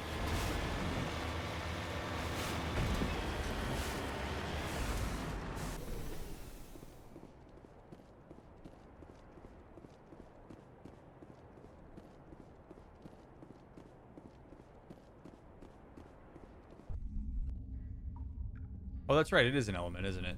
Duh. I knew that.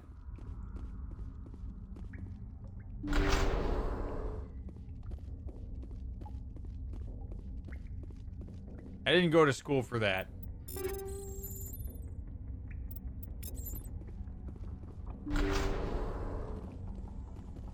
And here we have... No, okay. Never mind.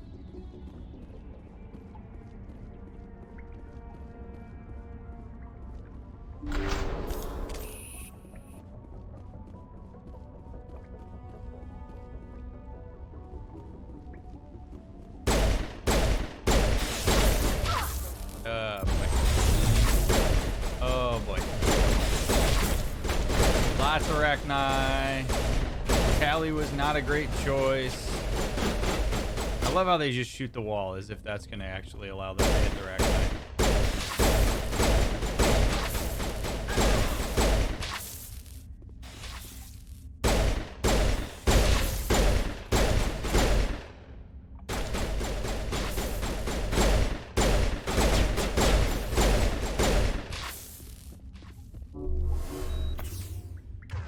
Get up. I'm okay.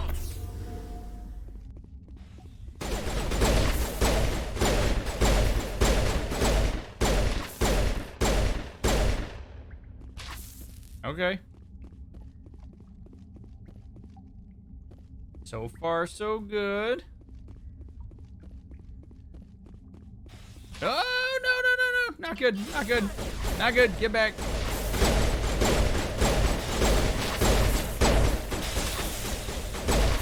Oh, boy.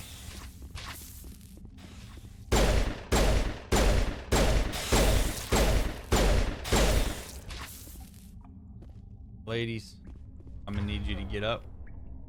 Can't? Okay.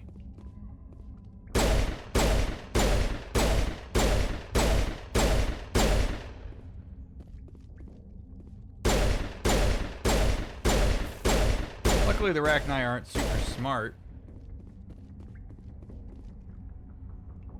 I'm better now. We're done here. There we go. Good.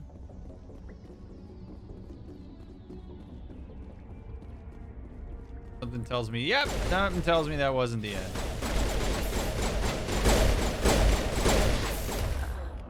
Oh, I needed the singularity there, Liara. What are you dying on me for?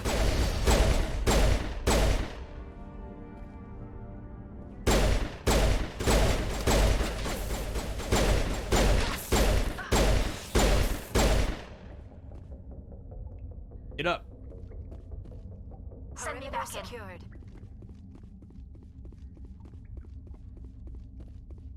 So convenient that you guys stand up when the fight's over. I smell trouble.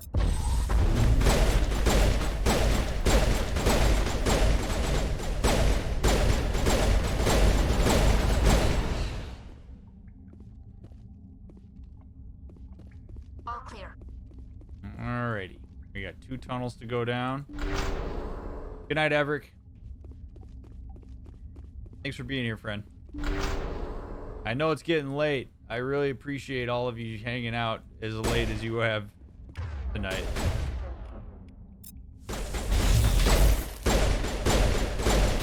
Shepard! I'm dead. No! Damn it.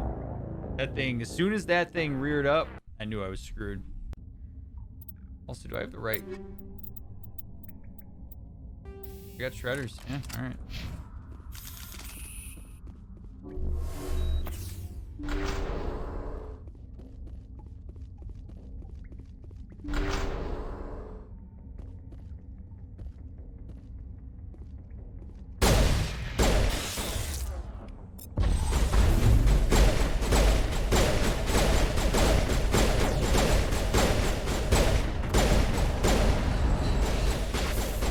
Good.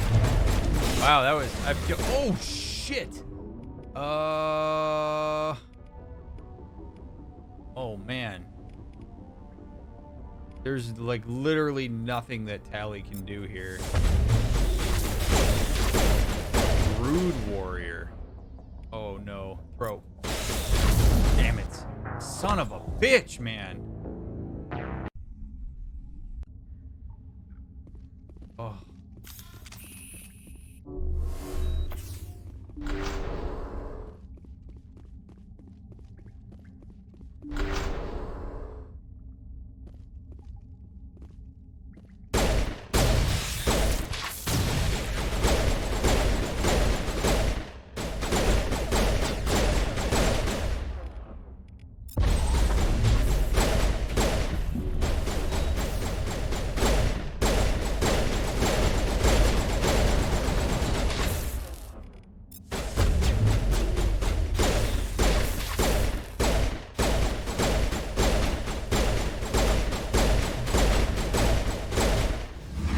Back up. Oh, I'm frozen? Back up, back up. And Unity.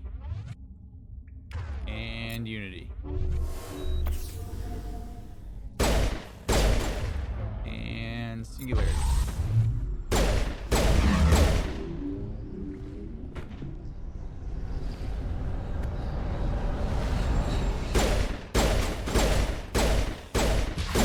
Oh my god. Oh my god.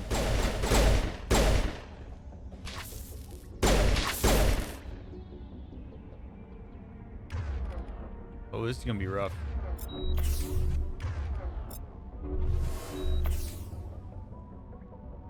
And Do we have first aid?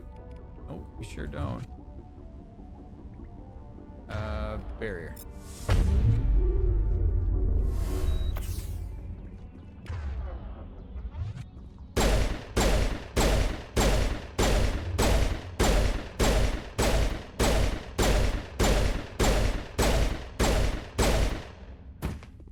Oh, well, that was convenient.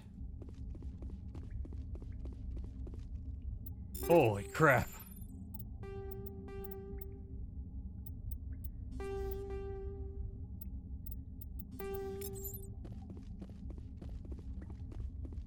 We got this. We got this. I don't have any Medigel left, though, which is bad.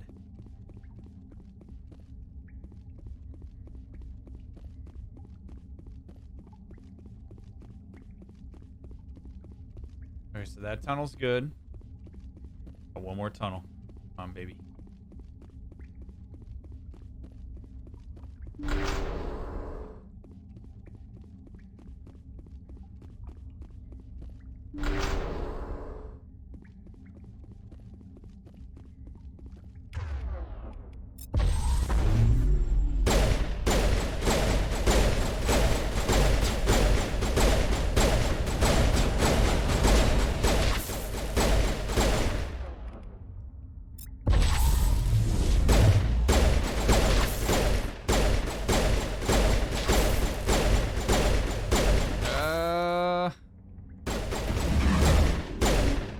This is bad.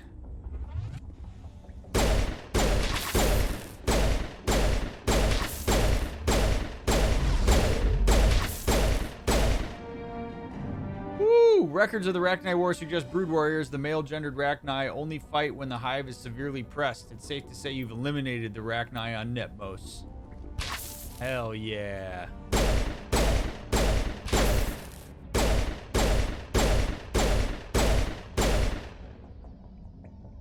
Hell yeah. What's up, Anonymous?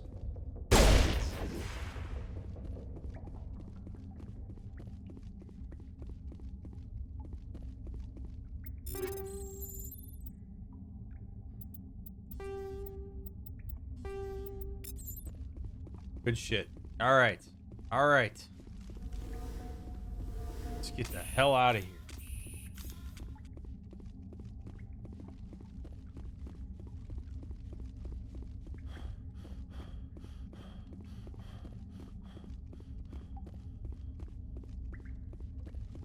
Doing all right.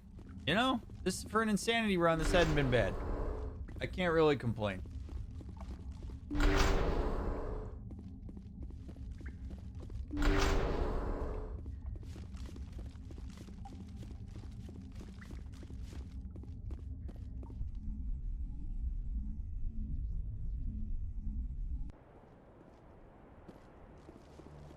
Get in the Mako.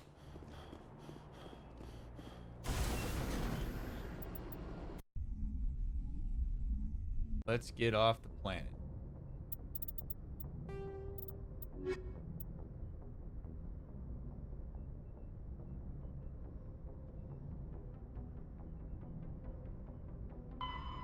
All right, so we have one more medallion to get. Gorgon system.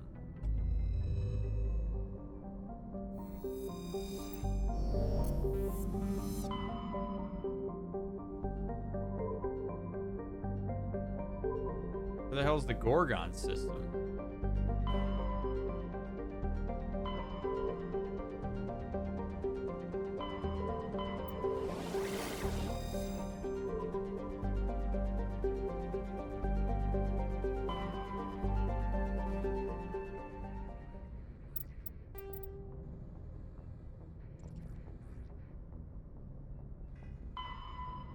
Go to the Gorgon system in Argus Row. Oh, Argus Row.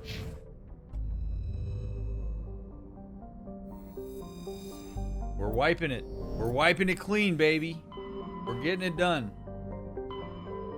Argus Row. Where are you? We've been to Argus Row before.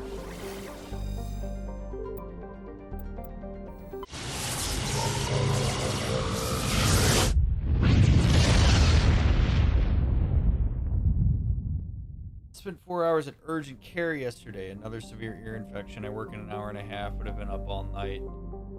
Some of the worst pain I've felt in a while, and that's with chronic migraines. 2 strong painkillers did absolutely nothing. Oh my god. I'm so sorry to hear that, Anonymous. I get ear infections a lot, and I hate them every time. And I wouldn't wish them on anybody, so the fact that it's that miserable, I'm really sorry to hear that, friend. Were the Rachni new from the Queen or older extinct? I don't know, Shelbs. It seems like they may have been shipped in. Orbiting at an unbelievable distance of 710 AU from Gorgon, Slekon is a huge gas giant with an atmosphere tainted by methane and chlorine. Tainted, huh?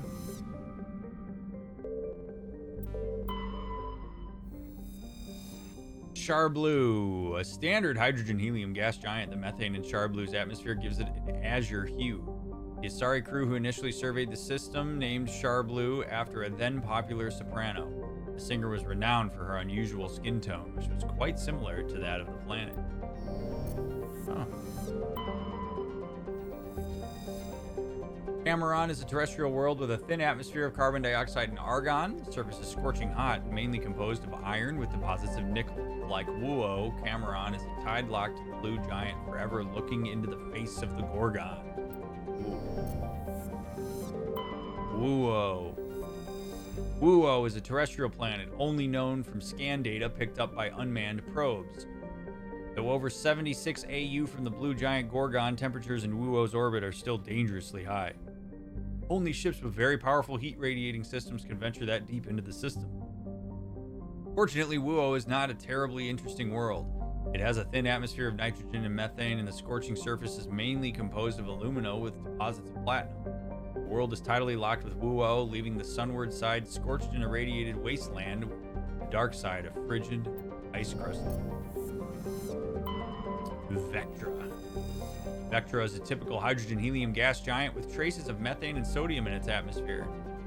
The heat of the star Gorgon is slowly blasting away at the gas giant's massive atmosphere, which is visible as a long, dim tail that trails behind the planet. That's cool.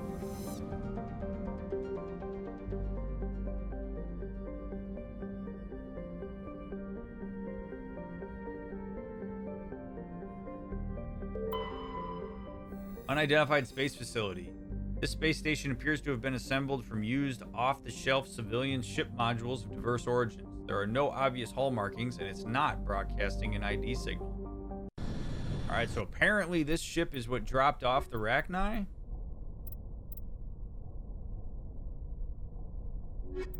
We're taking Rex, because my man's got biotics. Oh no, Anonymous, it's totally okay. You can say whatever you need to. I should have just gotten out of bed and watched this instead of laying in bed. It hurts to have my glasses over my ear and I have to wear headphones all day. Oh, man. 10 hours is a long time to have to deal with that, friend.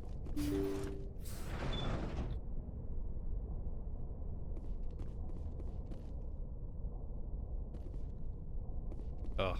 Especially when painkillers don't work. It's just not fair.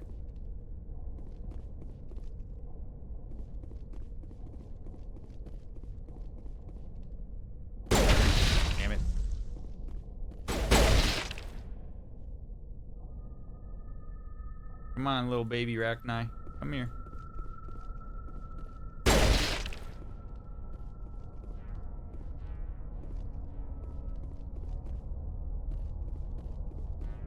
Another goddamn maze. Luckily, it's laid out identically to the last place we were at.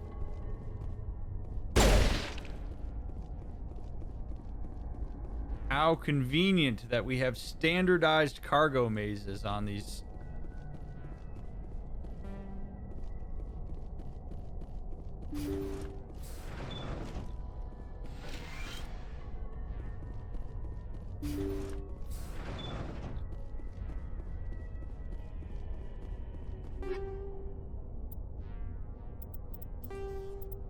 Problem with not having tech specialists is I can't open any of this shit. Fine. It's fine. It's fine. It's fine. It's fine.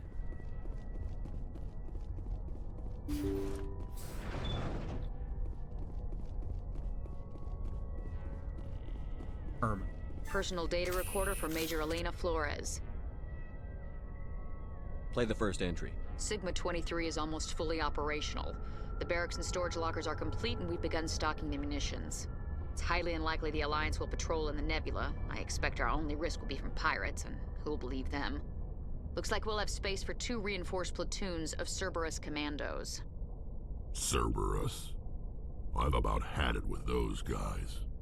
Yeah, me too, Rex. Play the second entry. The package arrived today for field testing. I'm told they're fundamentally similar to the units being developed on Noveria.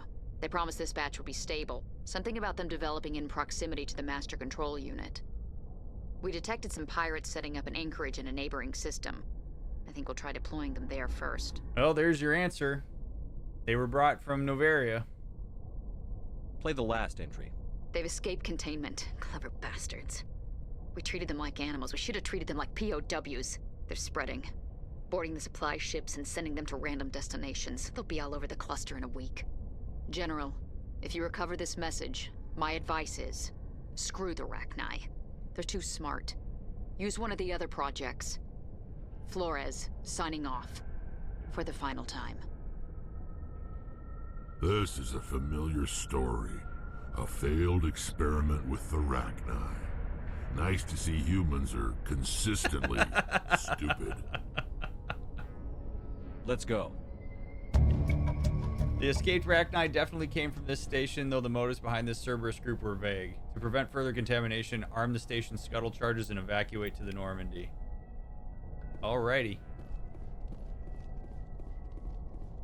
Well, Rex, you have a point, my dude. The ship's scuttle charges. Are those... Oh, they're right next to it. How convenient. Oh, God. Got a minute and 10 seconds. Oh, my God. No way. I should have saved. I should have saved. I didn't save. Oh, no. Oh, no, no, no, no, no, no, no, no, no.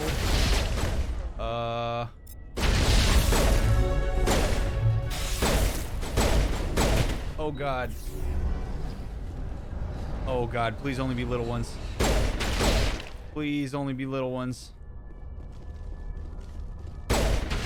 Oh, boy. Barrier. Go. Let's go. Let's go. They're just workers. Let's go. Oh, man. Go, Shepard. Go. Ah, ah, ah. Come on.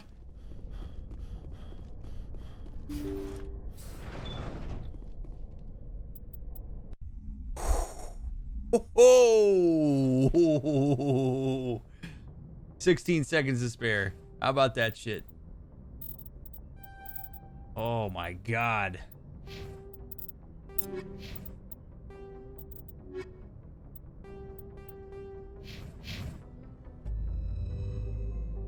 We got it.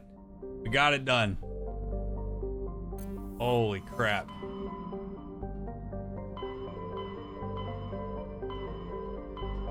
All right, we have, I think, we have explored everywhere except for the Exodus cluster and Vermeer.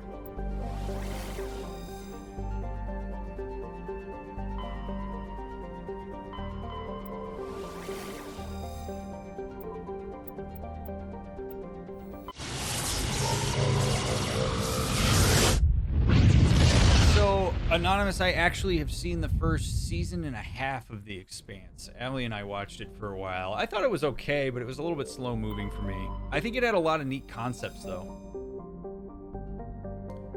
Xanadu's atmosphere is composed of methane and argon. Its frozen surface is mainly composed of potassium with deposits of calcium. Its location in the deep cold of the outer system and its lack of any valuable resources leave little to recommend it.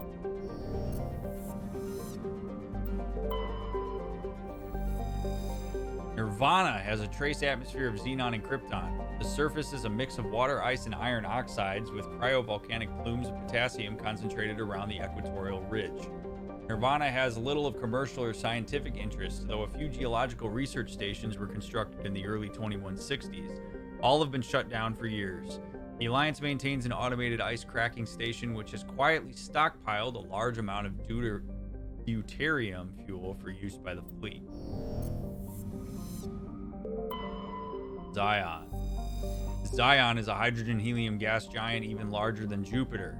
Despite its deep gravity well and lethal radiation, it supports a small helium-3 mining industry. The reason is simple. As the only gas giant in the Utopia system, it is the only local source of fuel for Eden Prime's power stations and spaceports. Zion has 112 satellites, ranging from captured asteroids to the moon of Asphodel, which is large enough to retain a thick atmosphere. Oh shit, so Eden Prime's in here. This idyllic agrarian world was one of the first human colonies established beyond the Charon mass relay. Eden Prime's biosphere is unusually well suited for importation of Earth-native life. This fertility drew heavy immigration and development by the Systems Alliance and various corporations. Today, Eden Prime is the model of sustainable, organized development. The population is housed space-efficient arcologies and tower over thousands of kilometers of green fields and orchards. An unusually large terrestrial world, Arcadia has a dense atmosphere composed of nitrogen and helium.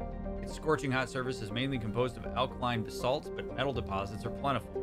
Though several spectacular examples of columnar basalt formation offer scenic beauty, Arcadia's hostile environment has precluded commercial development. Basically, Mass Effect the show. Oh, nice. I don't know. I mean, that would be one that I think I would maybe consider possibly getting back into.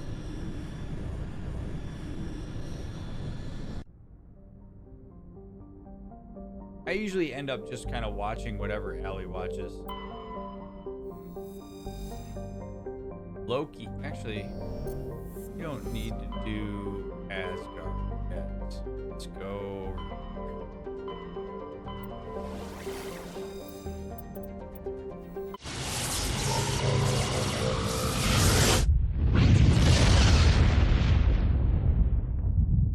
It would be amazing if you found lithium on Nirvana. That would have been an incredible Easter egg. Reskyla is a terrestrial world so small it cannot retain even a trace atmosphere. The surface is frozen and composed of magnesium silicates with carbonaceous deposits. In the recent past, a pirate band from the Terminus systems carved a message into the surface using ship-based laser weapons. In 100-meter-wide Batarian syllabic, a message proclaims that the military prowess and virility of one Captain Zaish. A smaller postscript alludes to the questionable parentage of all humans. Batarians are not fond of humans. Chloroplon. Chloroplon is a relatively small hydrogen-helium gas giant with a haze of methane in its upper atmosphere. Nemata. Nemata is a terrestrial planet with a thick, hazy atmosphere of ammonia, methane, and cocktail of other hydrocarbon gases. The surface is scorching hot and mainly composed of nickel with deposits of iron. With a density 1.4 times that of Earth, it's obvious that Nematas are rich with heavier elements. Mining could be extremely profitable, though the lethal heat and high gravity would make initial development costly. Given the political instability of the nearby Terminus systems, investment is unlikely. Jarfor. Jarfor is a close-orbiting hot Jupiter hydrogen-helium gas giant with clouds of airborne silicate and deeper layers of sodium. In composition, it is extraordinarily similar to 51 Pegasus planet Bellerophon, one of the first extrasolar planets discovered by humanity in the late 20th century. Despite its great size, Jarfor is actually rather low mass. The incredible heat of the star Hawk has caused its atmosphere to expand. In fact, Jarfor is so low mass it is tidally locked to Hawk.